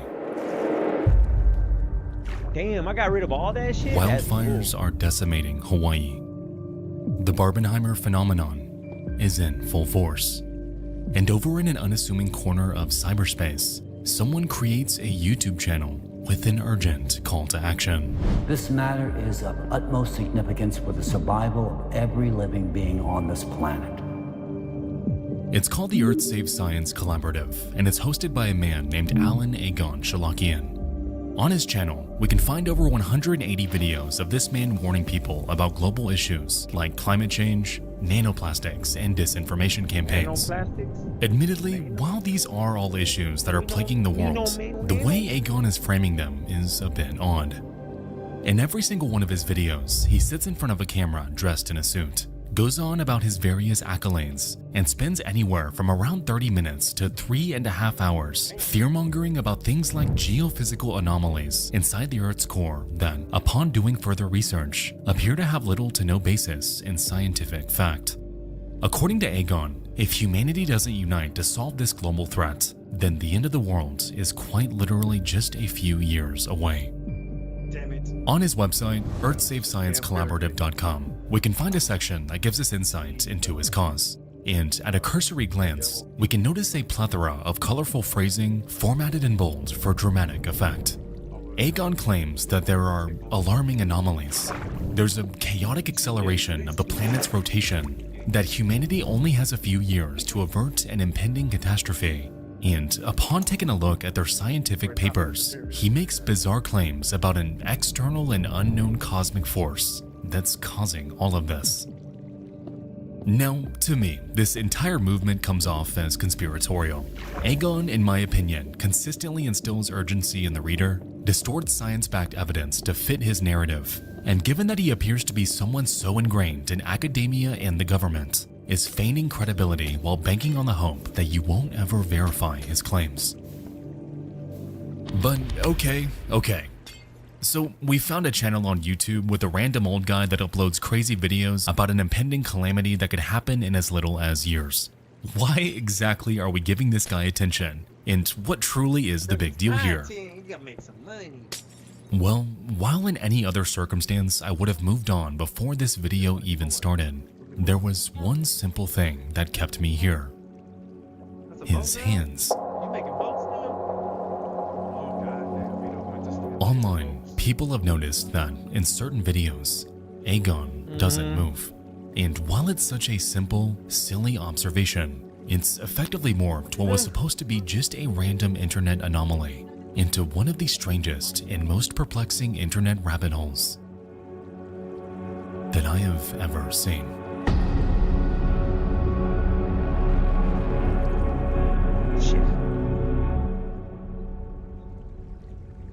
We'll return after these messages. Alright guys, before we continue, just a quick story time.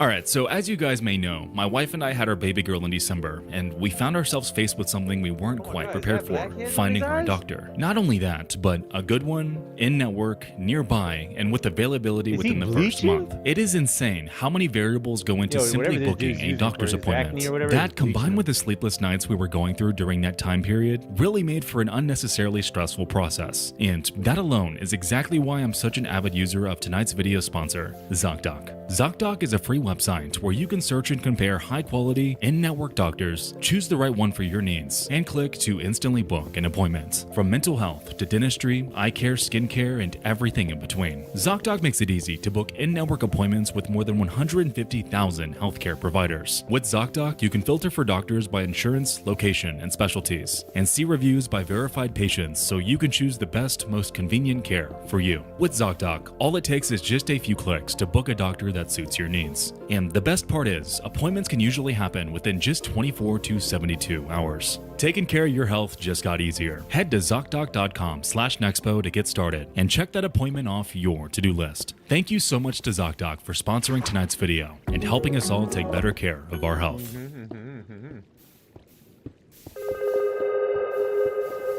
Thank you for the money, ZocDoc. Government AI-generated fake YouTubers are now a thing, and they're super scary. Hi guys. Recently I found a video on YouTube about Destiny doing some research and some weird things, and one thing caught my attention. This dude named Agon Shalakian is supposed to be a person with a lot of influence in the US government. but he never existed, and everything about him is just odd or weird in some way. He has a YouTube channel in which he only speaks directly to a camera, speaks a bunch of nonsense about geopolitical stuff, and does not move. I'm being serious, this guy sits for 3 hours without moving his hands. I'm scared and I'm worried. We need to find out. All across the internet, we can find him.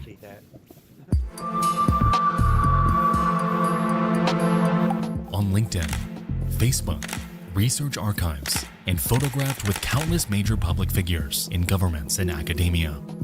Aegon, according to his Facebook and LinkedIn profiles, carries a highly decorated resume, having studied at numerous prestigious institutions like Harvard, MIT, and Stanford. And while this looks impressive, he notes that he somehow attended these universities at the exact same time. Now, as we know, anyone can put anything on a LinkedIn profile, and given that his accolades are so incredibly out there, it's possible that some, if not all of his social media claims are bogus. On top of this, if we perform a search for Aegon Shalakian on the internet, we'll find that hardly any of his actual research comes up. For someone so ingrained, so well networked, you would think that this man's work would be everywhere. But aside from his own profiles, paid articles he himself submitted to the press, and videos from his YouTube channel, little, if anything, is out there. It seems that all we have are a myriad of images depicting Aegon with public figures. However, upon looking at them closer, even these seem strangely uncanny.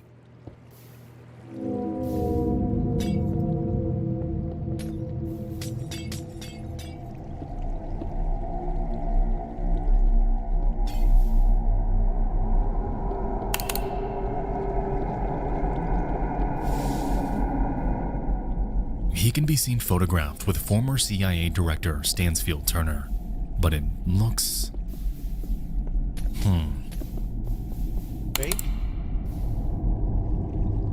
This one's with a Harvard colleague named Robert Merton, but what's going on here? Pictures in the background. AI. Yeah, AI. Crash. Okay, but what about this one? This one looks normal. Yo, this But is creepy, dog. no. Hold on.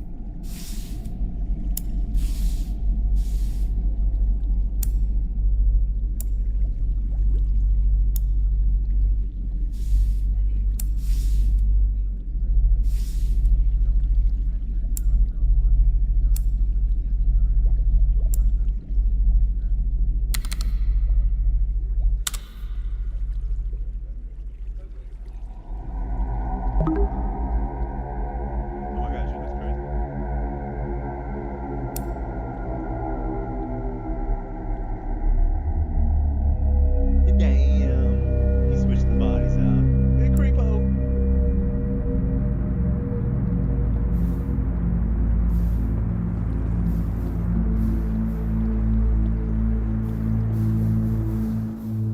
Aegon Shalakian has fabricated a massive network of images depicting endless aspects of his life that never happened.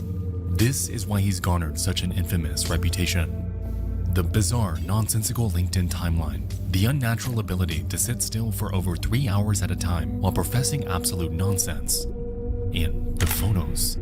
His entire online presence rests in the uncanny valley, and given how proficient AI has become at spoofing entire personalities online, this left many across the internet wondering if this could be what's going on here. Is Aegon Shalakian, proficient researcher, world-renowned scientist, and highly decorated alumnus of numerous prestigious universities, even a real person?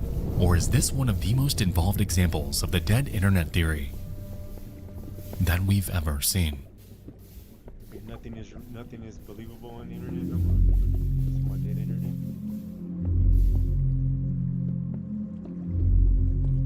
On Aegon's channel exists a documentary called The Impact, and in it, we can hear an AI George Washington calling the audience to action against a so-called foreign enemy. It goes on to fearmonger about impending civil war, so-called anti-cult organizations that oppose him, and it puts forth various potential scenarios about the end of the world. It is, for all intents and purposes, complete AI slop. And weirdest of all, it goes on for 8 entire hours. 8 hours? If you click around this video, you will learn nothing. It's just a bunch of random propaganda wrapped up in vernacular that simply goes on in circles. Yet, even so, surprisingly, this video has found an audience.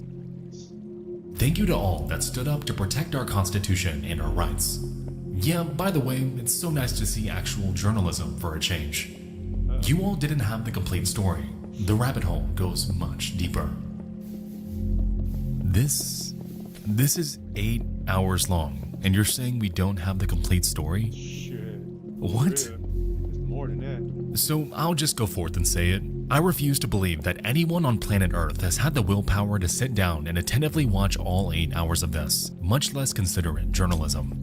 As we can see, these comments all come from those with randomized usernames, empty YouTube channels, not a single profile picture. It appears that the only ones here are bots. A revelation that does not help Aegon's case.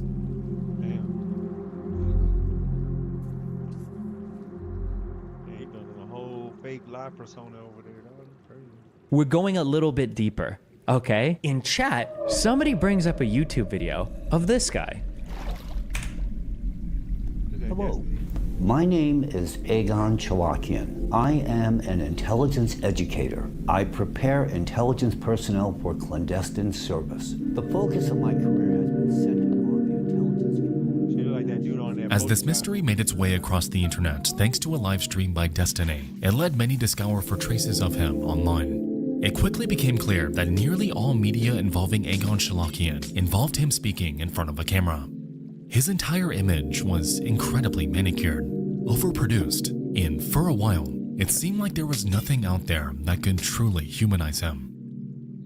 But right when people were keen on throwing this entire mystery away as just another case of AI-generated nonsense, a random pandemic-era video depicting a Zoom call, of all things, found its way into the spotlight.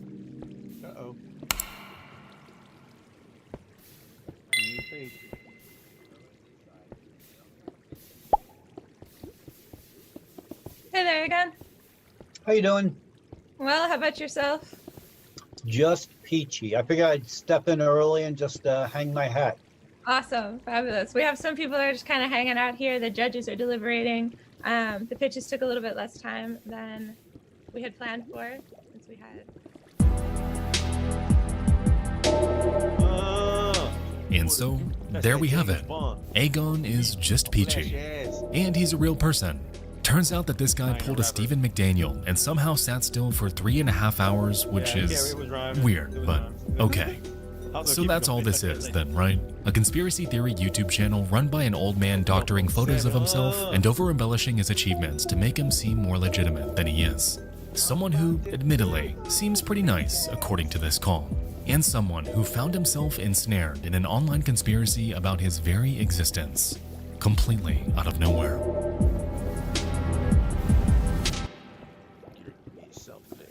I'm James Bond, fuck you, bitch.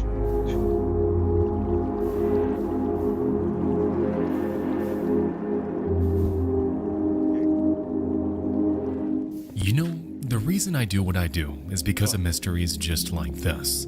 Creepy internet anomalies that we can investigate and solve with a logical conclusion. Aegon has fabricated an entire online persona, and admittedly, it was an engaging investigation. So thank you guys so much for watching. Oh, he's being funny. He's AI. Something is wrong. He's being funny with serious matters. All throughout Aegon's comment section, we'll notice the same commenters spread out across his uploads. And upon taking a look,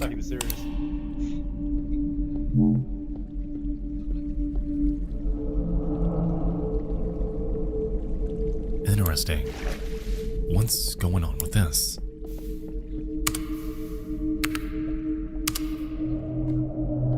Representatives of the Creative Society delivered a substantive presentation addressing one of the most pressing issues that has long been the subject of my research and concern for many years. Weird, but okay. What the hell's the Creative Society?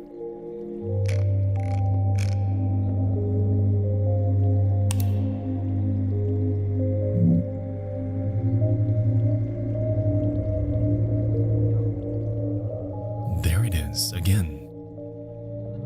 Okay, I'm not trying to be tinfoil hatty, but there are way too many oddities taking place with this channel. Every single comment supports Aegon. They seem to heavily lean Russian. They all connect in some way to something called Creative Society. And upon closer inspection, why is Aegon on their website? From what it seems, Aegon Shalakian isn't just a one-man show. It's a group. So who in the world are these people? You better do something ugly.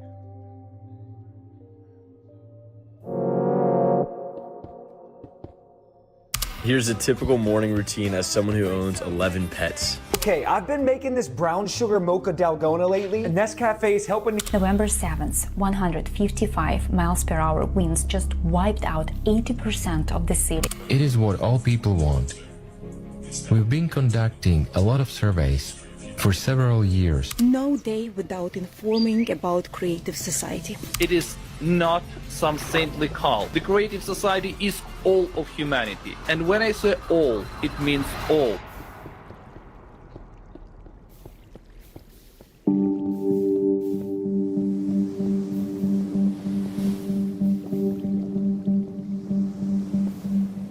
Making its way onto every social media algorithm across the vast ocean of the internet is an idea. An idea that, on the surface, sounds idyllic, the sort of thing you'd hear in, let's say, a dream. The long-awaited arrival of a future we were promised, yet never came, and one that'll radically transform the lives of everyone that chooses to follow it. It goes by the Creative Society, and it's spilling out onto TikTok, Instagram, Facebook, really anywhere with an audience online. Yeah, but you're not gonna be able to upload it. Take a look around, and chances are you'll find it. Front and center on their website, we're greeted with oddly familiar dialogue. Today, as the global community faces an increasing threat of natural disasters, the pursuit of security and sustainability has become fundamental for everyone. This situation requires immediate and decisive collective action. Just like the Earth Saves Science Collaborative, we're confronted with a conveyor belt of ideas, videos, and scientific reports that scaremonger about many of the same problems that Aegon told us about earlier.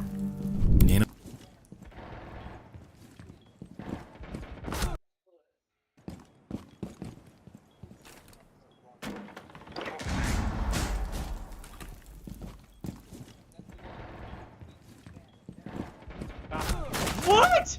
Dude, they're hacking. This dude's hacking, love. Look at it. Check this out. Look, look, look. Gotta play the game. Look at that. Oh, dude, this game is... Man, these games are trash, bro.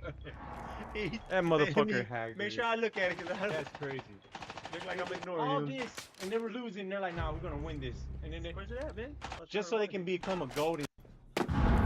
This dude...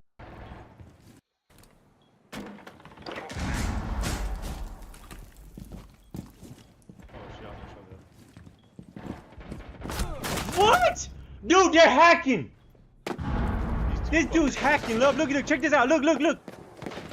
Look at that. Oh, dude, this game is... Man, these games are trash, bro. That motherfucker hacked, dude. That's crazy. All this, and they were losing. They're like, nah, we're gonna win this. And then they... Just so they can become a gold and stay whatever fucking rank they want to stay. Whatever. Fucking lame ass bitches, dog. On fucking unrank. Then you can't report them fast enough.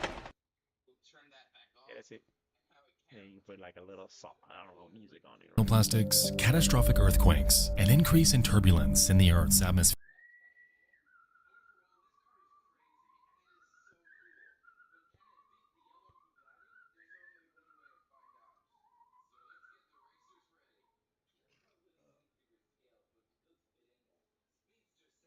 Aguska skink, Aguska skus.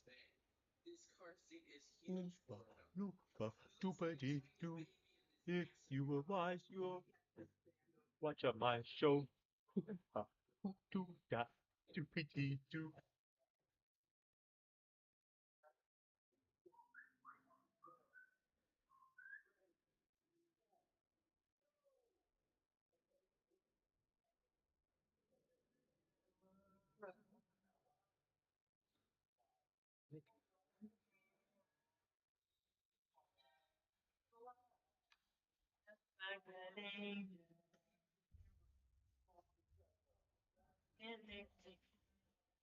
It's under so you can the gooch. So you can't hear the witch calling. The radiator. That should must sound enough.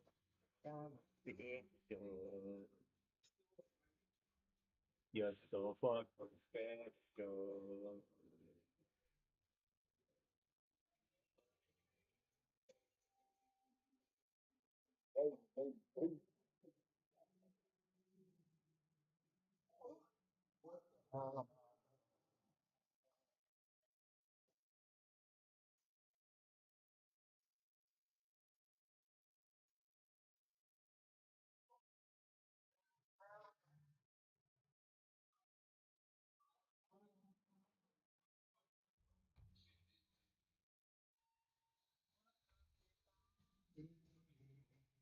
Oh, my shit's been on this whole time.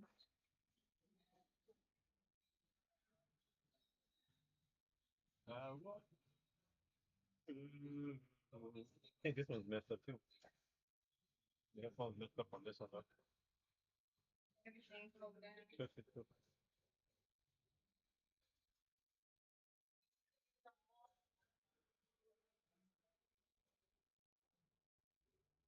Well, first of all, I gotta turn it on. Yeah, it worked. First of all, you gotta turn it on. Don't it?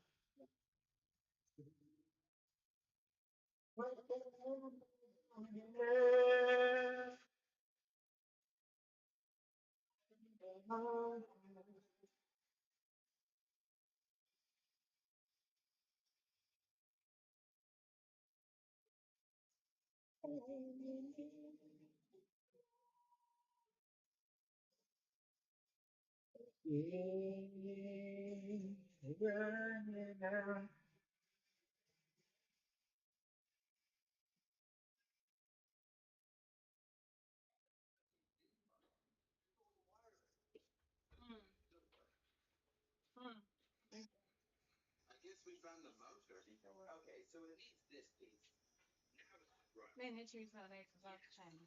Yeah, you got later. Yeah. Later. Testing, testing.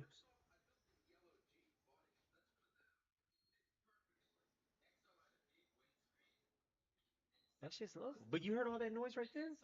All this noise right here, look. It's not making that sound no more, but it's still messing up. Muffled. Is it dry? Is it so dry?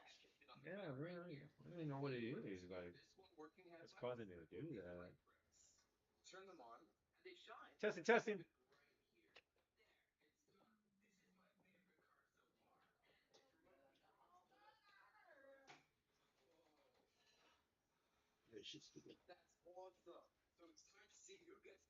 Your water. Yeah. Squeeze me. Yes, water.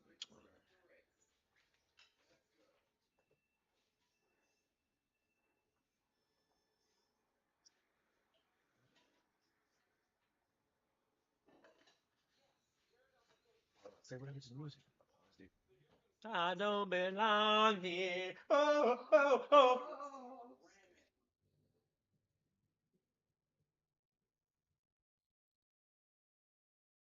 Misha.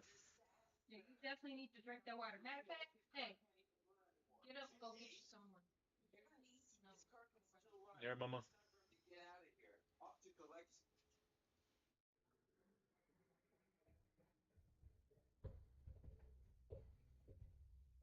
I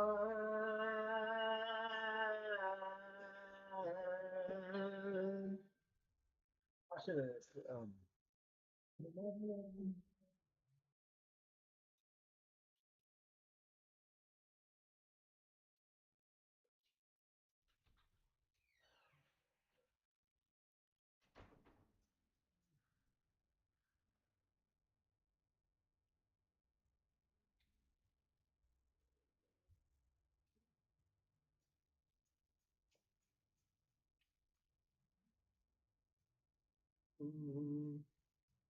What the hell?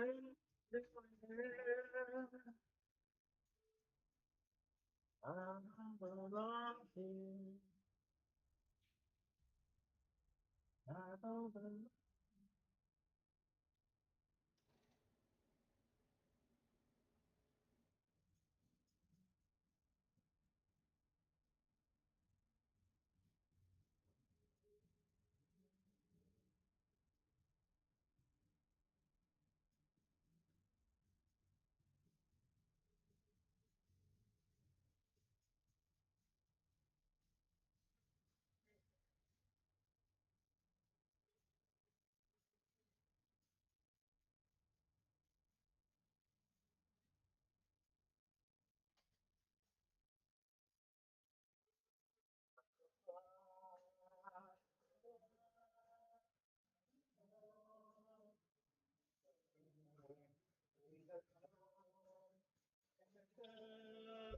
To the star.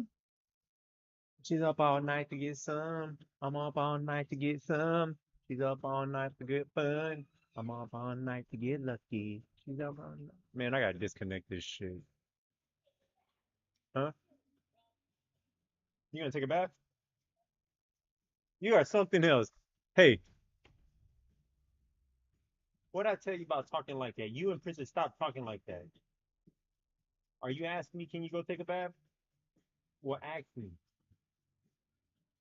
See, when you ask me, I might say yes, and I'm gonna go ahead and say yes. Huh? Yes, I'm gonna put. Want to take a bath? Yeah. Take a bath? That bath. Huh? Wait till tomorrow. Wait till tomorrow, all right? Okay. There. Pick. Process. Yeah, it's 9 o'clock anyways. Nah, ain't no process.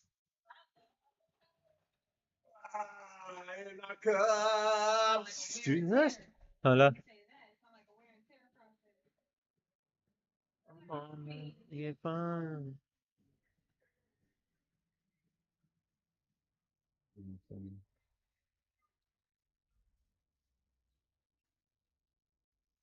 Lucky.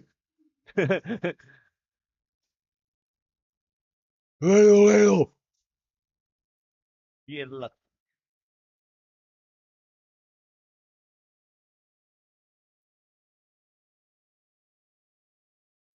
Ah, man. Get together. They come to get together. Get lucky. I like to get lucky. I like to get lucky.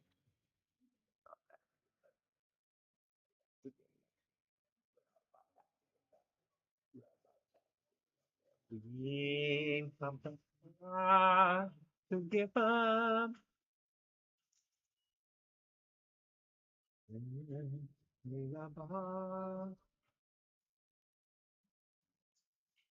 Says match is set up to full duty because of the settings.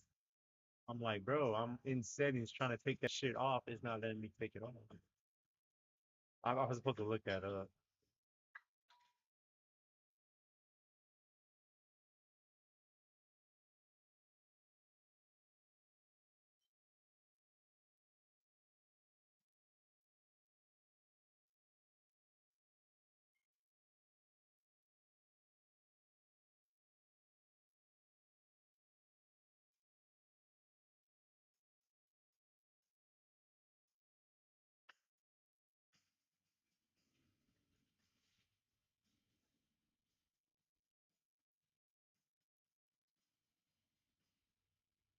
Testing. I'm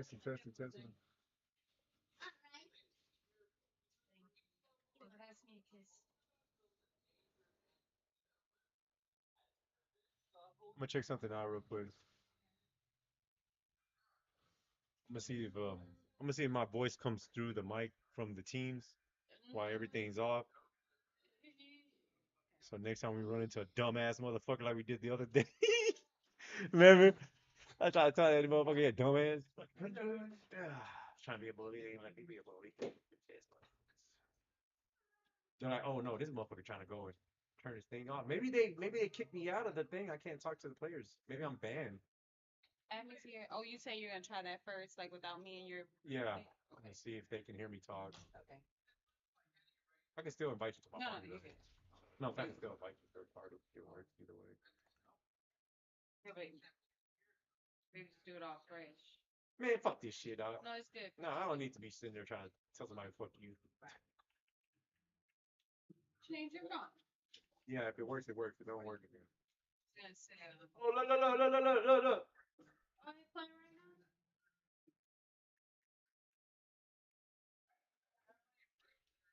I'm gonna buy the part.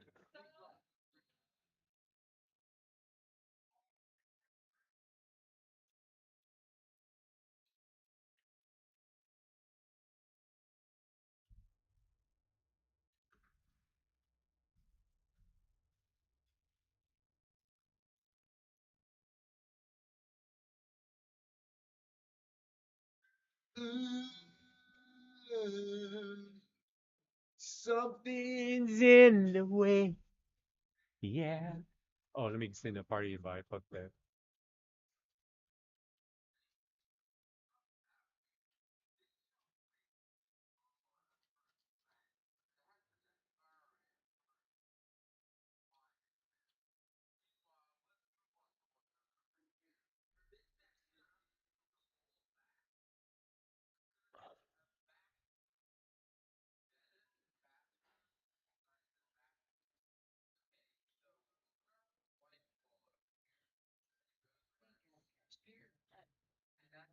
Yeah, I purposely didn't get none because I was like, I don't need to eat those motherfuckers.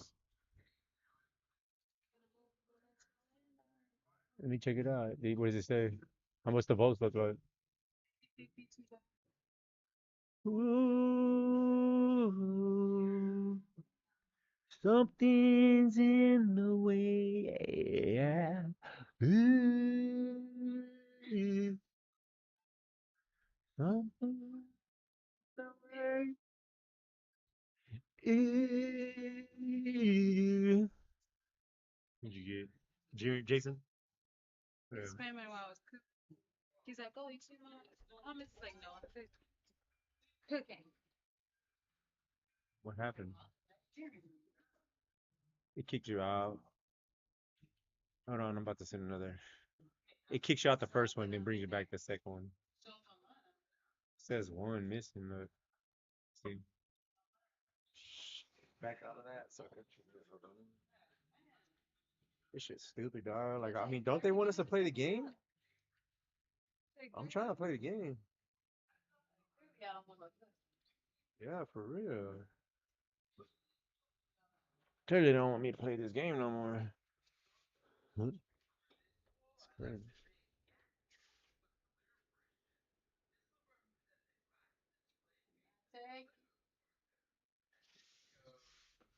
I'm feeling super strong. Yes, I gotta take a piss. Did you join? Waiting. I Waiting? had to quit. I had to quit the game. Fucking thing, man. Oh, bro. Go ahead and pee. So and just get back. It says you're there. Well, I was on the last one. Gotta check on yours to see if it says I'm there because for mine it said I was there the last time. Yeah, no, the last time it did that, but it activated the second time. Right. This time it should go through really reset everything too.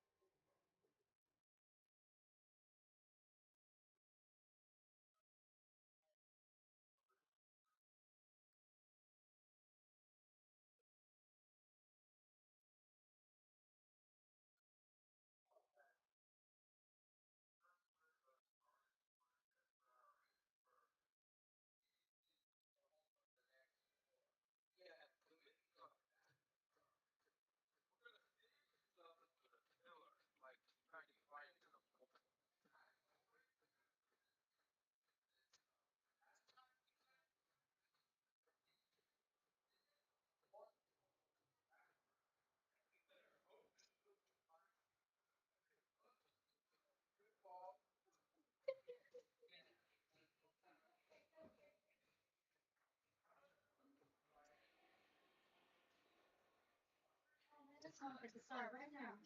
Oh, give me a bag of chips. Yeah.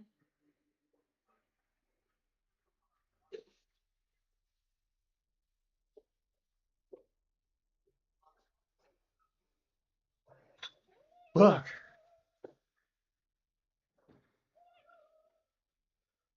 Get on game mode. It's in my seat all the way up. Turn the music up. Oh. Let me go to my channel. Cut this off right here. The night shift has just started. Go to my channel. Go to my channel so I look like I'm not by myself and I got someone watching me because I'm not lame. There it is. Let me see. Let me give myself a like because no one likes me. My own kids that come on my channel, they just spam. Nah, but he did. He liked the. He likes the. When it comes in the spam, he likes. He likes it? Yeah, he likes it. Like, give it a thumbs up? Yeah, he gives it a thumbs up. Who, Jay? Whoever, Princess. I'm just talking about my kids. Oh, So I think my own kids come here and they give me what they do. They do. Yeah. Oh no! I took that off.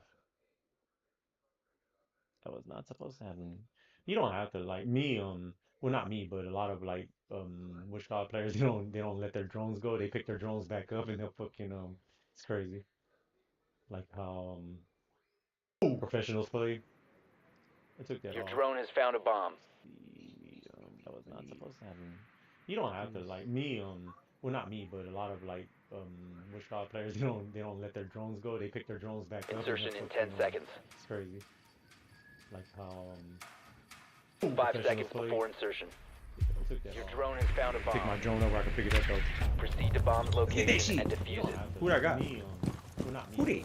Who these? I don't know what guy I got. Who I got? Insertion I don't know in who I 10 got. seconds. Let me see.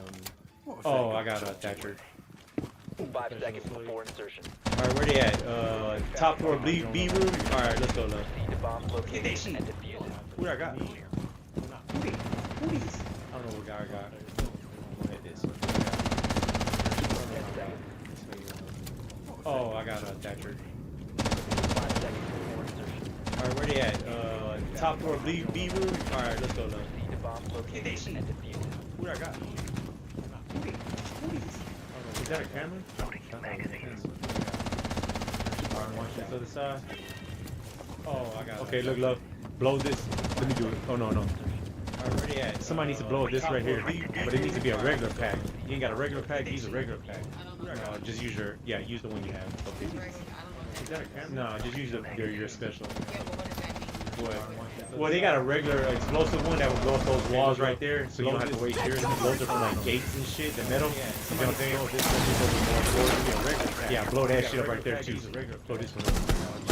Yeah, use one out there. Diffuser is now secured. Ah! You made it up! Explosive one that will blow up those walls. No, that was me. So you don't have to wait here. Oh, I killed his ass too then.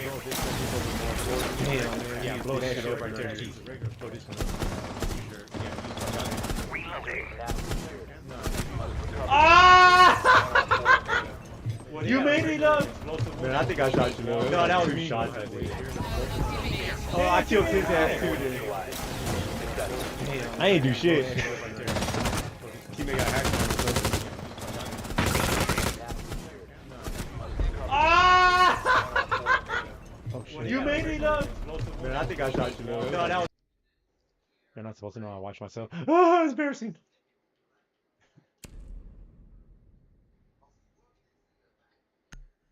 Oh no, not him. I picked the wrong guy. I was thinking this was regular shit. I put banned. Banned the wrong guy.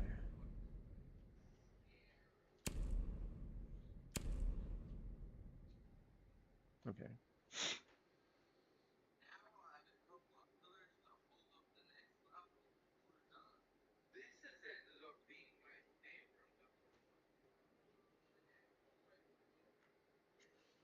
I think it's supposed to be Laura Croft right there. Ash. First of all, the titties are off. Yeah, super wrong. Yeah. But are they right now? think they're right now.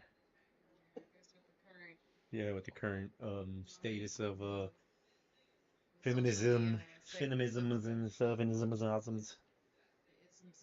Yeah, I think that's not. We need to locate a That's bomb. politically correct that she's drawn that way. Yeah.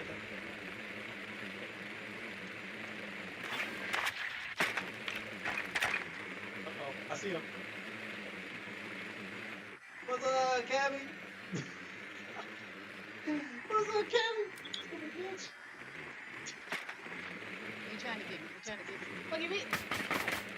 What you gonna shoot me, bitch? Oh, bitch! You can hear me, love? Damn, look, the whole team is gone. There's only 2 of them. Aw, that's not fair. 10 seconds before insertion. 5 seconds. Your mission is to locate and defuse a bomb. And his teammates jumped out on them after that second one. They're like, nah, there's a hacker in our team, Lovey. Yeah, I believe it. Who's the hacker? I'm gonna shoot his bitch ass.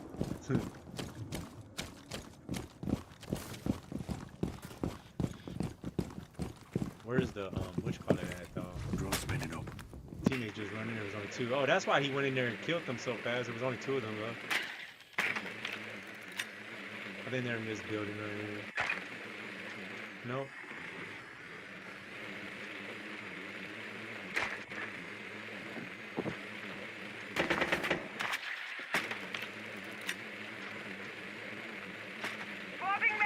I don't know where the fucking thing's at. It's downstairs?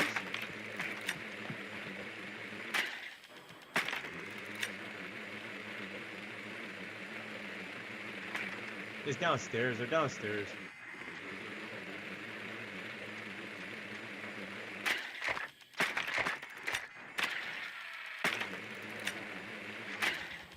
Oh yeah, he downstairs. We got this. All right, meet me over here. You have located a bomb. This wall. Let's go. Yeah, go that way. Yeah.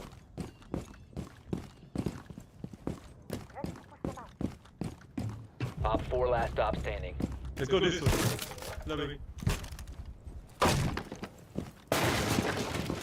Blow this wall up right there. Watch for the blast! Hit that shit. Hit it. Hit it. Hit it. Let's do this. Oh, he took 2 teammates out.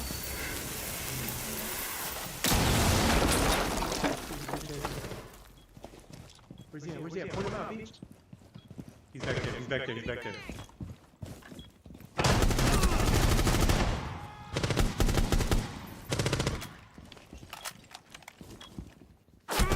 Oh.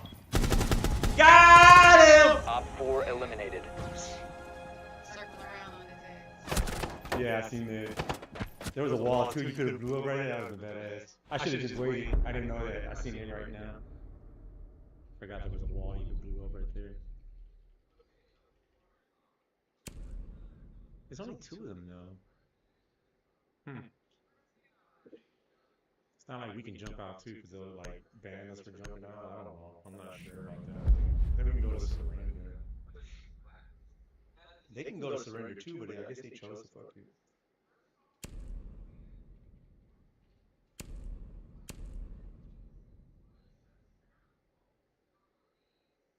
But see, after this one, after they get beat on this one, they're like, fuck that.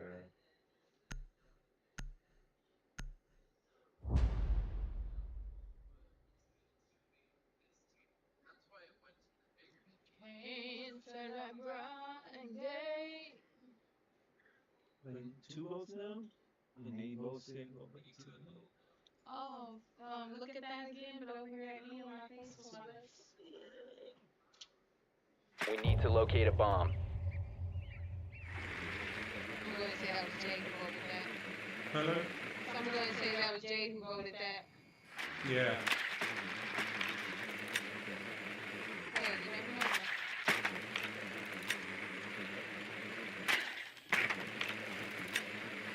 Yeah, you're right. Your drone has found a bomb.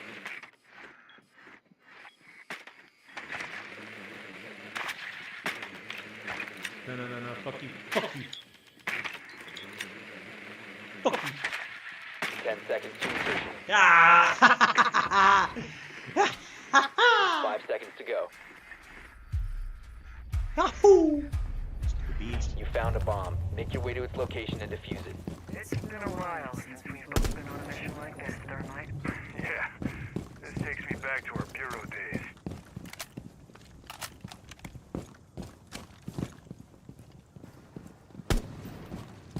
It's 3 this time. Man, don't get out my fucking way, Snake! Snake, if you don't get my fucking way, Snake. Oh yeah, they set this motherfucker up. Be careful.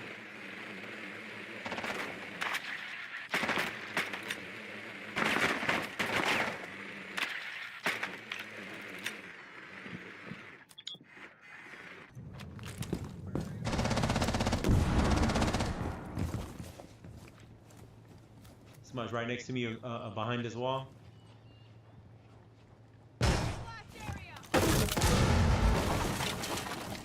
Was our teammate?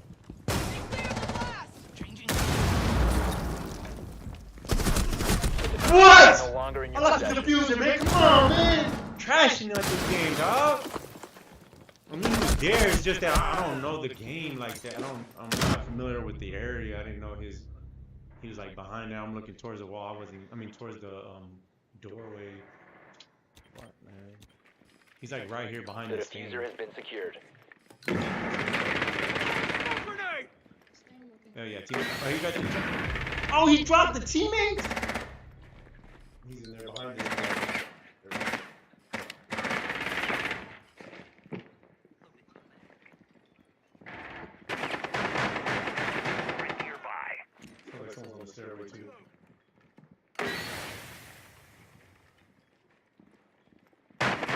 Must recover the diffuser.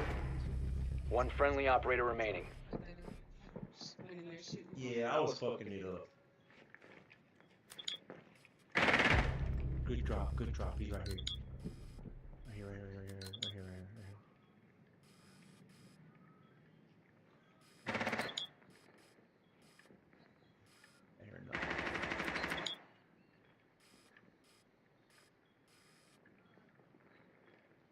One dude's in the room and the other one's roaming. He's walking towards him right now.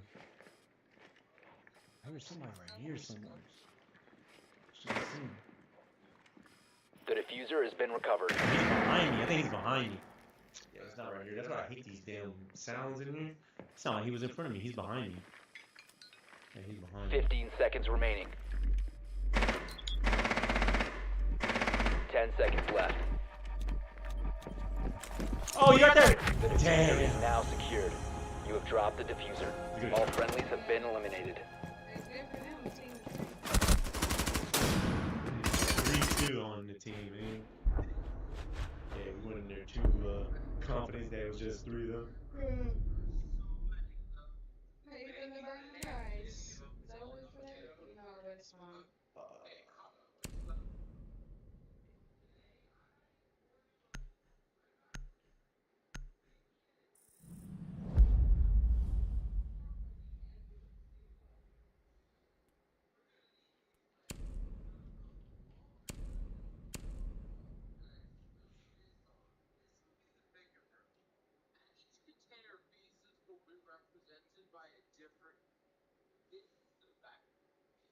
Shit, I was like, if this game didn't work, I was like, you know what, fuck this. I'm about to watch a movie. It's like, I want to join me watch a movie. This fucking game, boy, that's because I thought I was gonna act up though. If it acts up, I'm like, fuck this shit. But I'm gonna eat some bush crack first. Still a lot of eggs? I wouldn't say a lot, it's enough for each of us to have the same amount of sex when we have. Oh shit. Hell yeah. I made, this time I cracked 11 eggs because there was so much chorizo and meat. Steak. Protect the bomb. Yeah, okay. Intended to make it real like that. You get a chance to put one on that door right there. What the fuck? This thing needs to be sealed up all around. What the hell? I don't know what I'm doing. Seal that shit. Reinforcing wall!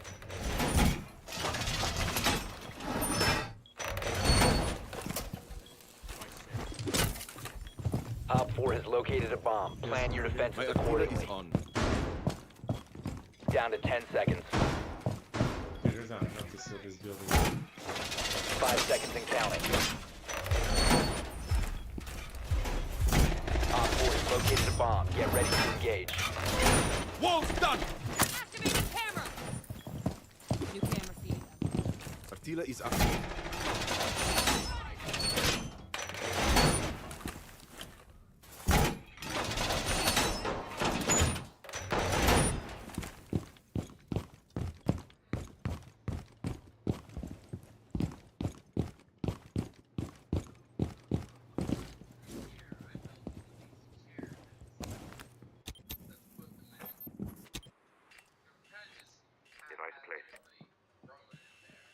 Stairway.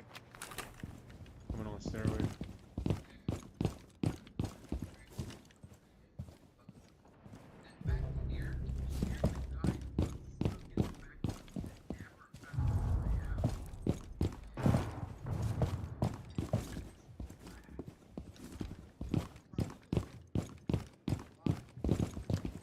I thought that was him right there. Op 4, last operator standing. Blew his ass up. Got him. Damn, dog. Hostiles eliminated. That was you, though? No. Oh shit. See the name right there. Yeah, man, shit. There's only 3 of these dudes around.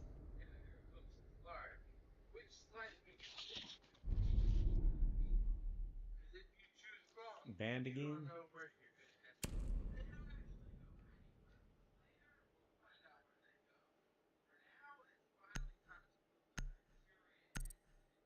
Big Maverick.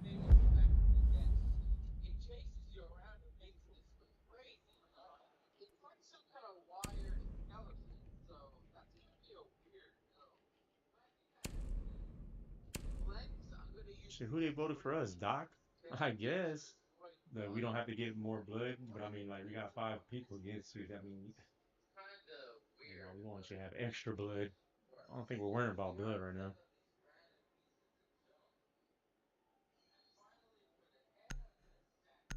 Yeah.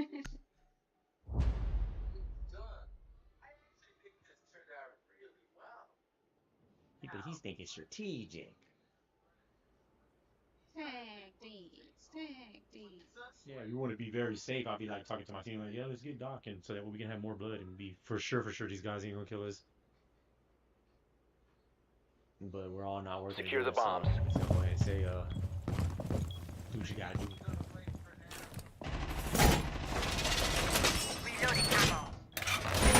There's a wall over here, love. This wall right here, not that one. You can blow a hole through that wall, though. Blow like shoot here, shoot here, shoot here, shoot here. Make it like a little like a rat. Yeah, to walk in though. Blow it to walk through. Wall's done. Yeah, I think that might be enough. Razor wire in position. Yeah. Nah, do this wall 10 right seconds there. This remaining. wall right there. Do those walls right there. Down to 5 seconds. Those 2 walls. Op 4 has located the bomb. Get ready to engage. For future.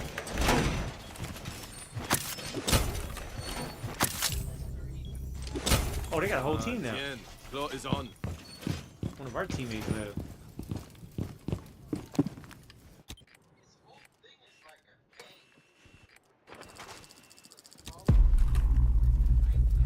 Right here.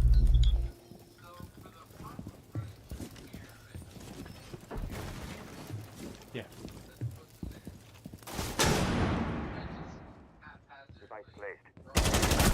What? No way, dude. I don't. Oh man, my shots are not hitting, dog. This is crazy. Nah, I don't. I think these motherfuckers are. That motherfucker shot me. Whatever, dude. I don't know, love. Position device. Playing on this, though. They're up here, dude. That by Ethan. Envy boat. I don't know what that means. By the teammate, whatever his name, Envy boat. They're by him. Ah, man.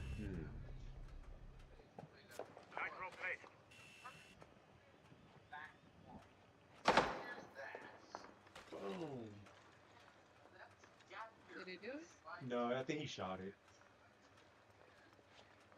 Oh, he got that. He got the shield. Somebody needs to come behind him and shoot him. Into that room right here. He's right here. Yeah, right there. Somebody coming around there. Shot not too far.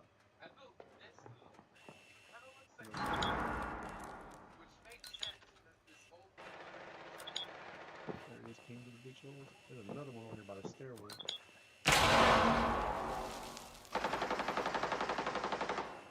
Mag change! He's on the stairway. Oh, he got him. Good shit. Friendly, last operator standing. Two of them too.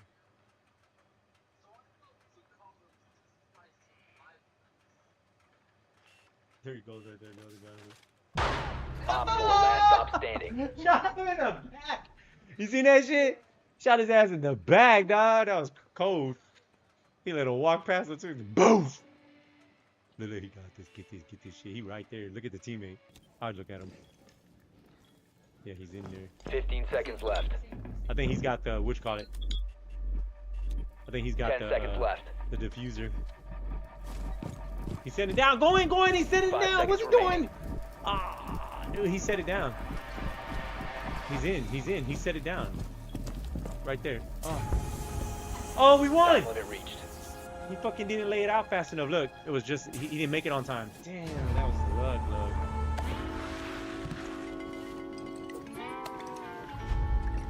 I only got one kill on that one.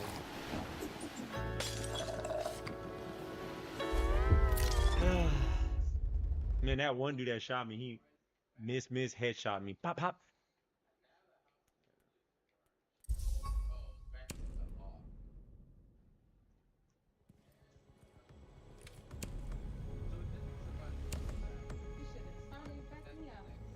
It kicked you out?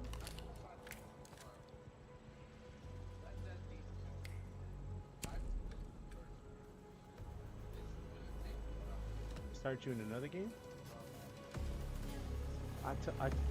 That's stupid because I told it to bring the team with me, and it even shows you're with me. So push start.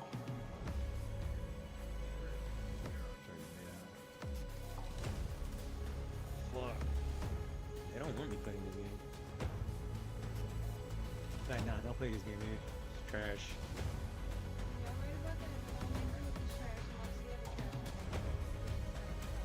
Shit, I'm thinking about it.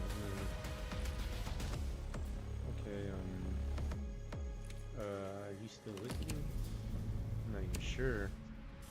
Yeah, I know. That's why I'm like, I'm not even sure. I see you up there. I've been seeing it up there, but they had you in another game, so. Feel about this shit. It's crazy because people are playing what do you call it? Call of Duty, and they're like liking it right now. It's like, yeah, because it's in beta. It's no one hasn't got to develop the hack shit to even festering. It's like, nah, man, I'm good, bro. I don't even know what the ranking system is at too, but they have a bad ranking system. Yeah, so I'm good, dude. I'm not enthused. Sucks too, because I would like to buy it for the campaign, but the campaigns are fucking trash. It's like I'm buying it for nothing. Who's this? Get banned? Ban? No, mute. Hell yeah. Oh, they got rid of thermite? You son of a bitch. Wait. No, we got rid of thermite. Damn it. Right? Something like that. Seems like they like to get rid of, a lot of times they like to get rid of the dock, but I don't really care about it. Let me see. They got rid of thermite. I forgot who's the other guy. There's a guy that does some. Man, I don't know who he is. Oh, he already got him. No, Ace? Is it Ace? No. Is it Ace? That's another dude that burns holes through the wall. You can open it up with that. But oh shit. Or Herbana. She does it too. You can use Herbana too. If not thermite, Herbana. She does walls too. She breaks down walls. We need to locate a bomb. I'm about to get it right now. It's hammer time. Every time I see you. Let's go hammer, hammer. Can't touch this.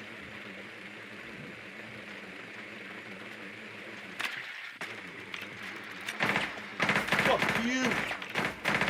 Fuck you! Fuck you! Fuck you! Fuck you, bitch! Ah! I almost made it. Damn! I did all that for nothing, man. That was crazy. Oh, I forgot to push the speed thing. 5 seconds before insertion. Yeah. Okay. Your mission is to locate and defuse a bomb. Like this way. Reloaded.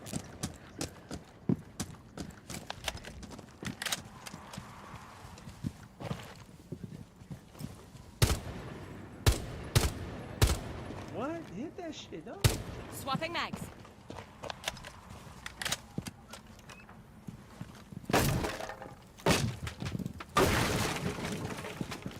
I'm watching the left, I'm watching the right. Alright, I'm going in. Go left, I'll go right. Ready? Go! Alright, we good. Payload on them! Clear. Alright, go, we're going upstairs. Watching the top. Clear. Sometimes they're at the very top. Oh, look, they put that fucking thing on there, see? Yeah, no, but that hammer can... Maybe it can. I never tried it before. Keep an eye over here with me. I'm gonna try to shoot this bitch underneath the... Sounds like somebody's here. Hacking their observation system. We have eyes in their system. Alright, come on now.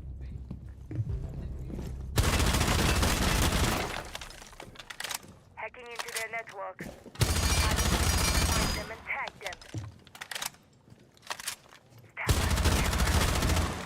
Swapping mags. There it is. Right there. Oh, I can't get it. Right there, you see it? It's there.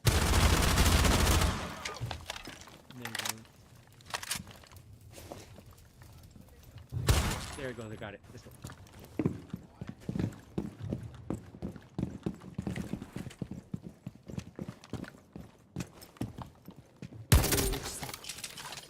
Going in.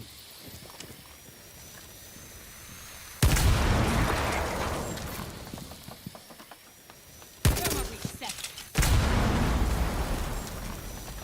You have located a bomb.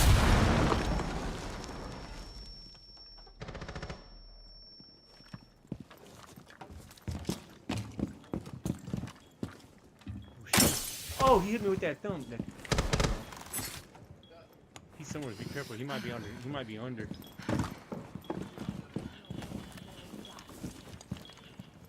15 seconds remaining. Op 4 last stop standing. He's under. With the fucking witch card down. He's under. 10 seconds left. No, not right there. Right here. Put it right there. Oh, he got 5 it. seconds. Reloading. Online and Yeah. Oh, teammate.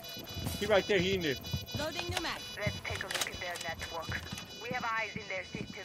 Oh, he got it behind the stick. Get him, Louie. Ah. Good shit.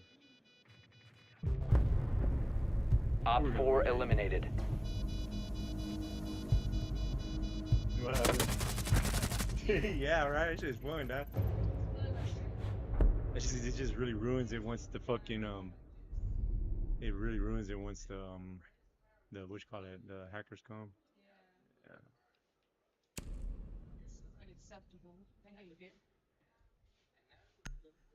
Gaming with no chips.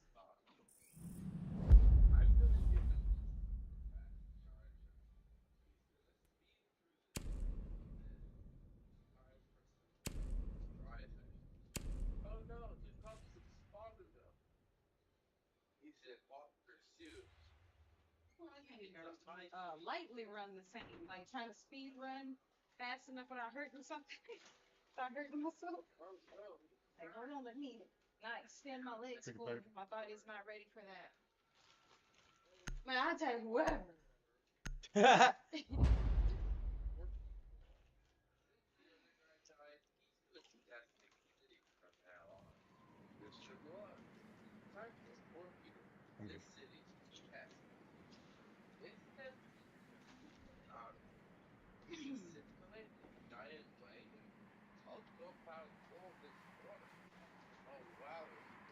Need to use your drone to locate a bomb. Nah, you need to shut the fuck up. I don't need to use shit with your hands. And this brain, and this heart, and this spirit. Nah, bro. Right.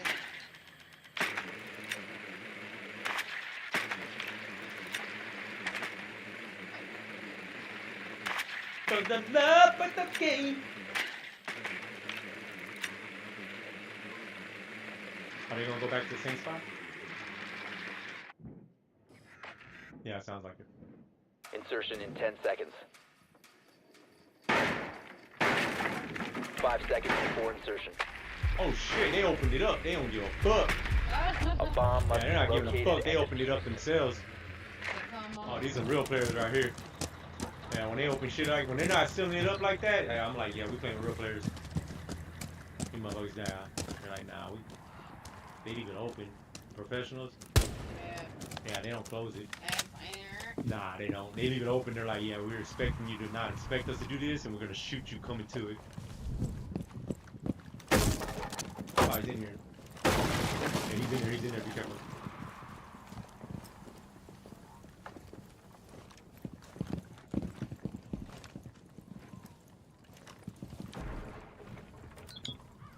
Somebody in there. Enemy outside detected. Where's he at? Oh, he was out the window. He was outside the window. Yeah, he's upstairs.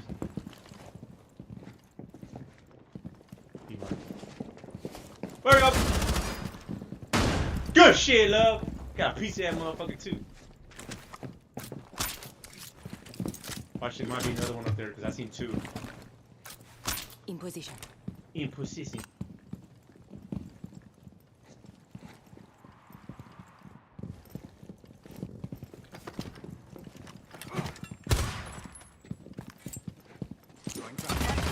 Oh, he right here! What? Ah! He's in the corner. He's in the back in the corner, dude.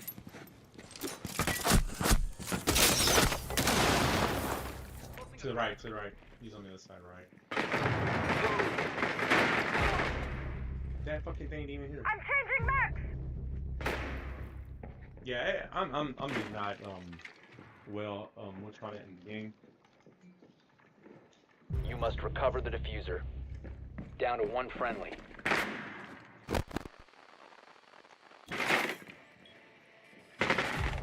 I'm not thinking. All Oh, he friendlies might be have been behind that box. eliminated. I didn't think there was a box back there that someone would use to protect themselves. Then I would have been more cautious to go that way.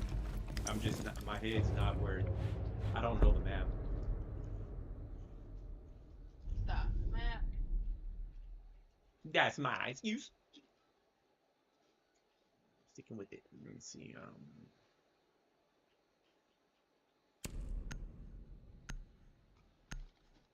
I didn't know who they had on that team.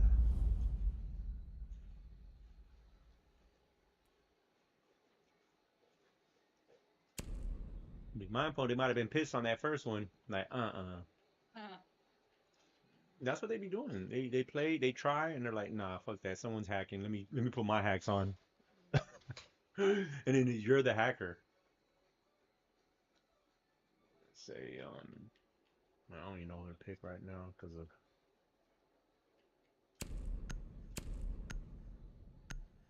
Go use. Oh shit, you gotta pick somebody else because they got rid of Thermite. Just let them random pick for Yeah, he's one of the guys that get thrown out too a lot. Thermite, Doc, this chick. I'm trying Jackal and Caviar. I don't know what it is. I don't know what it is no more. I mean, what it is now. But Doc is still the same. I see him a lot of times get kicked out. I see Thermite get kicked out already. We need to locate a bomb. Mute was one of my favorite players. He was a very important player.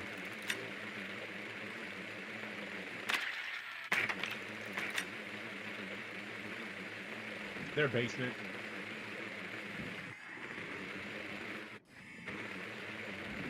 Oh. Yo! Your drone has found a bomb. Whatever.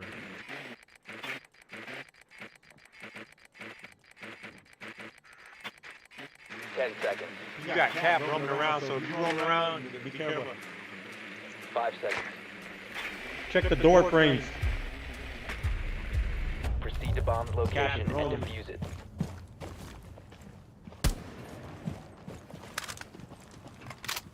Make them go straight up right underneath.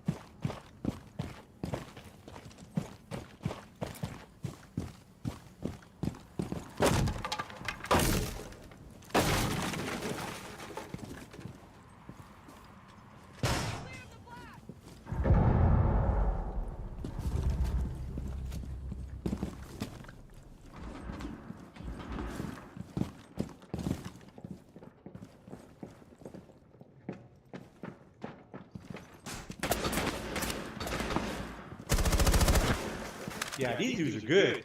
I seen how he built that right there too.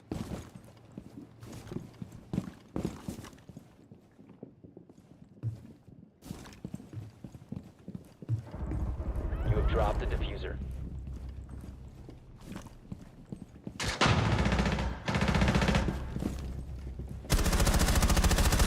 Good shit.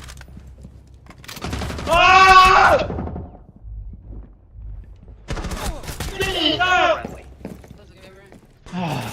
Man, I fucked it up though, dog. I'm just not. I'm not on that shit, dog. I don't know.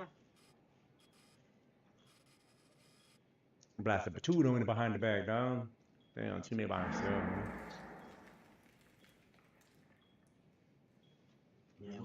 Somebody told his brother to get on the game. Come on, big bro. Come on, little brother. Yeah, bro. Come on, little brother. Play with those hacks on where I won't feel guilty about it. Oh, he's just a kid. He don't know no better. It sounds like something I know.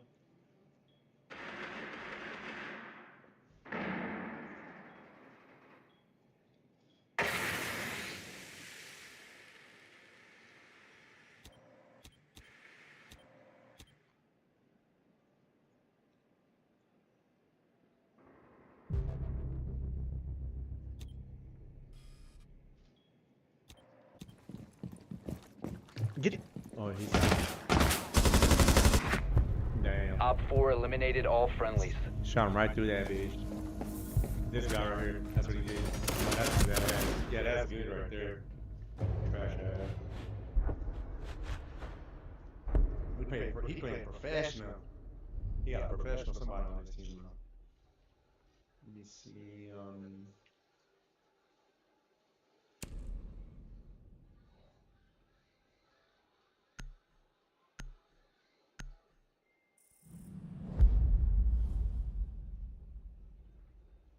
Oh, we pick Ace? Motherfucking teammates.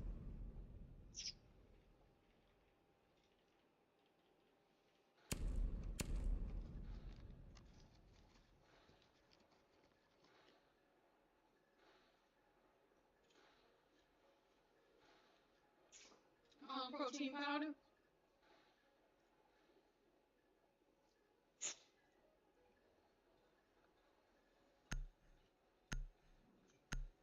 Oh, 3 votes now. One's me. Oh, okay.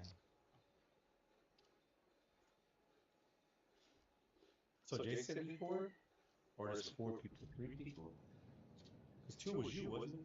No, huh? I thought 2 was you. How that? I only got one count. Yeah, that's what I was saying. I remember you said you voted for the land. No, I just voted right now. That's what I just barely voted. Okay. I said the land one may have been Jay. Oh.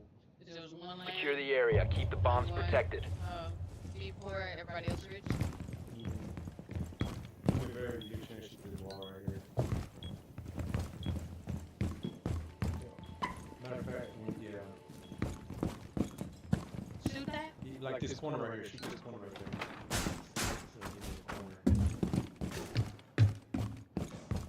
Shell going out.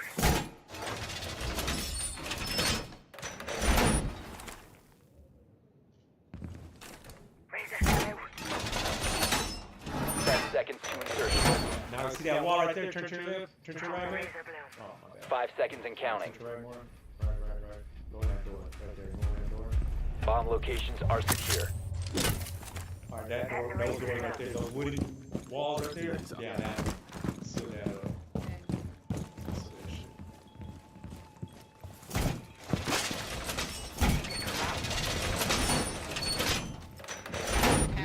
Yeah, it's good. Put your thing on it.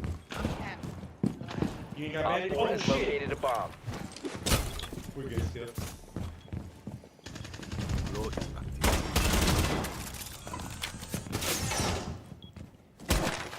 He's in.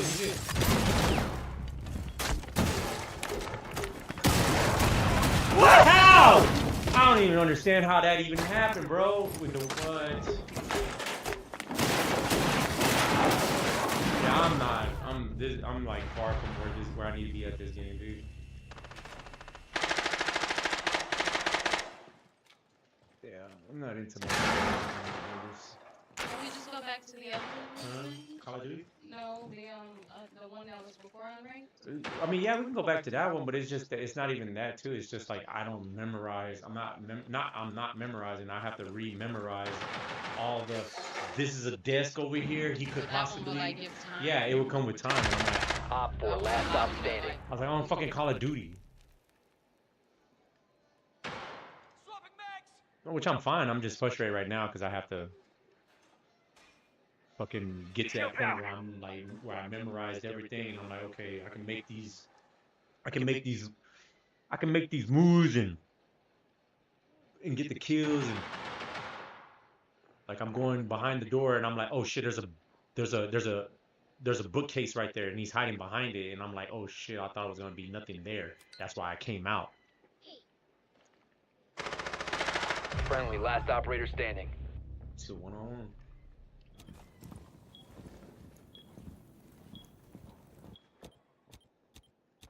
Let's see if I see his ass so you can shoot him. I can't see him.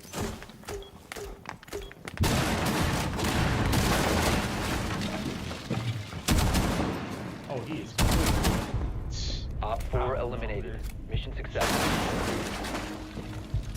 Pick one of the like these. Look at that.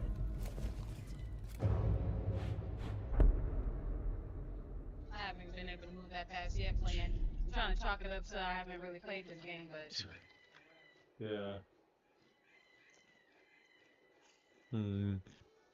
Yeah, I would say speed hack or in a no recoil.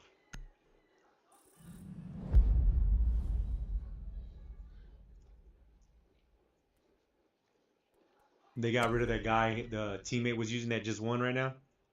They just got rid of him. Nah, get rid of that guy. Get rid of that guy's main character, because that dude's on some bullshit.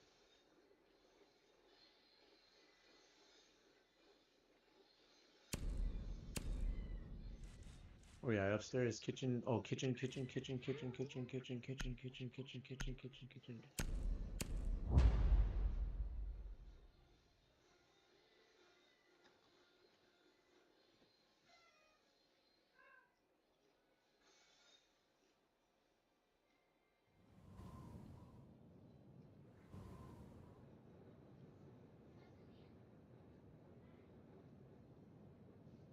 Like if Pug would be a zombie game, like the way World Z is, not with all that eating shit. Just hey, you and your teammates survive. Secure the bombs. You see what I'm saying? Man, that'd be fun, dude. This shit right here. Oh shit, let me get the fuck out of here. Shit.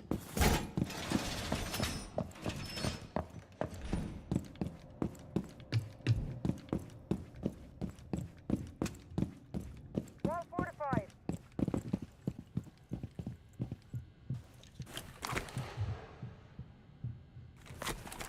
Op 4 located a bomb. Protect it.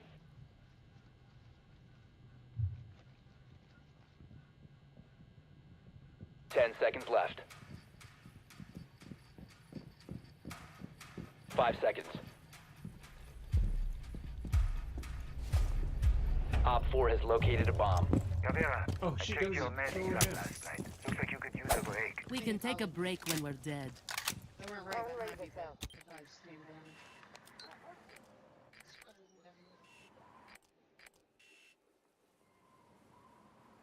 Razor bloom, go now. They're coming by E-boat.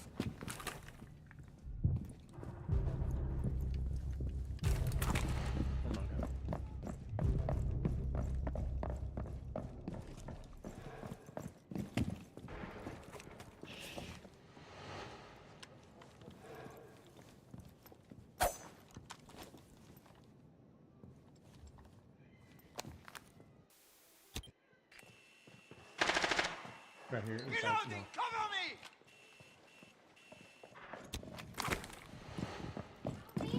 Man, move, man!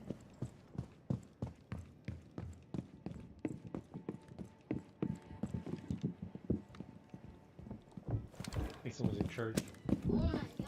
Yeah, someone's in church.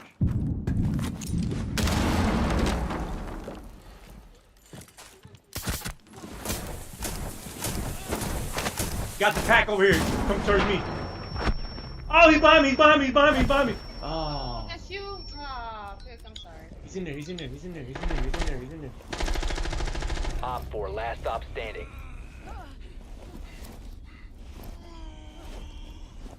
He's in there. He's in there. Come on, teammate. Pick us up, man.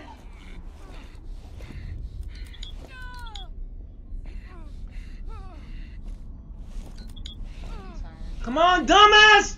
I be wanting to play this game, but then when I play, I'm like, I don't want to play this game. Yeah, for real, man. Too much to learn and relearn, and then relying on teams, and then friendly fire.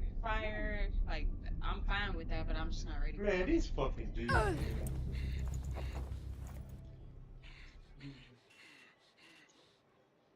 I thought he had already dropped you, and that was him coming in.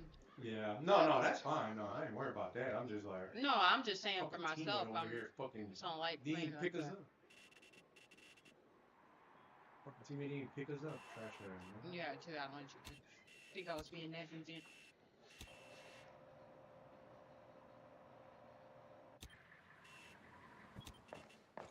Man, these fucking dudes. Yeah, right there. Yeah, that's where he's at. He's right there 15 behind the wall. seconds. He's right there behind the wall. Friendly, last What operator the standing. Fuck. This shit's crazy, man. 5 seconds left. You gotta pick it up and use it. Get in there. Get in there.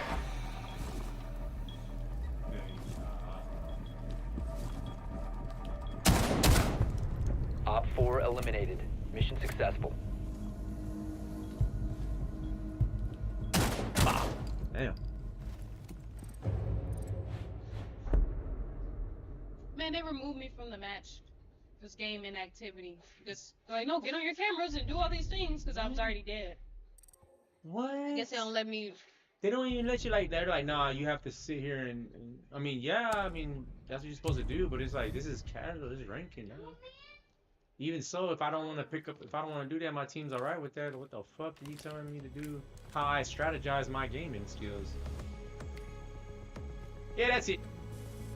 That's it for these stupid ass. I'm gonna eat some chorizo and watch some movies, man. Yeah, this shit's. I remember you could just jump on games and be like, I'm gonna go over here, I'm gonna go over here, and it's like everything was the same.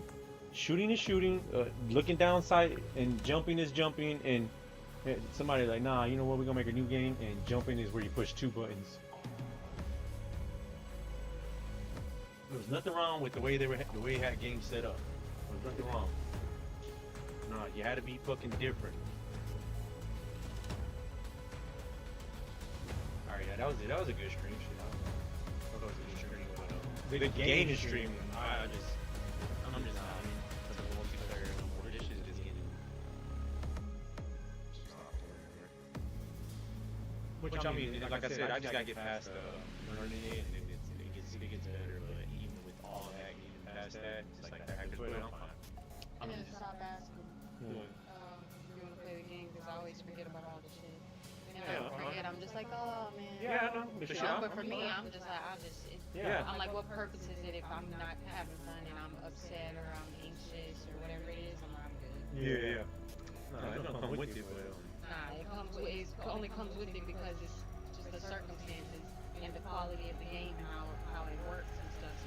yeah, but I'm saying like as in like even if it was perfect, I mean, still have to do all the other shit like memorize and get better at shit. Yeah, but I used to play games and Yeah. I didn't have this experience, so I'm not gonna be playing if this is gonna be the experience. Like they fix all that shit and I don't have to deal with all the stuff I have to deal with, and I'm good.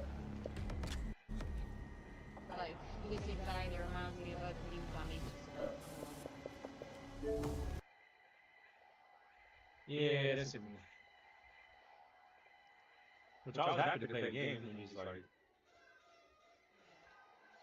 so I don't mind. I'm like, I'm trying to be good at the game. And for me to be good at the game, I gotta go through all that shit. So yeah, well, I don't have the experience in playing those type of games like that allows me to just like get in and learn at that starting point. I'm like starting fresh with these games because I didn't really play first person shooter games like that, and then games like this, and now playing that, it's not. Hug was one thing, and I was like, okay, got this one down to some degree, barely, wasn't even really down. yeah, see, that's what I was saying. Like, it just sucks that these games, like, you can't just jump on a game and be like, okay, this is like the same controller, same shooting, and same grabbing guns, and all I gotta do is enjoy the scenery. You see what I'm saying? Enjoying the like what I do to strategize or whatever. These motherfuckers like made it into a job. Like when you get in the game, I have to go this way, and then we're gonna go here, and then we're gonna collect, and then we're gonna take down these. I don't like working like that, and I definitely don't want to play my games in my free time like that. Like no. Yeah, that's what I'm saying. Oh, I got fast, hurry! Like, can you give me some space and time to like fill this out? And no, we ain't got time for that. Society does not run. They're like, we already had 500 years of built up, whatever. The rest of this shit should just go. And even then, we were acting like that. The country would be in a much better place if y'all would take your time and stop doing stuff that is nerve-wracking.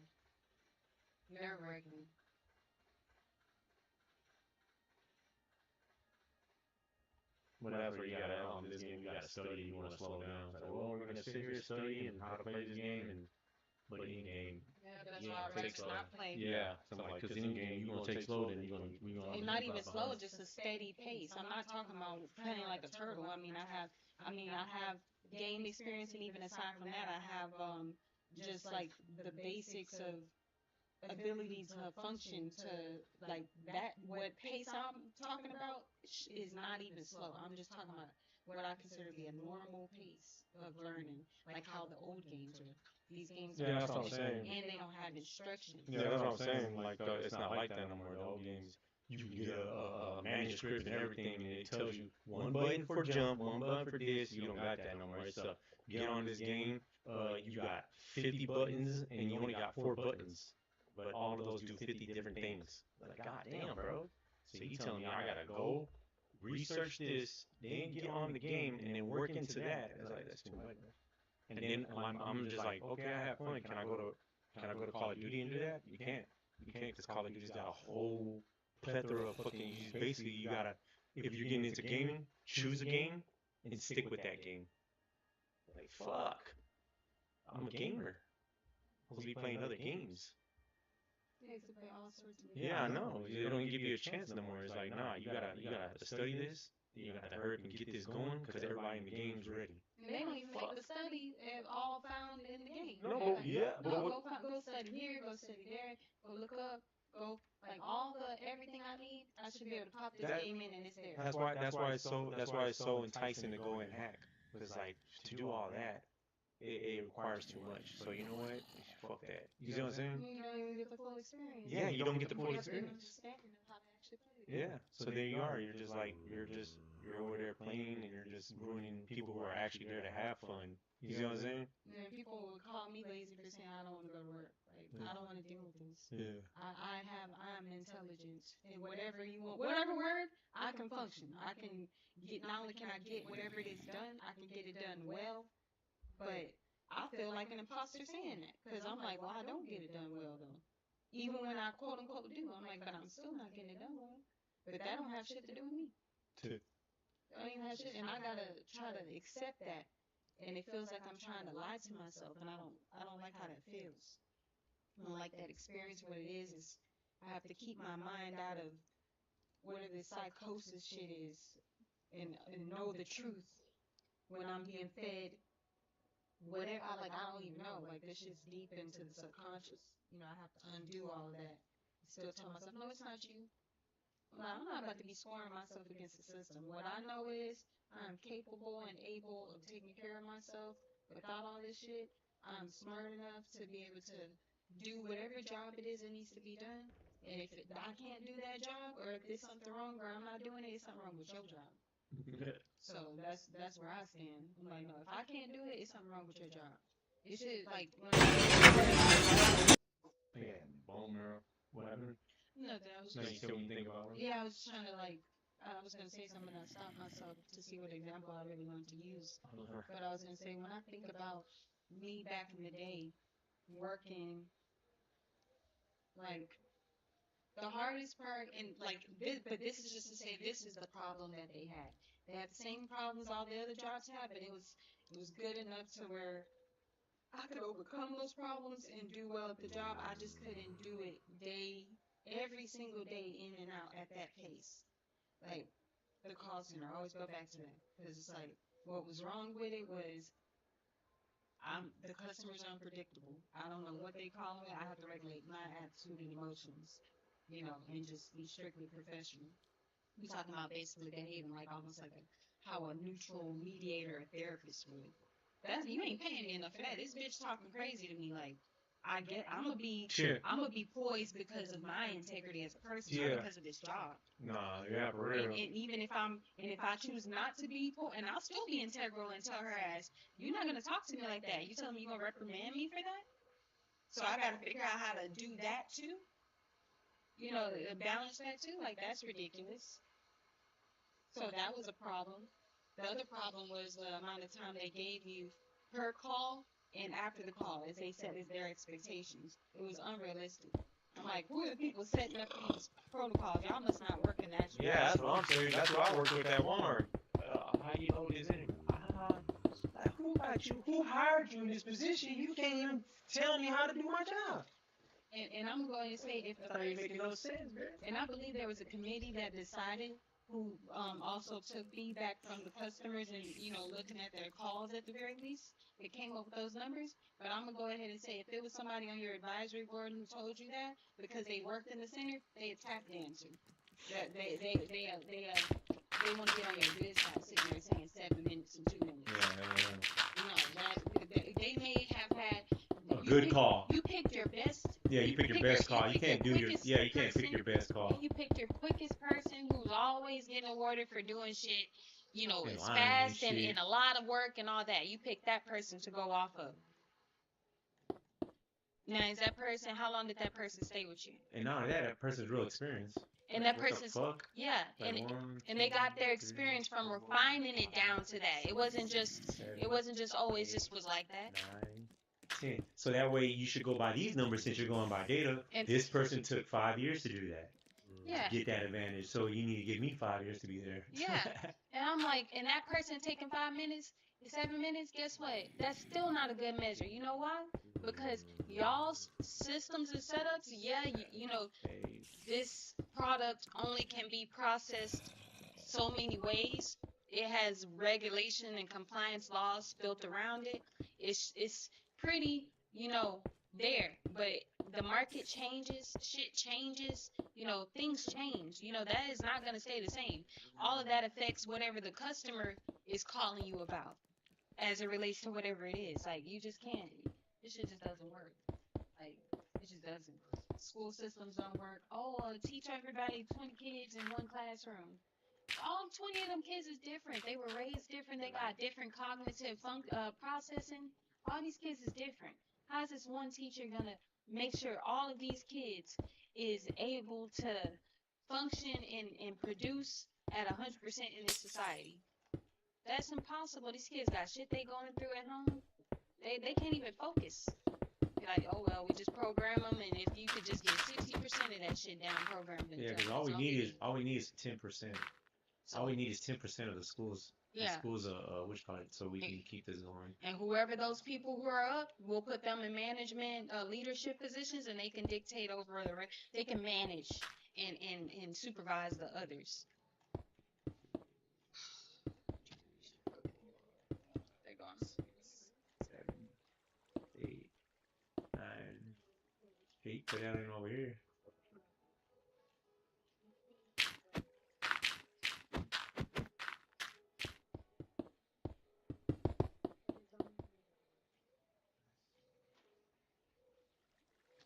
See me turn that on. You see me turn that on? Yeah. Why? What's wrong? Oh no, I was gonna say that's why I'm doing this. I was like, I was like talking with it. Which client seeing if you wanna watch this or not. I'm about to go get the food. Oh shit! Oh, that's right. You take the game off. Huh? Remember? No, I was going to turn the game off. I see, I haven't turned it off. Rainbow though. You backed Oh out yeah, I Rainbow, backed out of so, Rainbow. like, Oh okay. Yeah. Okay. Yeah. Well, I said I was gonna go lay down and chill, but I forgot we're gonna get something to eat, and I'm gonna go. You said you're hungry, right? I said yeah, I'm gonna eat. Okay, well I got nothing. The food's already ready. You just need to watch the list. What happened? Go hold your plate.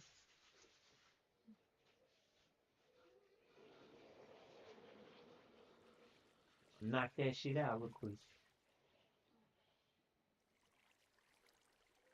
I gotta figure out how to keep myself off of LinkedIn.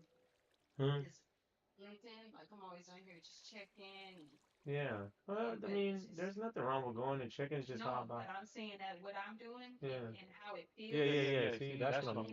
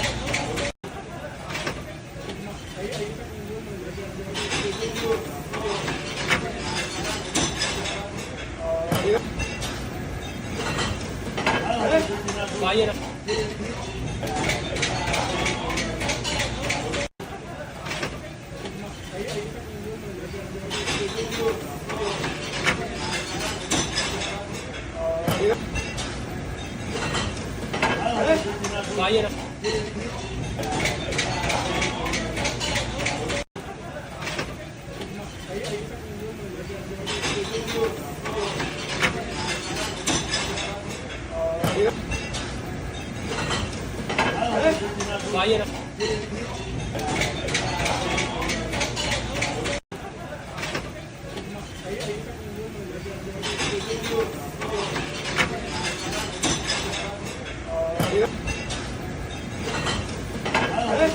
Fire.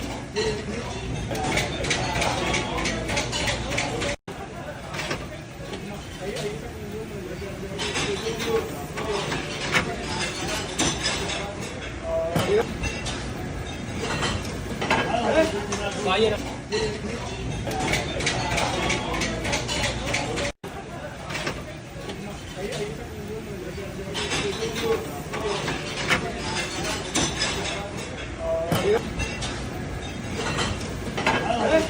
Fire.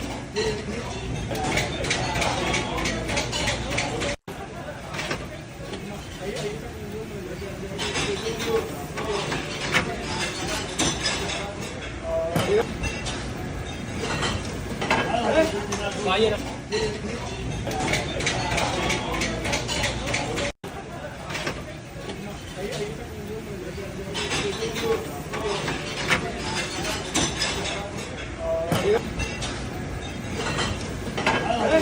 Fire.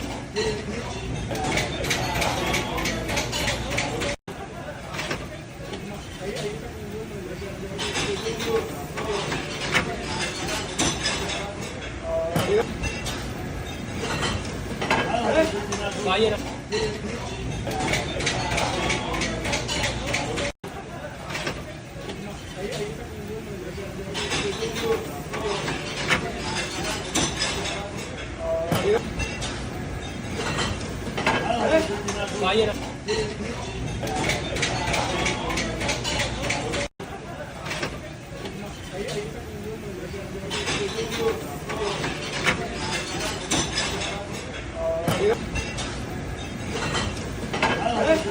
Fire.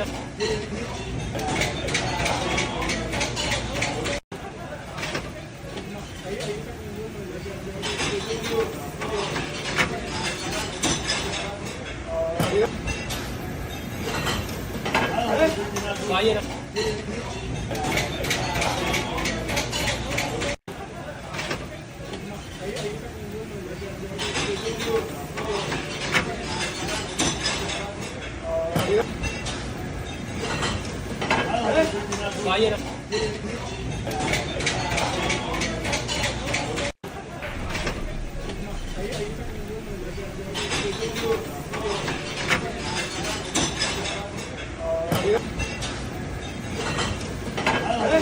Fire.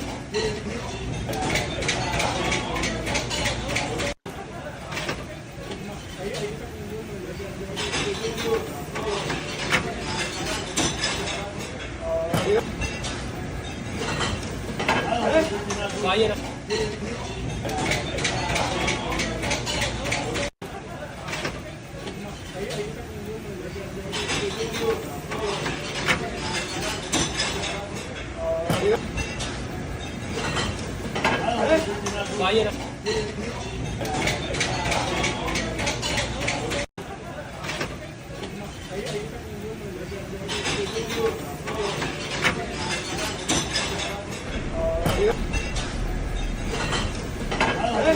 Fire.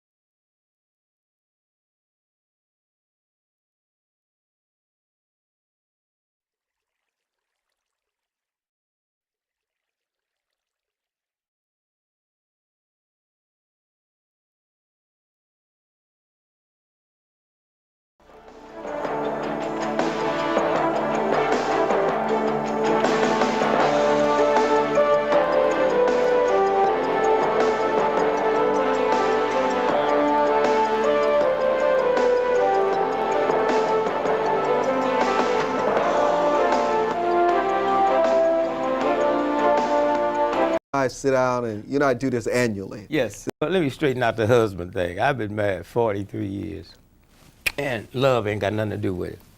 Oh, really? She told me, if you ever leave me, I'll hurt you. You know how long hurt will keep you home? How long? And then there's another word when you start making money that Michael Jordan just found out about called half. So Happy New Year. Happy New Year to you and the family. That's good. Whenever you and I sit down and you and I do this annually. Yes. This is an annual thing. People look forward to it for you and I to sit down and talk. But you know what? There are so many things that you know. Yes. That you've not begun to share with the public yet. I mean, you are... Some you can't. Some you can't. You're a doctor. You found cures that you've not talked about yet. And I know you've got a blockbuster book about to come out. There are a lot of people out there suffering, dying. They feel they have diseases that are incurable. Yes. But you may have found the secret to a lot of the things that doctors cannot find cures for as it relates to many diseases out there, like cancer, diabetes. Let's just talk about you as a nutritionist and some of the formulas that you found and are writing about that has been tried and proven to cure.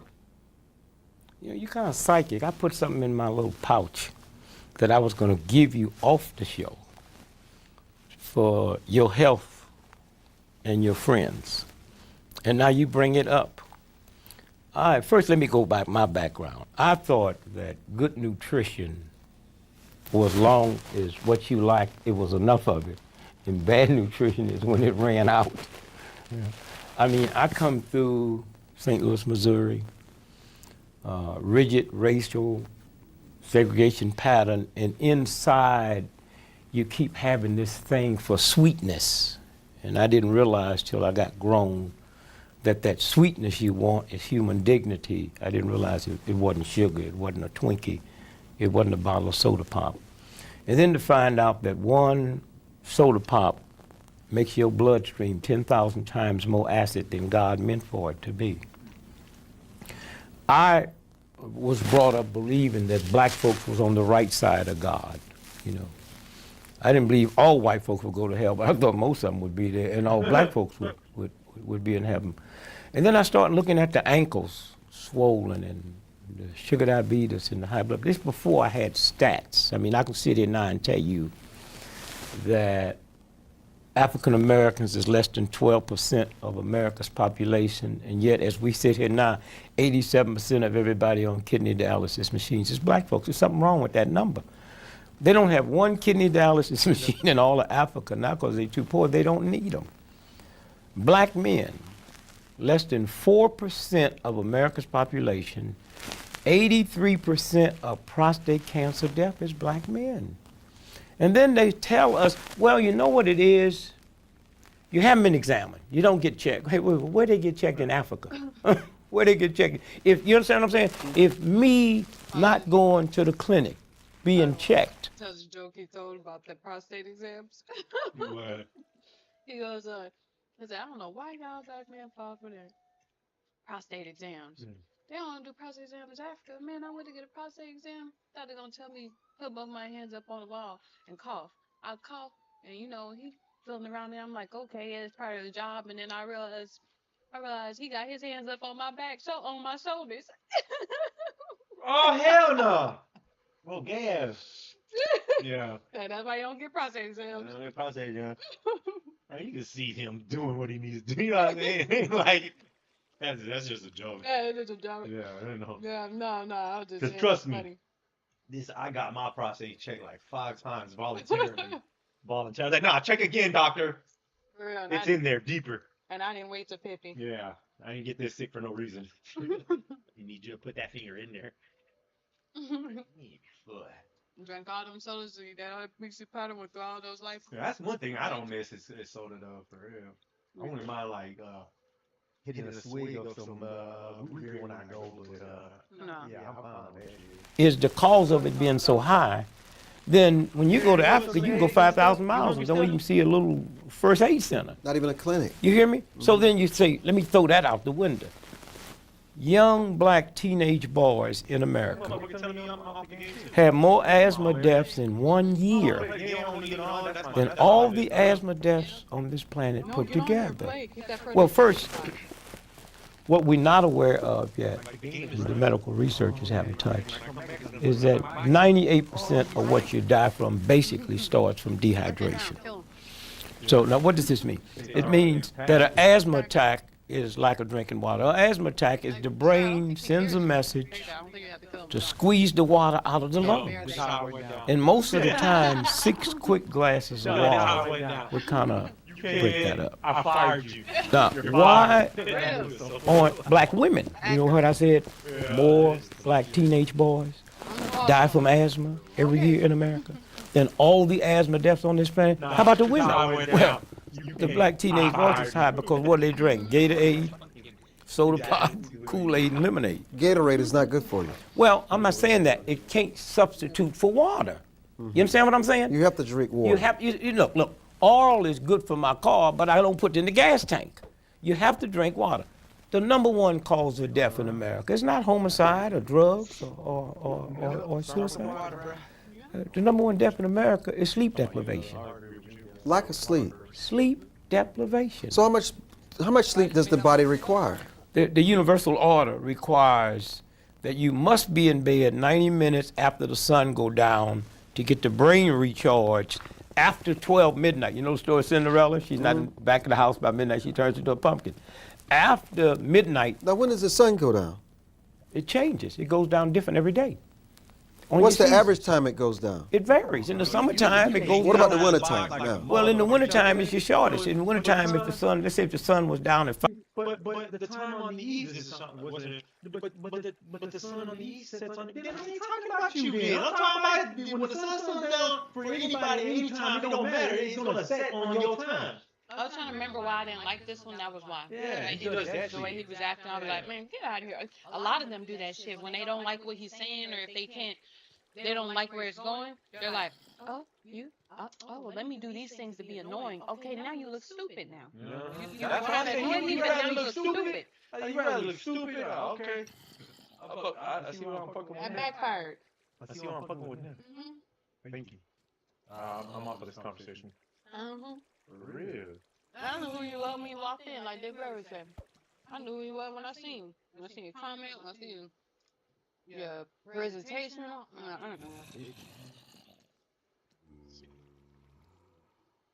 5:30, you got 90 minutes before you go to bed. So they should be in bed at 90 minutes. By 7 o'clock. When do bears hibernate? In the wintertime, right? Now this is news. I've not heard this. You're telling me that we should be in bed 90 minutes after the sun goes down? No, let me back up for a minute. Okay. Let's say God only came to the planet once, right? And God had not been back to fix it or change it. There were no lights. So if there were no lights tonight. There's total darkness. Yeah, what would you do? You do all your stuff in the daytime, right? And at nighttime, you ain't gonna sew a quilt. So now let me get back to this. So you're saying that an individual should be in bed at least by 7 or 7:30? It depends. Whenever the sun go down, and then you also got to put in daylight saving time. Let's say the sun goes down here about 6 p.m. All right, then you should be in bed by 8:30. By 8:30. Yes. Okay.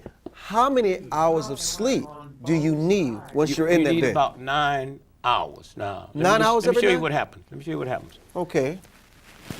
At the first 90 minutes, your brain gets recharged. Oh, that's right. While you're in bed. While you sleep, your brain gets recharged. So when you say in 9 hours, you mean sleeping? Sleeping. Not just lying in the bed. Not just lying in the bed. Okay. Sleeping. The All brain right. gets recharged, and then after that, the body starts purifying and cleansing itself. If you went to the doctor and got a blood test today, okay? Damn. When I did I did a fast for 82 days in a hospital in New Orleans because I wanted scientific data to find out what happens to the human body during starvation. And I never understood out of all the blood they was taking out of me, the blood guy never showed up on time, and I loved it because I couldn't stand a needle. Except when I went to bed at night, okay? He was there right before I went to bed, and I got up every morning at 4 o'clock, and he was there. So I asked the guy, I said, man, why do Dracula be late all the time getting blood? And here's what he told me. When you wake up in the morning, your blood sugar, when you sleep at night, your blood sugar builds up. And you use that all day long. And they wanted to know when I wake up, you know, how high was my blood sugar? And they want to know when I go to bed at night, how low. They found out on the fast it never dips.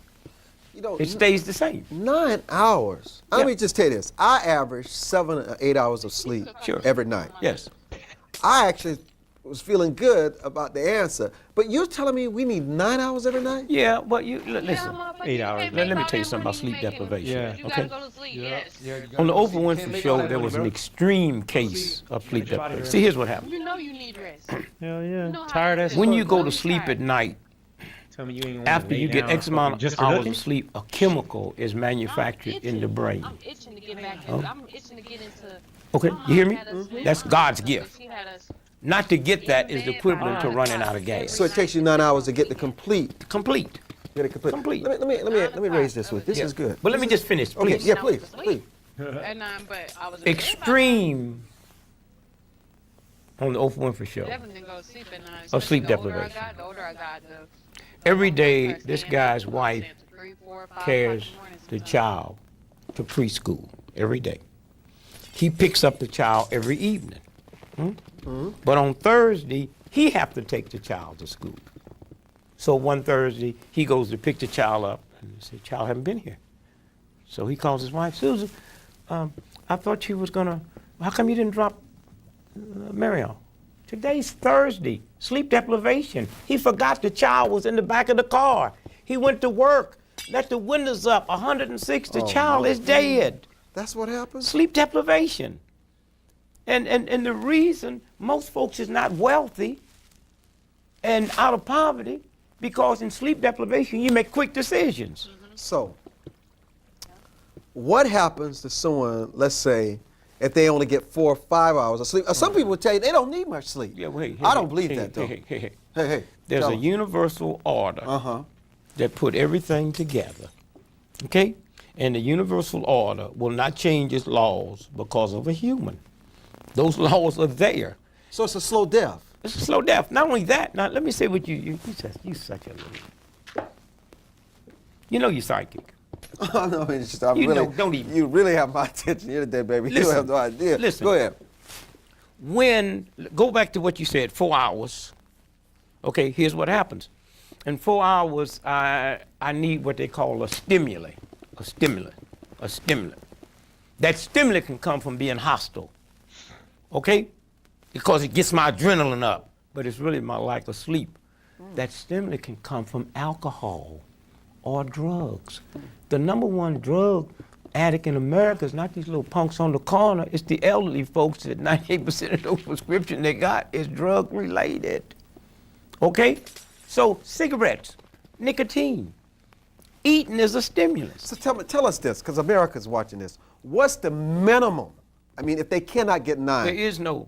So they got to get 9 hours every night. What's the minimum where I can rob you? If I take a penny or take $1 million, I have robbed you. So you've got to get 9 hours of sleep every night. That's universal law. Here's what I want to come back to. I know we're about to go to break. Now it's interesting what you said about being hostile and all that. When we come back, Matter of fact, don't even go to sleep. Don't tell me till we come back. Okay, I won't tell What happens when you you. stay up too Dick late? Gregory, I sleep know, deprivation. exactly. You need Stay up 9 three- hours of stay up 3 sleep. days That in a row. means See what happens. I need to be in Your bed brain by starts going, 7:30, so 8:30, 9:30, 10:30, 11:30, 12:30, 1:30, 2:30, 3:30, 4:30. I do pretty good. You're up. You're supposed to be up. You're also supposed to be up 90 minutes before sunrise. Oh no, I'm up around 4:30. Okay, Let me just tell you this. I'm always in bed before 8 o'clock and That's sleep great. by 8:30. That's great. And I'm up around 4:30, 4:30. So that's okay. Yes. Yeah, no, that's my routine. I'm gonna tell you this. We're going to break. I cannot function unless I get 7 8 hours of sleep. I cannot function, and it carries me through the entire day until around 6 p.m. I told you when you're the sun blessed. sets. Yes. And then by that time, I can't even function anyhow. But you can retrain the body. And you make the body feel it's okay to get 4 or 5 hours of Yeah. sleep. But that's not its natural order. At all. And you're going to pay a price for it in the long run. That's right. All right. Dick Gregory is with us for the full hour. And we're making progress on the right side. Don't go away. We'll be back. Yeah, the whole talking thing, the commercial thing. We'll do everybody. They went to commercial. Oh, they got production.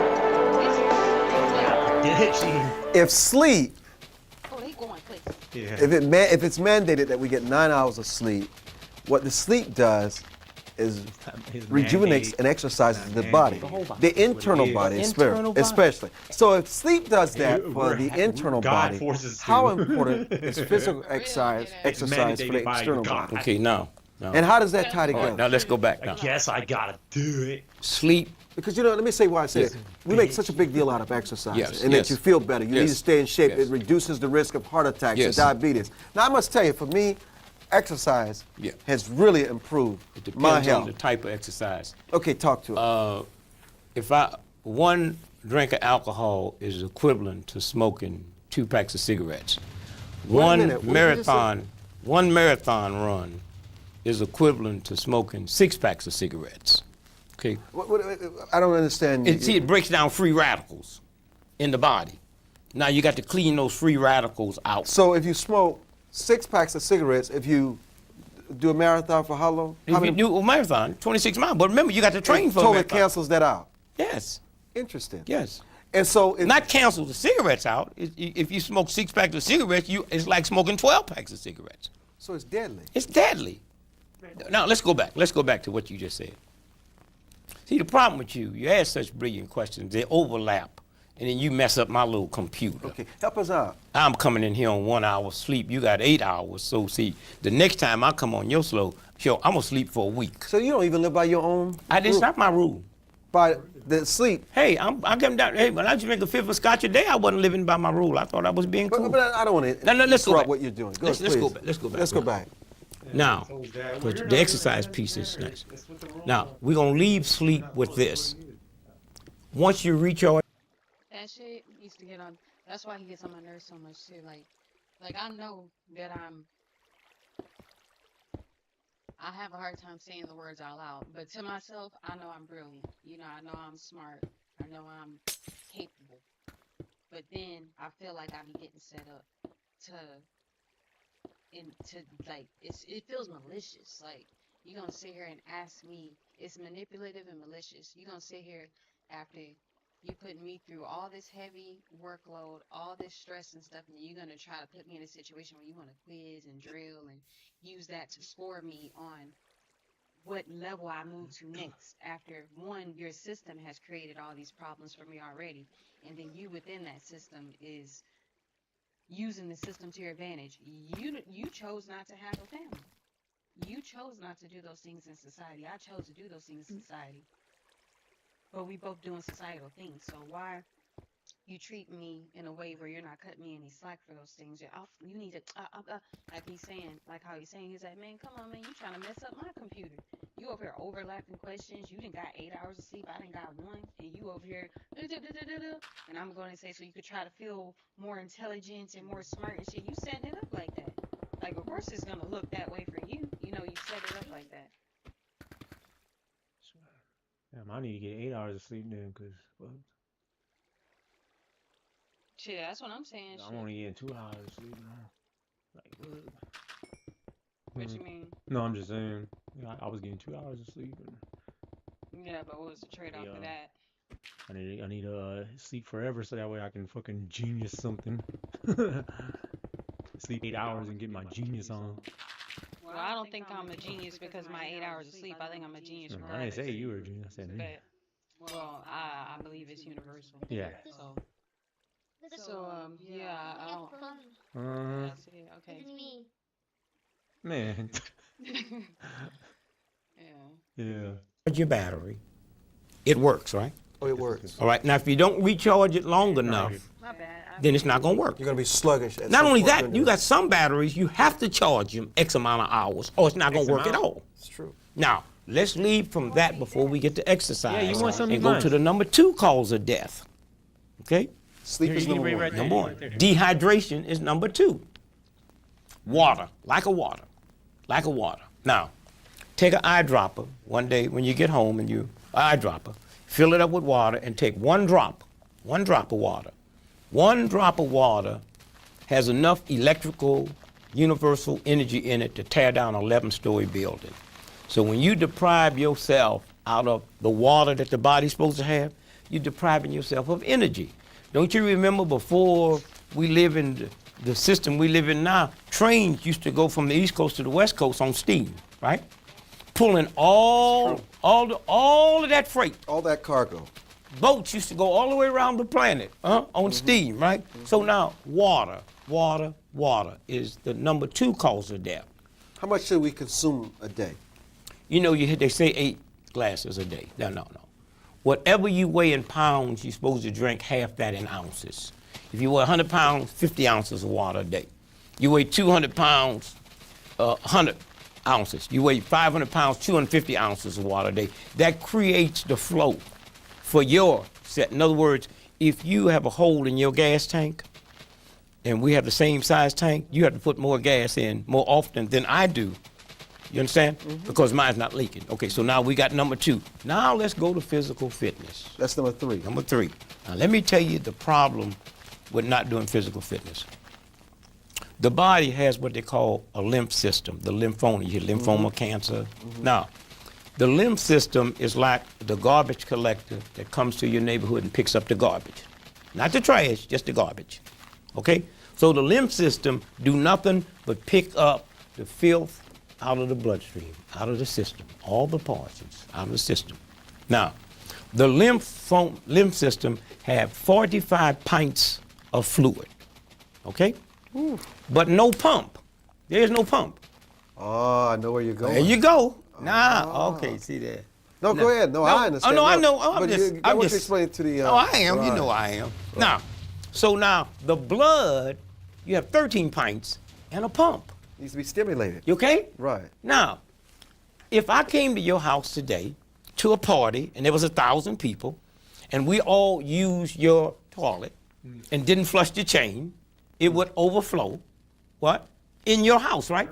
So when you don't get exercise, the lymph system and the poison overflows. Now, you know what? Now, I'm going to tell you something. Now, you know what? It's a fact that when I exercise, my bowels, yes, and even the urinary tract, yes, it's just fluid. So, yes, it flows. It is amazing. It is as if one triggers the other. Yes, and that is true. That's true. That's true. And you know what? It's not a strain. It's so natural. That's what the universe is about. That's what the universe is about. So now, the best exercise, okay, is walking. Oh, that's what I do. Not on a treadmill. Oh, I walk. And those who have a treadmill should always open up a window. Because you see, when I breathe out, carbon monoxide comes out. If there's not air out there to take it out, I breathe it right back in. So you're saying a treadmill is okay if you're not going to walk. It's better than doing nothing at all. It's better than doing nothing. But walking around that track or walking outside, you cannot beat it. Now, there you go again. The track. The track. Never walk on the track 7 days a week. Oh, no, maybe 2 or maybe 3. And then, no, you can walk 7 days a week, but not on the track. Let me tell you why. Okay. The only way you can strengthen the central nervous system is when you're walking. You can also do it jogging. I don't want to talk about it because that's bad for the body. Is when you're on an unflat surface. Because when the foot shakes, the brain has to say, what's going on here? And then you strengthen the central nervous system. That's why land. When you go to the best spas in the world, they have trails, don't they? That's true. With gravels on them, right? That's right. And so these trails, when you step on the gravel, your foot moves backwards and forwards. And when your foot, in other words, when I do that, something happens to your brain. Your brain felt it. So when I'm walking on an unsmooth surface, the brain is, and now I'm strengthening. Well, then it would have to have that same kind of trigger if you're on a treadmill, because that pouncing. Wait a minute, you're not on an unsmooth surface. That's one thing. Okay. It's perfectly even. Yeah, even.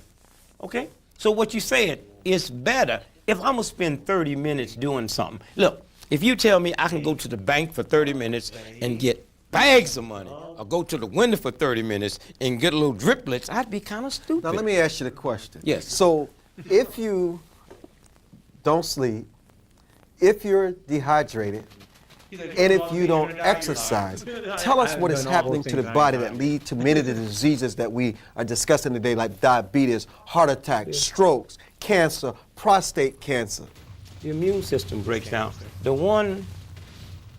liver If you take the E off the liver, it's spelled live. Live. Now, the liver weighs 3 pounds. It's an organ. And so the liver filters the blood. Once that breaks down, then everything opens up. You open up for all kinds of diseases. It's what causes your liver to go out, which messes with your kidneys and then put so many black folks on kidney dialysis machine. Anger, bitterness. So your spirit is a part Did of you hear me? Your spirit, your attitude. Sugar. How you look at life. Coffee. Oh, now coffee is bad. I've not drank coffee since I was 15 years There old. is more stomach cancer caused in America every day from drinking coffee than lung cancer from smoking But you know, cigarettes. why is it that people drink coffee? Why do they feel they have to have it? I need a stimulant. I didn't get You my need a proper drug. sleep. I need a drug. Instead of having illegal drugs, you decide to use a legal drug. That's what I did. Hey man, if crack would have been legal, I'd have used it. Whatever white folks say is legal, I took. I was 4 packs of cigarettes a day. Because they determined the law. I didn't determine. One day when they decide what was illegal is legal, we don't determine that. But that has changed now. No, wait a minute. Malcolm X pictures on a stamp. Those was white folk put him on a stamp. Wasn't no black folks sitting in that room. We don't control the laws. And you're implying? I'm implying that, there's a power in this country that determines things, and when they determine it, black folk didn't get Trent Lott out. That's a myth. What Trent Lott said, and then we'll get back to this. Here's what Trent Lott said. Brings up too, we didn't make up the word, the N word in black. We didn't make up those words. They were given to black people by the white people. So think about that. Trent Lott went back to 1948. But hey, okay, 1948. White lesbian better not come out. Her brother would almost stomp her to death. A white gay daddy would almost stomp him to death. Hear me good now. A Jew in the South, give me a break. Also, a white woman didn't have no positions on jobs and better not look cross-eyed at her husband. Now, who is he talking about? He wasn't talking about me. I ain't no problem to America today. It's that white woman that took his job. It's that white woman that's presidents of colleges and universities. It's that white woman that get on TV and say, I'm a lesbian and I'm in love with Mary. And that's what he was saying. Had everybody voted like Mississippi, woo, we wouldn't have the problems we having today. I gotta tell you, that's an original one. Now, everybody missed it except you. No. I missed it too. No, you didn't. No. I'm saying you said you attacked him immediately. And I shouldn't use that word, but that's to save time. Everybody else came out and said, including the president. And then when they found out where them calls was coming from, the president changed. So his was not racial. At all. On the Joe Madison show, I said the next day, I said, y'all in for a big surprise. This ain't got nothing to do with black folk. This got something to do with... Now, why do you think all them white newspapers start writing them bad editorial? How many gays you think you have, or how many people you have that got children that's gay? You saw what happened to, what's the guy, the Catholic guy that ran for president? He do cross talk back live or whatever. Pat Buchanan. When Pat Buchanan came out against lesbians, his daughter held a press conference and he wouldn't have came out against lesbians. Hey, he knew I was one. No, you mean Dick Cheney. No. No, it wasn't Pat Buchanan. Son, I would never do this to Pat Buchanan. My ethics would not permit me to do this. It was Cheney's daughter. Did you hear me? Did you hear me? Oh, no, it's Gingrich then. No. This was way before that, son. Pat Buchanan? Did you hear me? They have no children. I'm telling you. Pat Buchanan has no children. They never had kids. Maybe he had adopted. No, he never had kids. No, He has no kids. You're either talking about Cheney or Gingrich. I think it was Cheney. Okay, well. It was Cheney. Excuse me, because they have no kids. I'll call and find out. No, I can tell you. Okay. Pat Buchanan has no Whoever kids. it is lived in San Francisco. That's where the press conference was held. Yeah. In San Francisco. But keep going. Okay, so now. No, I need to take a break because I got to tell you something. You got me out here today, baby. Woo! This is the right side. And Dick Greger's in the house. And we'll be back. Don't go away. Yeah, guys.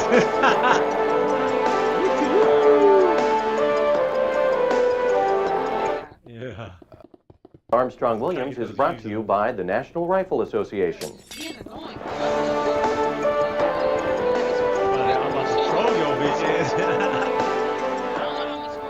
Welcome back to The Right Side. I'm your host, Armstrong Williams. Dick Gregory is our guest. We're talking about what happens when you have sleep deprivation, when you're dehydrated, and when you don't exercise, and the diseases that it leads to. The first thing you do is knock out the liver. The liver is an organ and a gland, and it weighs 3 pounds. It's the only thing in your body that's an organ and a gland. Now, what affects it? Anger, bitterness, laughter is the best medicine. We've heard that all our life, right? When you look at your commercial, when you coming on, when you laughing, if you didn't do nothing but just sit in the mirror for 4 hours, once a week, and did that, healing starts. Healing starts. You see, when I laugh, I use certain muscles, and those muscles pinch certain nerves, and those nerves trigger all that's dropped into my body that keeps me younger. When I frown and tighten up, I use certain muscles, and those muscles pinch certain nerves that drops of gas into my body that will destroy the cell structure. Let me ask you an important question, and I know you may not want to answer this. I'll answer anything. No, don't say it. Please. Have you found a cure to cancer? Really, I'm not even supposed to go this. Oh, I would not say, you're right. I would not say that. Yes. Yes, you have. No. I'm sorry. I would not say that because there's too many people out there that's listening that might stop doing certain things they doing. There's certain things I found out because of my knowledge that I have. For instance, I'm gonna give you this here. Every Christmas I go up in the mountain. I'm not with my family, with my children. I go up in the mountain and fast. I don't eat, I don't talk, I don't nothing. And I get my gift. Where I went this year, it was cold, so I left, which put me back in D.C. ahead of time, and I picked up the Chicago Tribune. Okay? Yeah, there it is. And then picking up the Chicago Tribune, this didn't run in no other paper, and I get $600 worth of newspapers a week. What's that say there? Study links early adult deaths to lead. Now, up until then, I always kind of believed that lead was a child thing. So then the report came out of Johns Hopkins. I got the report, and I'm showing you this because of KC ahead of time, and I picked up the Chicago Tribune. It doesn't mess okay? that bad. Where I went this year, it was cold, so I left, which put me back in D.C. ahead of time, and I picked up the Chicago Tribune, okay? And in picking up the Chicago Tribune, this didn't run in no other paper, and I get $600 worth of newspapers a week. What's that say there? Study links early adult deaths to lead. Now, up until then, I've always kind of believed that lead was a child thing. So then the report came out of Johns Hopkins. I got the report, and I'm showing you this because of cancer. See that word cancer there? Now, what does that say? You see 68%? 68% of cancer deaths is because of the elevated lead in the body. Hello. So now, if I have cancer and I'm taking treatment for cancer and don't realize I got to deal with the lead, my cancer gonna be prolonged for a while, but I'm dead. What gets lead out of the body? A simple herb called kelp, K-E-L-P. You take 6 kelp in the morning and 6 kelp in the evening, and it starts pulling the lead out of the body. It depends on who you ask, but kelp is not one that we ever use. We use like bladderwrack. Yeah. It's like a sea vegetable, green. Yeah. Same as like bladderwrack. Yeah. Not kale. Yeah. But kelp. Yeah. But yeah, we can get on it. We just never looked into that. But I've heard, good things about it. But sometimes I think that, especially lately, like you'll hear Dick Gregory say the exact opposite thing about a certain type of fruit or vegetable or food that Stevie will say. Yeah. Stevie will say that cayenne pepper. Yeah, I know. Dick Gregory says cayenne pepper will knock anything out your body. They both agree collard greens are good. Dick Gregory says collard greens also knock anything out your body. Yeah. Oh, yeah. Oh. What was the other thing? Garlic. Steve said garlic is so poison in pocket. Dick Gregory says garlic is for me, I'm like, y'all agent. Maybe both. Well, at least one of y'all agent, and from my perspective, or Yeah. some degree. Because how do y'all both have access to research? And both got different research. Yeah. And I'm going to say Stevie's the agent. Yeah. And this is why. Yeah, because he went to jail and he disappeared. That's one reason. Yeah. He went to jail and he disappeared. He died. Well, my position on that was Stevie has heavily influenced the American black community. Stevie is not American black. Yeah. Gregory is. Yeah. Stevie could easily be outside. Yeah. Yeah, I believe it. Yeah. To get on CMOS. And get on CMOS and CMOS is not good for you. Here's the other thing. Stevie is also, Gregory don't hang out with celebrities. Yeah. Entertainers. Said, fuck that, you don't do nothing. Stevie historically hangs out with celebrities and Yeah. entertainers. He does see the good Yeah. in everybody, but he's Yeah. like, he hangs out with them. Gregory's like, what I'm hanging out with you for? You're not helping us, yeah, and he's, yeah, damn, I would say CB's an agent, dog. Yeah, I would say CB's an agent because of the like what you just described right there. Yeah, like he's talking to celebrities. That brings people want to, oh, what is it now? Well, my worry is what things that I'm taking should I be not taking, like CMOS. Well, see, here's my thing. In CMOS, I believe just off my experience with the Because they do tell you the truth and then hide with a bunch of lies. So it's up to you if you want to take CMOS. Well, see, my everything thing else. is, I believe that CMOS is good. What we have is probably not.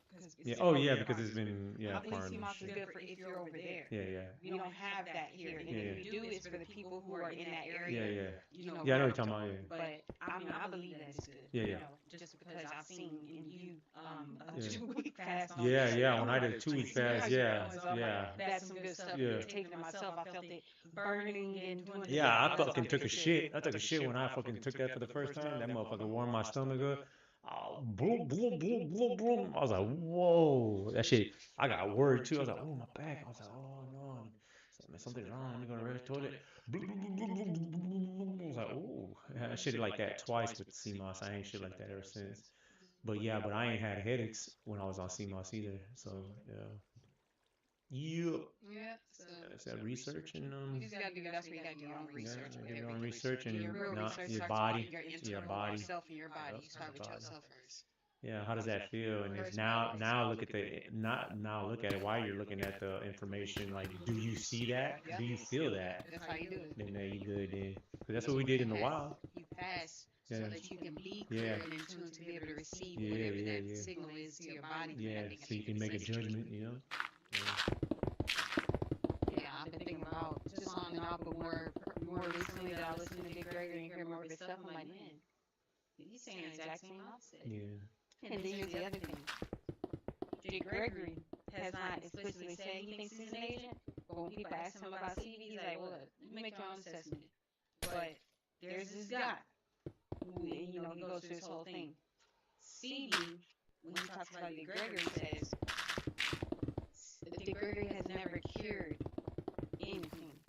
He says he's never, basically, to me, it felt like CV was more trying to discredit Dick Gregory in his statement. Yeah. He's like, all these other healers, they never, you know, making, like, how do you know he didn't heal nobody? You know, there's people who said they went to him and got healed. Yeah. So why are you saying otherwise? Because yours court validated that you healed? That could all be a applause from the you and the government to try to get us to trust you more. Yeah. You know, so, you know, I don't know. Yeah, it's possible. Because Dick Gregory says he bring people to his foreign. He said he brought John Lennon to his Who, Dick Gregory? Mm-hmm. Well, there you go, celebrity. He said he brought, he said he don't. He said that even if he said he'll heal you, because he's just like you human, whatever. So to knock that filth out of him, because he was showing signs that he want that life of getting. Yeah, he's seen. He brought him to his farm to cure his, I think, diabetes and all that stuff. Him and his wife came. Yeah. You know, and he took him to the black church. You know, let him get them hymns and stuff, and then after that, John Lennon wrote Imagine. Yeah. Like, he still is like, hey, I don't know shit about that. He's like, I mean, yeah, he's my friend, but, you know, the shit that he does, I don't dabble in. You ain't gonna see me out with them, you know, doing Hanging that out, stuff, hanging out and shit. So it's like, yes, celebrity, but it's like, you know, you got celebrities who are celebrities, and you got celebrities who do things. Like, he hangs out with Muhammad Ali, but Muhammad Ali changed the world. So he's like, yeah, you're not just a entertainer. You're somebody's trying to change the. Yeah, you're an actor. You're willing to lay your life on the line. Yeah, to change things. Yeah, man, I don't believe that anymore. I see that people did Gregory. But we always said that anyways. It wasn't like we were like a definite with Dick Greg, a definite with fucking CVs. We always had our. We always had our I don't know. But we'll do our own research. But it's a good start. Yeah, it just was just like something that was like the more I listen and pick up these things, I'm like, oh, you know, but I still very much enjoy. And then the other thing is, I'm not trying to like, it's just something I'm like, I'm good now. It's like I have what I need, but I go to Gregory all day and all the time. He's talking about the struggles. It's very relevant to us. Talking about the struggles. Yeah, the struggles. Stevie went through his own struggles in his country, and not even really, because his mom was sent to school. He had to do none of this. His mom's like, no, kind of raising him a little bit naturally, you know, in a natural village type environment. So it's just a different cultural experience as well. Black, you know, nonetheless, but, and then I look at the people who follow Stevie. Like the greenhouse, that channel I watch where it's the family, where big girl, she be baking and shit. Her, they follow Stevie. Talking about non-GMO, this and that. Y'all huge. It's like, Y'all eat McDonald's, come on. And then y'all like, oh, this watermelon, this and that. No. Y'all huge. Yeah, I remember that. When they at Wusha Village? No, there was somebody at Wusha Village. I wanted the videos, and they were serving watermelon and shit like that. That was a channel that was not a regular channel we watched. Yeah, I was like, what the? Yeah. So I'm like, you know, and then like basically like that part. The people who follow Dick Gregory, like you don't see a lot of people getting behind Dick. I don't. Yeah. I don't see. Yeah, because it's all like the shit he's saying is not. It's very literal and like it's playing the draw. Like, hey, you are the problem. You're the problem. You're the problem. This is wrong. Yeah, this is wrong. You're the problem. I'm not about to sugarcoat it. Oh, it's okay. Yeah, I'm not. Hell no. Yeah, you're the problem, bro. And if you don't like it, it's your Then problem. exactly. You're the problem. So stop complaining. So. Yeah. But the people who follow Stevie, they like him because he's gentle, nice, and this and that. When you dealing with shit like this, you like Big Bird and Harry Tubman. They're like, I ain't got time for this shit. Nah, I'm about to give it to you straight. You like the people that we grew up with. Our parents, our mothers, fathers, even though they did their bullshit, they probably would hate the shit that Gregory said, but they would probably in that moment be like, yeah, you right. Yeah, you're right, but fuck you. So, it's just like those type of people following Stevie. I'm like, that's your follower base? Nah, I don't know about you. Not that you can control your follower base. You know, birds of a feather. Now, let me tell you about this article, because this article is me. It says here that lead is the #1 environmental health hazard for children, but a new study indicates that more than 30 million Americans, adults, may be at risk from premature death because of past exposures. And they go on to say that because of the elevated lead levels in adults, lead causes early life up to 46% increased rate of mortality. So it means if you die from sugar diabetes, cancer, high blood pressure, it's really an increase. You're taking 46% of your life out. Let me raise this with you. So do you take medicine? No. I raised 10 children with no medicine, no aspirins, no. So what do you recommend as an alternative if you need to take medicine, like for colds or a headache? If the doctor said you got high blood pressure or cholesterol. When I was a little boy, my mother used to give me something called 3-6s. It was bitter. 3-6-6, brother. I know about 6 and castor. You know what 3-6s? That's some of the nasty stuff. You know where 3-6s come from? Golden seal, a herb. Ooh, see what the pharmaceutical companies found out that you can't make the money on the herbs. So then they made it synthetically. So it's just a matter of doing. Look at dogs. When dogs get sick and they just go out and eat little grass and heal themselves. Now, this is very important here because you mentioned something about high blood pressure. Read that paragraph to me right there. This shocked me to no end. The research also sheds light on the reason African Americans who tend to be exposed to more lead in the environment have significantly increased rates of some diseases, especially high blood pressure. Now, wait, hold it. All my life I've been told salt, right? Now, let me tell you, if you live in a house that was built before 1978, there can be no more lead paint. Come on, man. But if I come in and paint your house today with paint with no lead in it if I'm painting over lead paint. See, the lead in paint turns into a gas, turns into a dust, and you breathe it in. No, I've seen that on the Science Channel. Yes. Where this person could not figure out why they were getting having these illnesses, That's and they right. traced it back to the paint and the lead in the house. Now I've seen that. Mental retardation, slow learning of children, okay, cancer. Just finish this here. Look what else they say there, and then you'll see. Lead's danger to children led to the gradual elimination of leaded gasoline and lead paint, the two major sources of lead in the environment. Okay. Hold that point. Let me take a break and come back. Dick Gregory is our guest. Mr. Nutritionist, Mr. Doctor, Mr. Wisdom on the right side. We'll be back.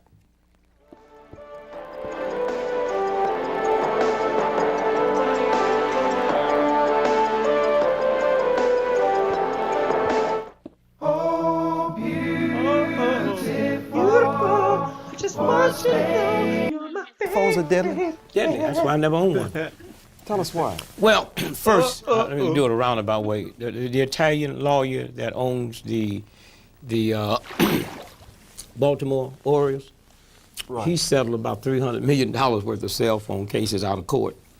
I mean, they know that if you pick up the phone on this side and that computer's on the other side, they got to pull that electronical energy all the way through. It breaks down the brain cells, it breaks down the immune system, and it slows up the heart. And that's why I have never owned a cell phone in my life. They're wrong. It And never don't will. need it, really. No. Don't I would need one. I'd like to have one, but I mean, I saw the research. There's a movie out called Matrix.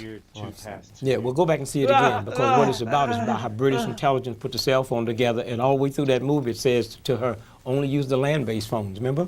All through that movie, only use the land-based phones. What else should we look out for? 25th.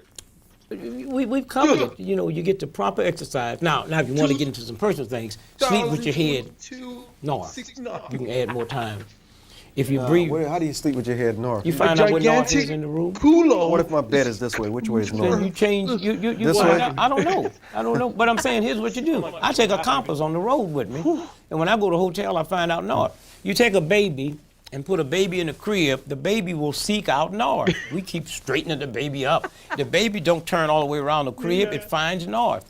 Once you lay down like this, every nerve cell in your body is pulled due north. So if you sleep in north, there's no pull. Just like it pulls a compass, it pulls every nerve cell in your body. Get rid of the coffee. Get rid of the coffee. What about tea? Tea, if you're getting the herbal tea, and one of the best ways to take tea is put it in just water that's room temperature and let it sit overnight. Let it sit overnight, because once you heat anything, you see, if you heat something, you raise the molecules. If you freeze something, you lose the molecules, and those molecules get released inside your body. So if you cook something at like 200 degrees Fahrenheit, although it will be cool, those molecules are still at 200 degrees Fahrenheit. What about wine? No, none of it, and especially wine, because if they talk about how the Roman Empire was destroyed, and they traced it back to lead poison. It was the wine crotch that they used because it make it sweeter. That's what the bootleggers use. They use the lead to process the stuff because it takes the bitterness out. No wine. They say a little wine is good. Have you ever seen the wino? They ain't never drank nothing hard. Just wine. What do you, in the last 45 seconds, what do you attribute your longevity to? Oh, my friends, the civil rights movement, my change of attitude. Before I met King and them, I was John Wayne. I thought if I was right and you was wrong, I had a right to get my gun and challenge you. I didn't understand what being lovable was. I understood love, but I didn't understand being lovable. And I never thought I would see the day that I could sit at 70 and say I'd much rather be killed by someone than kill someone. I never thought I would see the day that I would be sitting in the church for the funeral for the 3 children in Birmingham, and when King said, pray for the people that did it, I never thought I'd see the day that I'd be able to pray. And so it was that. Now, at the time of doing this, I didn't know the hostility. And then my fasting. We're out of time. Goodbye. Thank you, Mr. Gray. Brother. Thank you. God bless you. God bless you.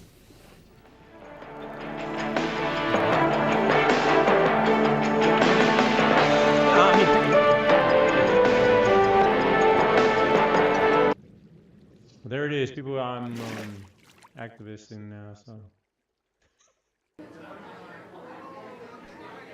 That's the one you're watching right now? They all look the same. I know I've seen this one. Yeah.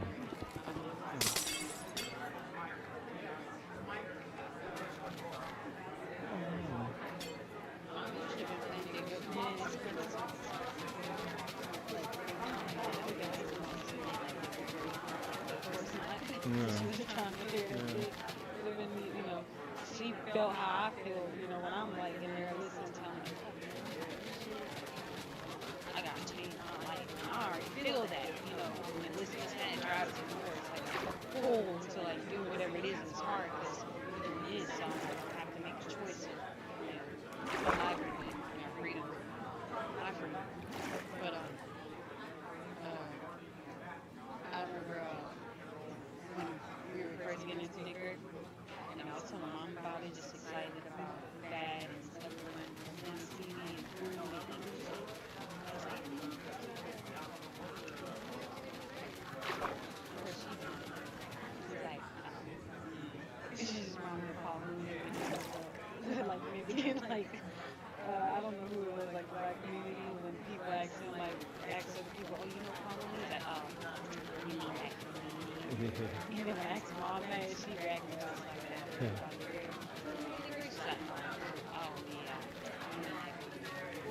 The one that I fucking listened to and heard that he was saying, we're the ones who were fucking, yeah. You don't talk about called out my grandmother and I didn't even call her out. And he's just out there like, yeah, no, it's your old ass grandma. You trying to, oh, grandma is all to be on you. Grandma ignorant too. She a problem. Not only is she ignorant. Good afternoon.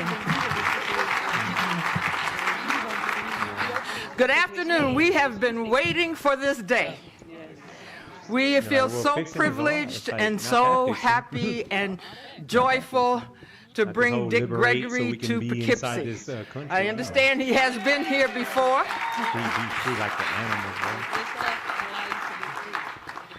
And Sarah Moore is the one actually who initiated this.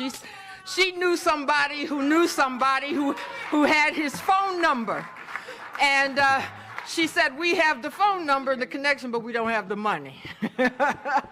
And so that's how we got connected to Mr. and Mrs. Gregory, and it has been absolutely a pleasure, delightful journey. Last night, Rose Wiley, Yvonne Flowers, who drove, and I picked Mr. Gregory up at the airport. Now it's about. What an experience. What an experience. And we are so grateful and joyful to have him in our presence today. I think that there are some of you, I'm quite sure students, who are not as familiar with Mr. Gregory, so I will read a few things. He's recognized as an entrepreneur with expertise in nutrition. His focus still remains on social and racial justice. Born in St. Louis, he began performing comedy in the 50s. While serving in the Army, and his breakthrough in show business came in 1961 with a successful stint at the Chicago's Playboy Club. And that led to 3 years of a Playboy contract that brought Mr. Gregory national recognition. And engaged in social justice issues even in high school. We heard a beautiful story about that last night. He also took part in voter registration drives, sit-ins, protests of segregation in the South. He has been always on the forefront of civil and social justice. Marched and spoken with any famous people that you know. Dick Gregory is definitely on the edge of their tongue. He's a vegetarian, a nutritional consultant. His interest in food issues bore fruit in 1984 when he founded the Health Enterprise Inc., a company that distributes weight loss products. In 1987, he introduced Slim Life Bahamian Diet, a powdered diet mix, which was immensely profitable. That year, Mr. Gregory made headlines with his public Okay, here we effort to are. help Walter Hudson, a 1,200-pound person, lose weight. He has a home in Washington, D.C. and Plymouth, Massachusetts, where he lives with his wife, Lily. Here it says 50 years, Mr. Gregory. My understanding is 55 this year?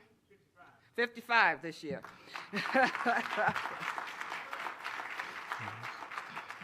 55 years with the same person. I love that.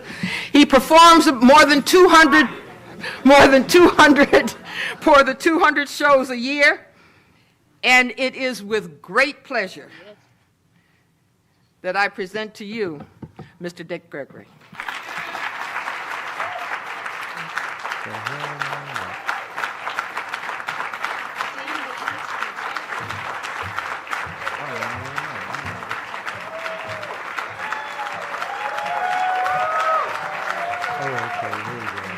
Thank you.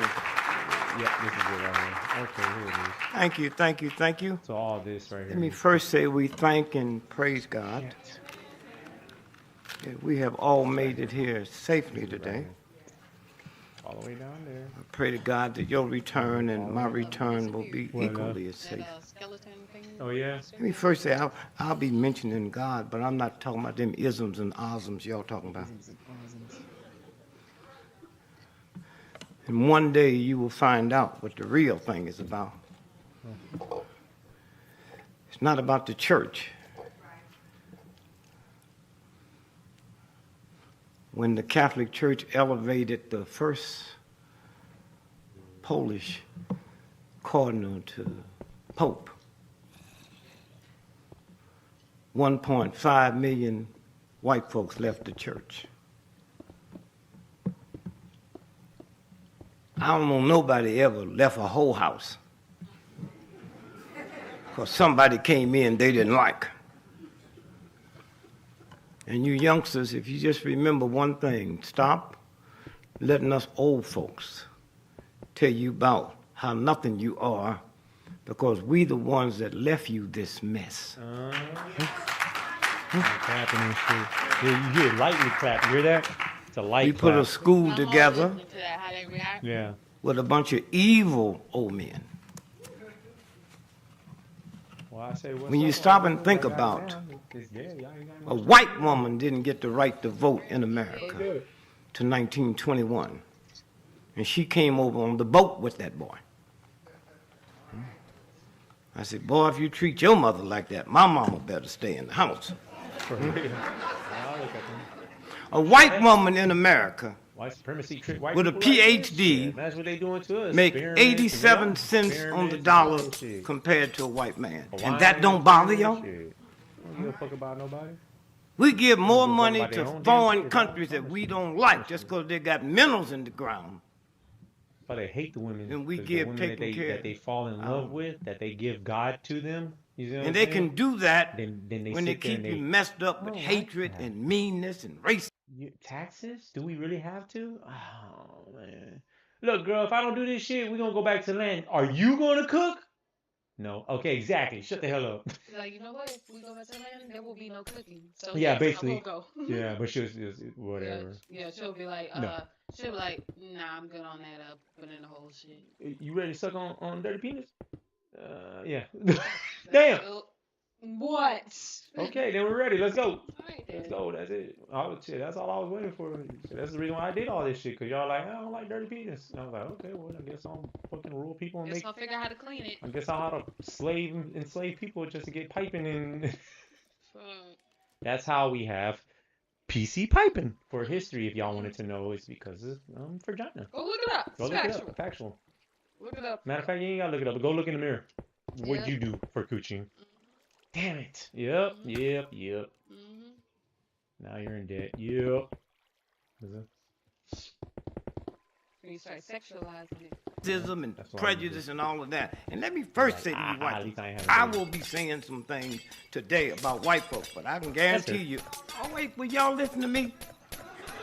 I'll guarantee you I will not be talking about you. See, I advocate it ain't about 800 white folks on the whole planet, and the rest of y'all is imposters. See, white is not a color, it's an attitude. And if you don't have trillions of dollars in the bank, you can't have the attitude. Queen Elizabeth make $360 million every 24 hours just interest on her money. Oh, man. Now, them bees, white folks. And if ever I took over the country, the first thing I would do is make all you black folks apologize to white folks, because you mad at the wrong white folks. I don't even see Junior no more. The white folks you mad at couldn't help Jason you now, if they liked you. He come out the room, but he don't come in. Yeah. Like, come on, man. That white dude asked me, well, how do you know if you real white folks? I said, well, you get up and call the and that's how that Wall works. Street, and while you talking, if you can't determine the stock gonna go up or come down, you're not white. Hey, get your stuff, put it up, man. You're jumping on the couch and shit. Somewhere. And let me first say thank you for those of you all that worked to put this together. My job's easy. All I have to do is present a body. So for those of you all that put all the work together to make this happen, we say thank you. Put your stuff up.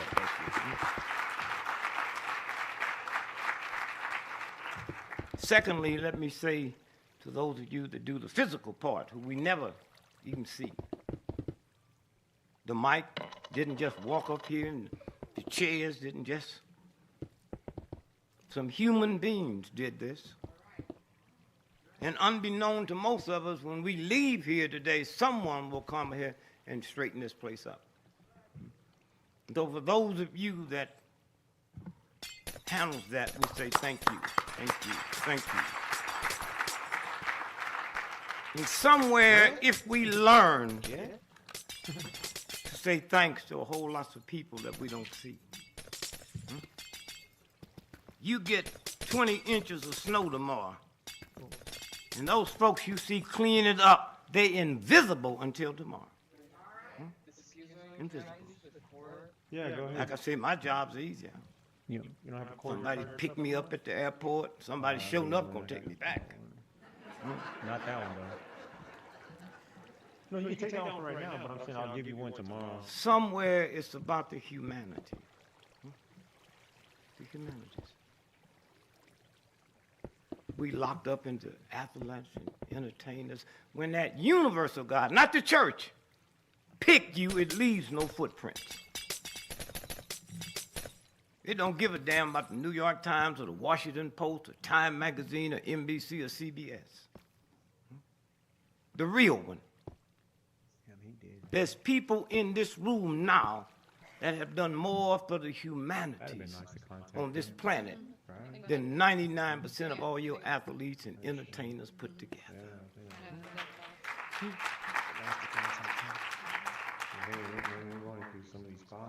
It wasn't entertainers and athletes or the church that made it possible for you women to sit here in this school next to men in this America. And we always arguing about something. Oh, yeah, bro. And let me just stop and apologize to white folks.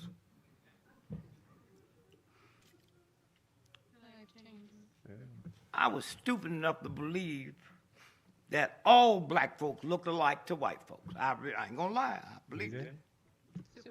Until Obama become president. Like what? And I haven't had one white person walk up to me and say, excuse me, Mr. President. Saying he's stupid enough to believe that all white folks thought that all black folks were alike. Until Obama became president, he haven't had one white person walk up to him and say, excuse me, Mr. President.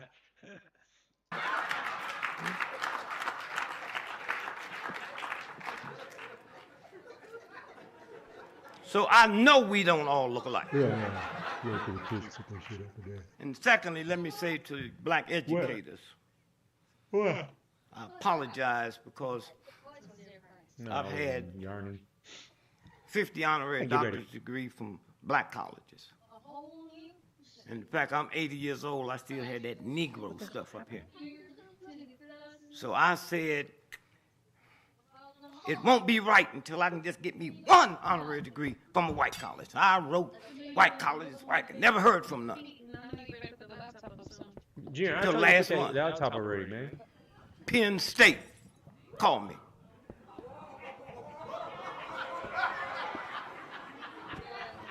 Okay, we'd like to give you an honorary doctor's degree. I said, no thanks. He said no thanks. I wonder why. State pen. Huh? State pen. Oh, state pen? No, Somewhere. State, but state pen. I have been Yeah. married 55 years. Yeah. State. Yeah. Oh, wait, Yeah. I didn't say I was happy. What the hell's wrong with y'all?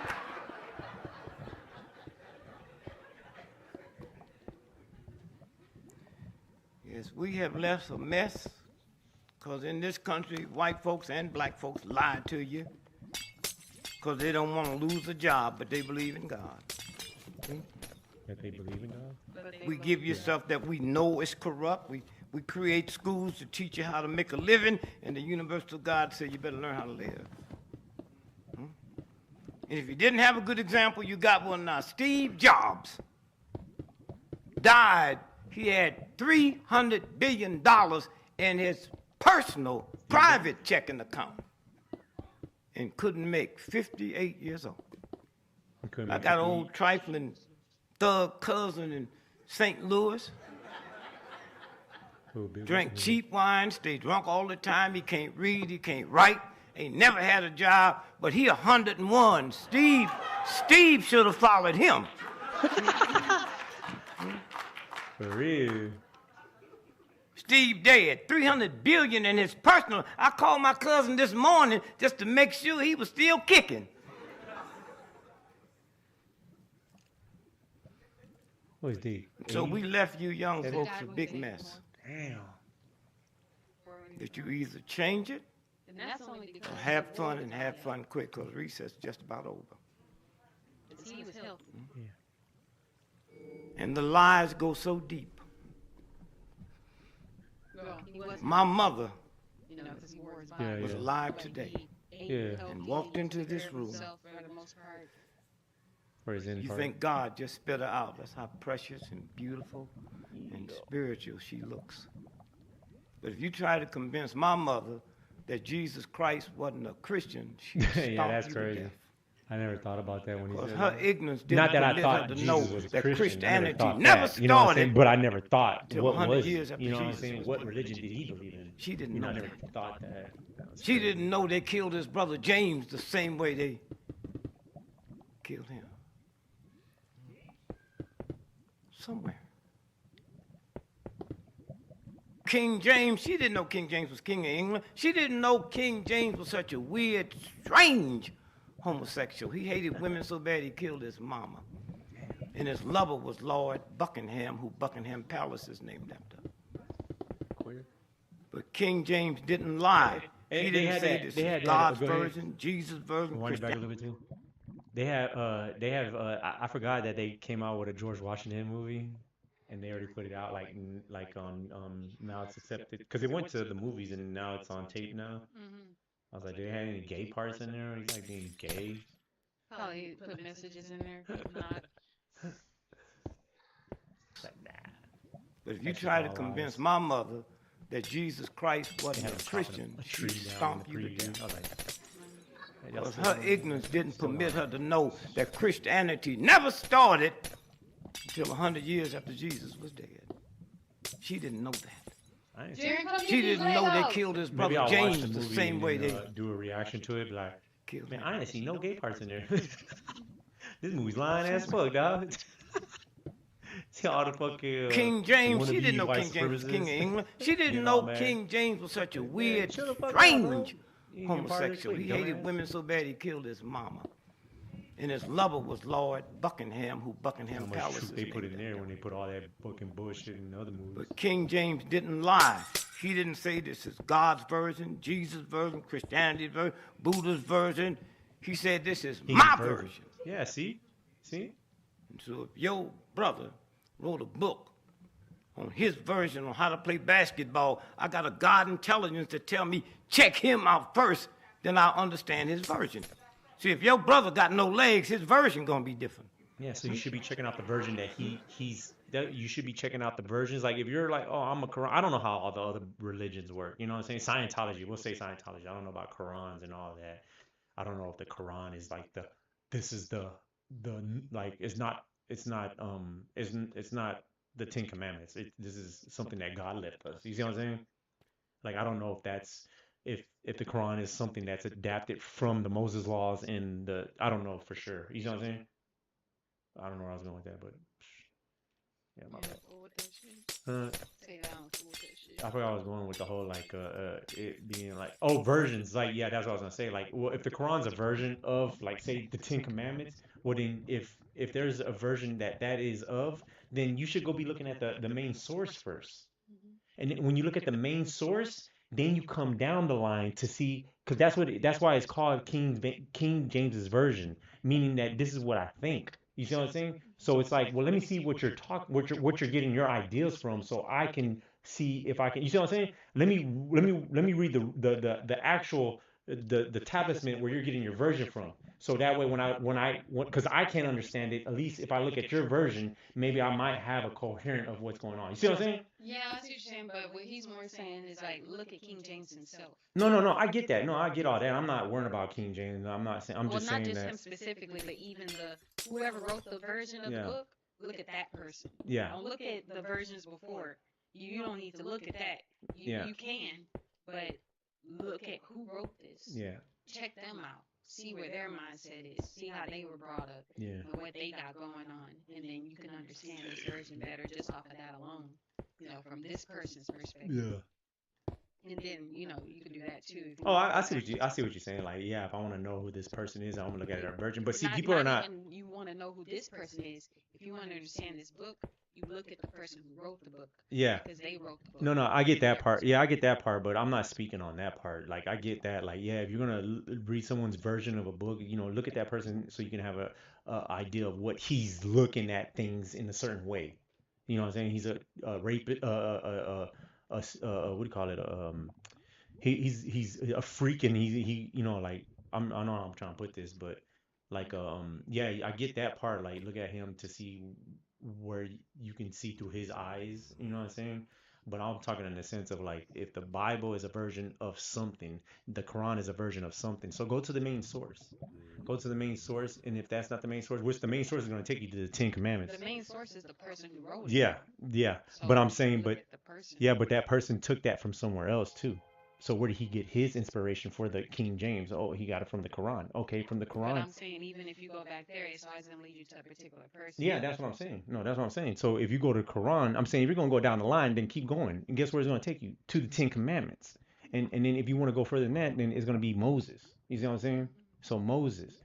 So it's like, go from there, and then you'll see like all these Qurans and these Bibles. If you're going to follow anything, follow the Ten Commandments. That's what I'm saying. I follow the truth. That's what I'm saying. You follow the truth. I ain't following the Ten Commandments. No, I ain't following the Ten Commandments either. But I'm just saying. Articulated in words, like. No, but I'm just saying, these people are saying they're going off of a belief of this is God. This is written by God. I'm like, if you're going to do that, well, then go to the main source. And God talked to Moses, that started the Ten Commandments, that started Moses' laws, that started all these other religion books. You see what I'm saying? Yeah. So if you go to the main source and follow that book, and it's the Ten Commandments, and then go from there. And then start questioning Moses, But yeah, that's all I'm saying. Yeah. Somewhere.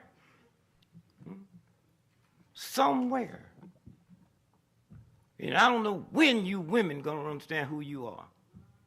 Understand the power you are. It wouldn't be none of us on this planet if it wasn't for women, and yet they got you believing you came second. The old filthy story of Adam and Eve. Are y'all crazy? Adam was here by himself. Y'all know the story. Adam. And then he said one day to God, God, I am lonely. And when God didn't say, nigga, how can you be lonely when ain't nobody here but you? You don't even know what that means. What the fuck? He was here, nobody else. How he know lonely? Simple. But if you follow the story, here come Eve. They had 2 sons. Y'all know the story? Cain and Abel. One son killed the other one. So let's do this right. There's Adam and Eve. Put 2 fingers up. Then Cain and Abel, that's 4. Then one boy killed the other one. Take one down, that's 3. Then he went out and begot him a wife. And I read books. I read books. Now you see where the word MF come from, huh? That's true. Well, don't look so strange. You count it. It's 3 people. Him, Dad, and Mom.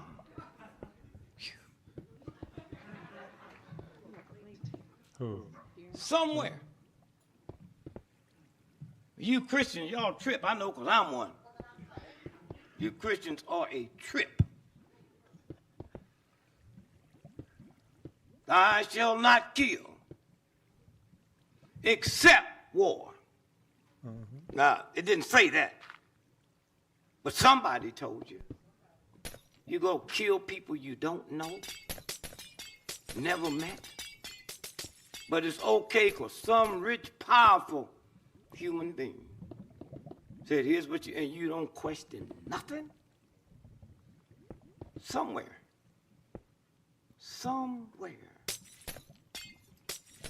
I can go all over the world, been all over many times, and I can recognize a prostitute. She look like a hoe, she act like a hoe, she behave like a hoe. No, the question is, if I can recognize a whore without her telling me, how come if you don't tell me you're a Christian, I don't know you one? I go to jails and speak all over the world. Strange thing. How come there are no atheists on death row? What is it about people that don't believe in God don't kill folks? Huh? But you go to war, saying prayers, you can come back. Let me kill him and get it over with. Somewhere. You don't care nothing about poor folks. Even poor folks don't care nothing about poor folks.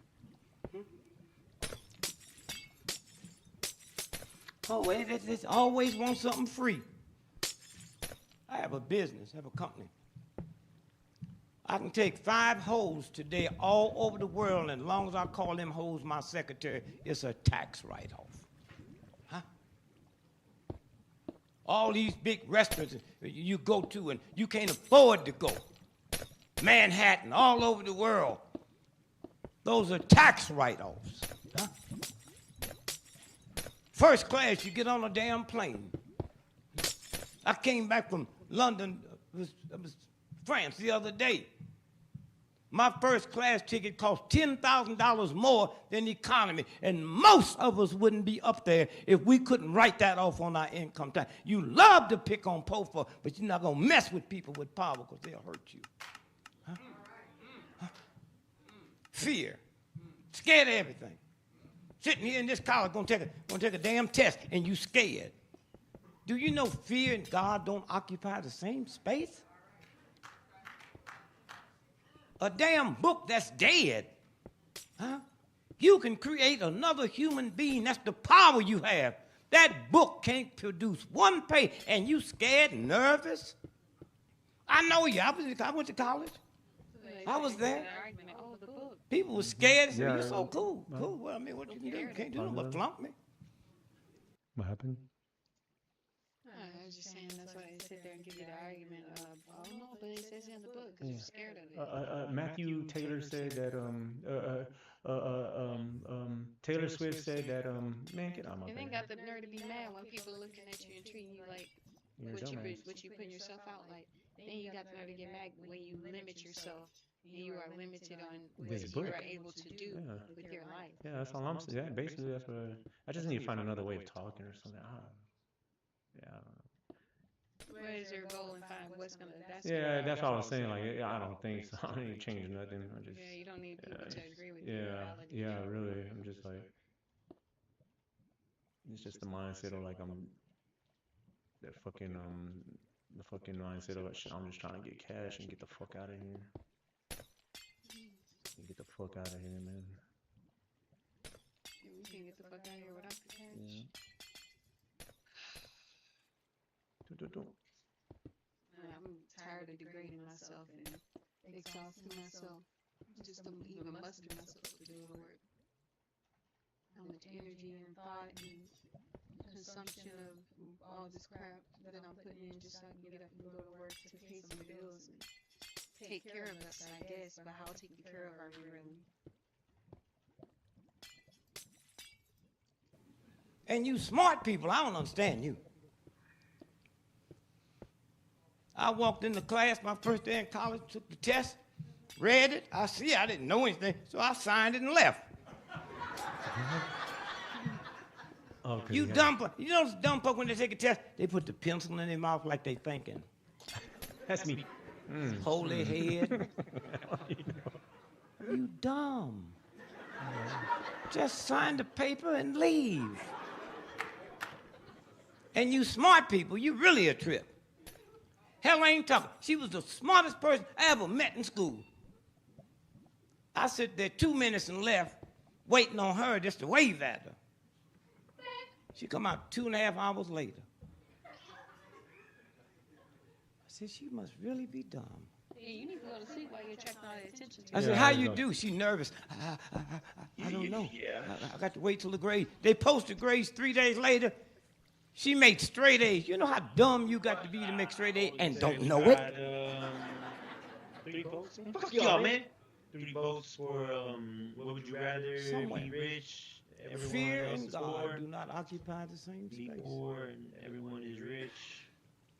When I first Go back to the land. met one wife and met one, they don't leave me lying. I got So pregnant. choose, go back to the land, and one is, be poor and everybody. And my mother had taught us, if you get a girl pregnant, no son of mine will get a girl pregnant and won't marry her.